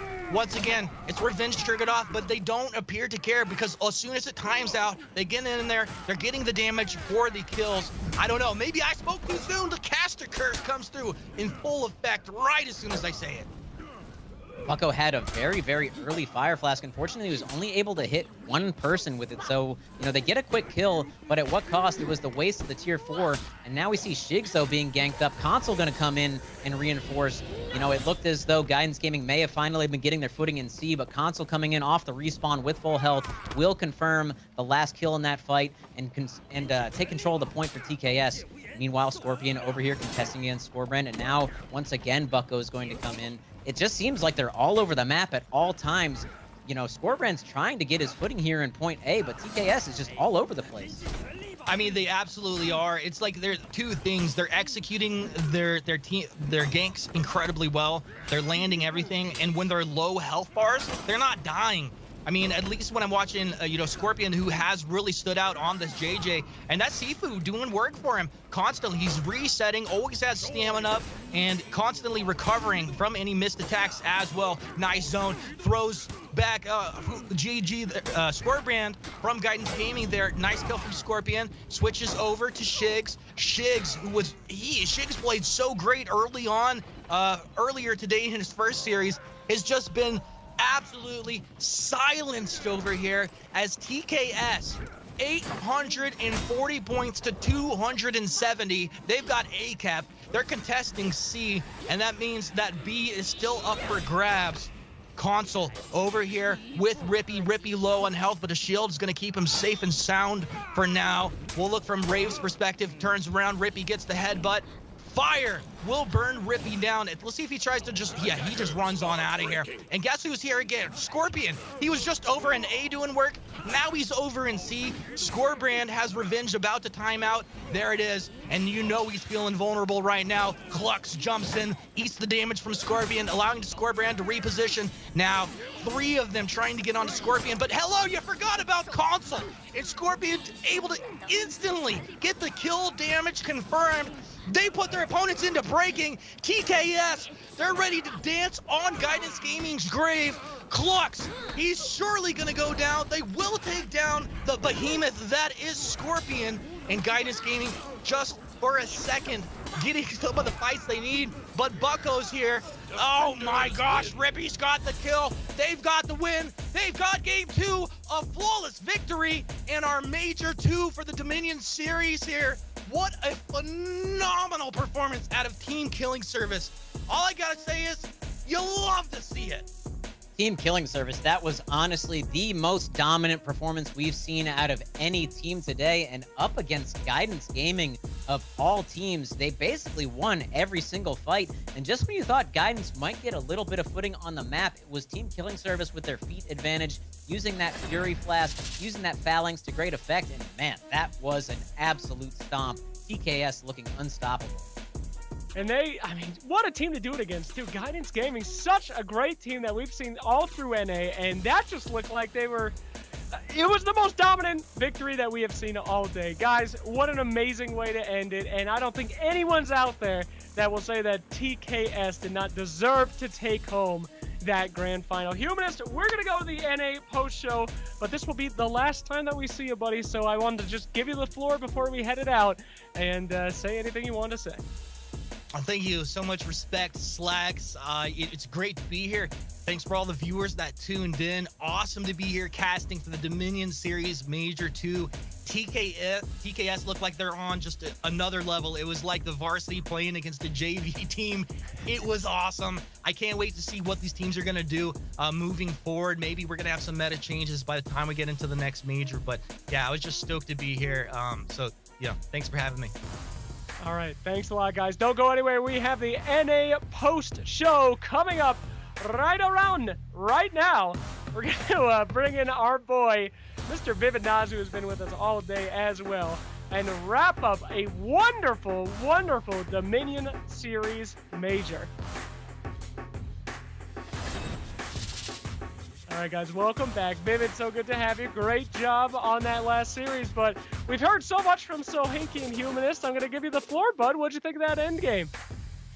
Look, you know, I'm a bit salty. The team that I said would win didn't win. In fact, it wasn't even close. The NA side of the NA region seems to be, there's a lot of gaps between the teams. There's a lot of 2-0s actually.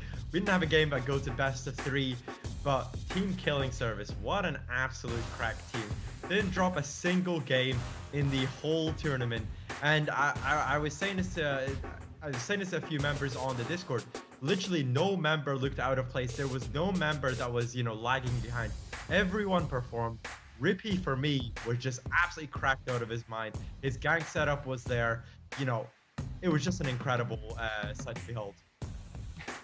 So, Inky, I know I've been preventing you from talking for quite some time, and you look extremely excited. So, please, what'd you think of that final, buddy? I mean, I'm just glad that I didn't curse another team today. TKS coming through strong. You know, I really think a lot of people were like, was it a fluke when they won in the first major? But they answered resoundingly today that it was definitely not a fluke. We're taking a look at game number 1 here, where it was relatively close early on, but ultimately the feet advantage once again really coming through. Scorpion with some clutch plays, and when these games broke down into 2v2s, you really saw TKS shine. And that was the story entirely of game number 2. They won both of their first fights convincingly, and then ultimately just rotations all over the map. They were winning these 2v2 scenarios very quickly, and even when they were disadvantageous on other points, they were able to rotate quick enough that they never lost their footing at any point in the game. It was probably the most dominant map we've seen this entire time. We take a look at the bracket here. Guidance Gaming, you know, they looked strong early on. TKS took the 2-0 victory in winners finals. We thought, hey, maybe the Guidance is going to recompose himself in the lower final. They beat Reading Comprehension 2-0. Looked like they were coming back strong. Unfortunately, though, TKS has proved that they are miles ahead of all the competition. Absolutely, and we have our winners here from both EU and NA, and it has been another fantastic major here in the For Honor Dominion Series. Guys, I know we're about to wrap things up, but I just want to take a moment and thank you guys so much for watching, Ubisoft as well, for providing us with some sick game, and not only that, but some, you know, sick prizes too that we got to see. But guys at home, For Honor fans who have been watching and stealing strats from the pros, you guys make this possible with all of your support and all of your gaming. So again, thank you guys so much for watching. But we're not done yet. We'll talk a little bit more. Thoughts of the day, highlights of the day. I have to say, out of all the regions, I thought the 2-0ing of NA was my favorite part. Just because it was so dominant. I mean, we saw so many teams get so close, but all these teams were so good. Once they smelled blood, they just kept going. Yeah, it seemed like the meta in NA was pretty set as far as characters were concerned, but how teams approached the maps was very different. Whereas over in EU, it was the picks that really stood out. You know, we saw some Berserker, which I don't think I ever thought I would see competitive play.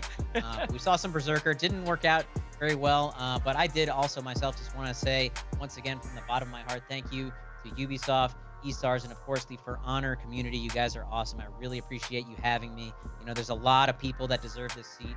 the fact that you let me come back and cast today really means a lot. So thank you guys.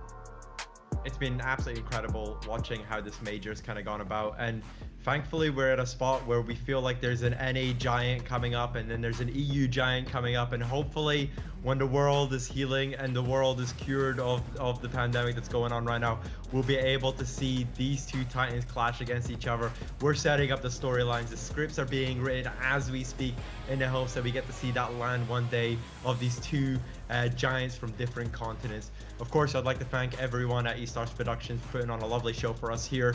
Ubisoft, as always, thank you very much for having us. And of course, the viewers at home. Without you guys, none of this could ever happen. And to all of our competitive players, I know a lot of these players have stuck through with the game. They've been putting in the time, they've been putting in the grind for these tournaments, helping out new players, and we really do appreciate the work that you're doing. You're doing the Lord's work, you're making this happen, and thank you very much for always sticking with the game. Absolutely. Well, guys, if you have loved some of these teams and they just didn't make it to the finals, they didn't win it, don't worry, because we still have another one of these bad boys in November. A lot of teams can go through the opens. You'll see a lot of these teams again. So don't worry, many more points to still win. And if you in chat have been watching this all day and said, I'm better than these guys, well, go and prove it, son. We got plenty of time, another whole major again. But from all of us here, and thank you so much for watching. Thank you to eStar Studio and Ubisoft and all of our pro players. You guys are amazing, but don't be done yet, boys. We still got another one coming up. Thanks everybody for watching the Dominion series. We'll see you next time for more For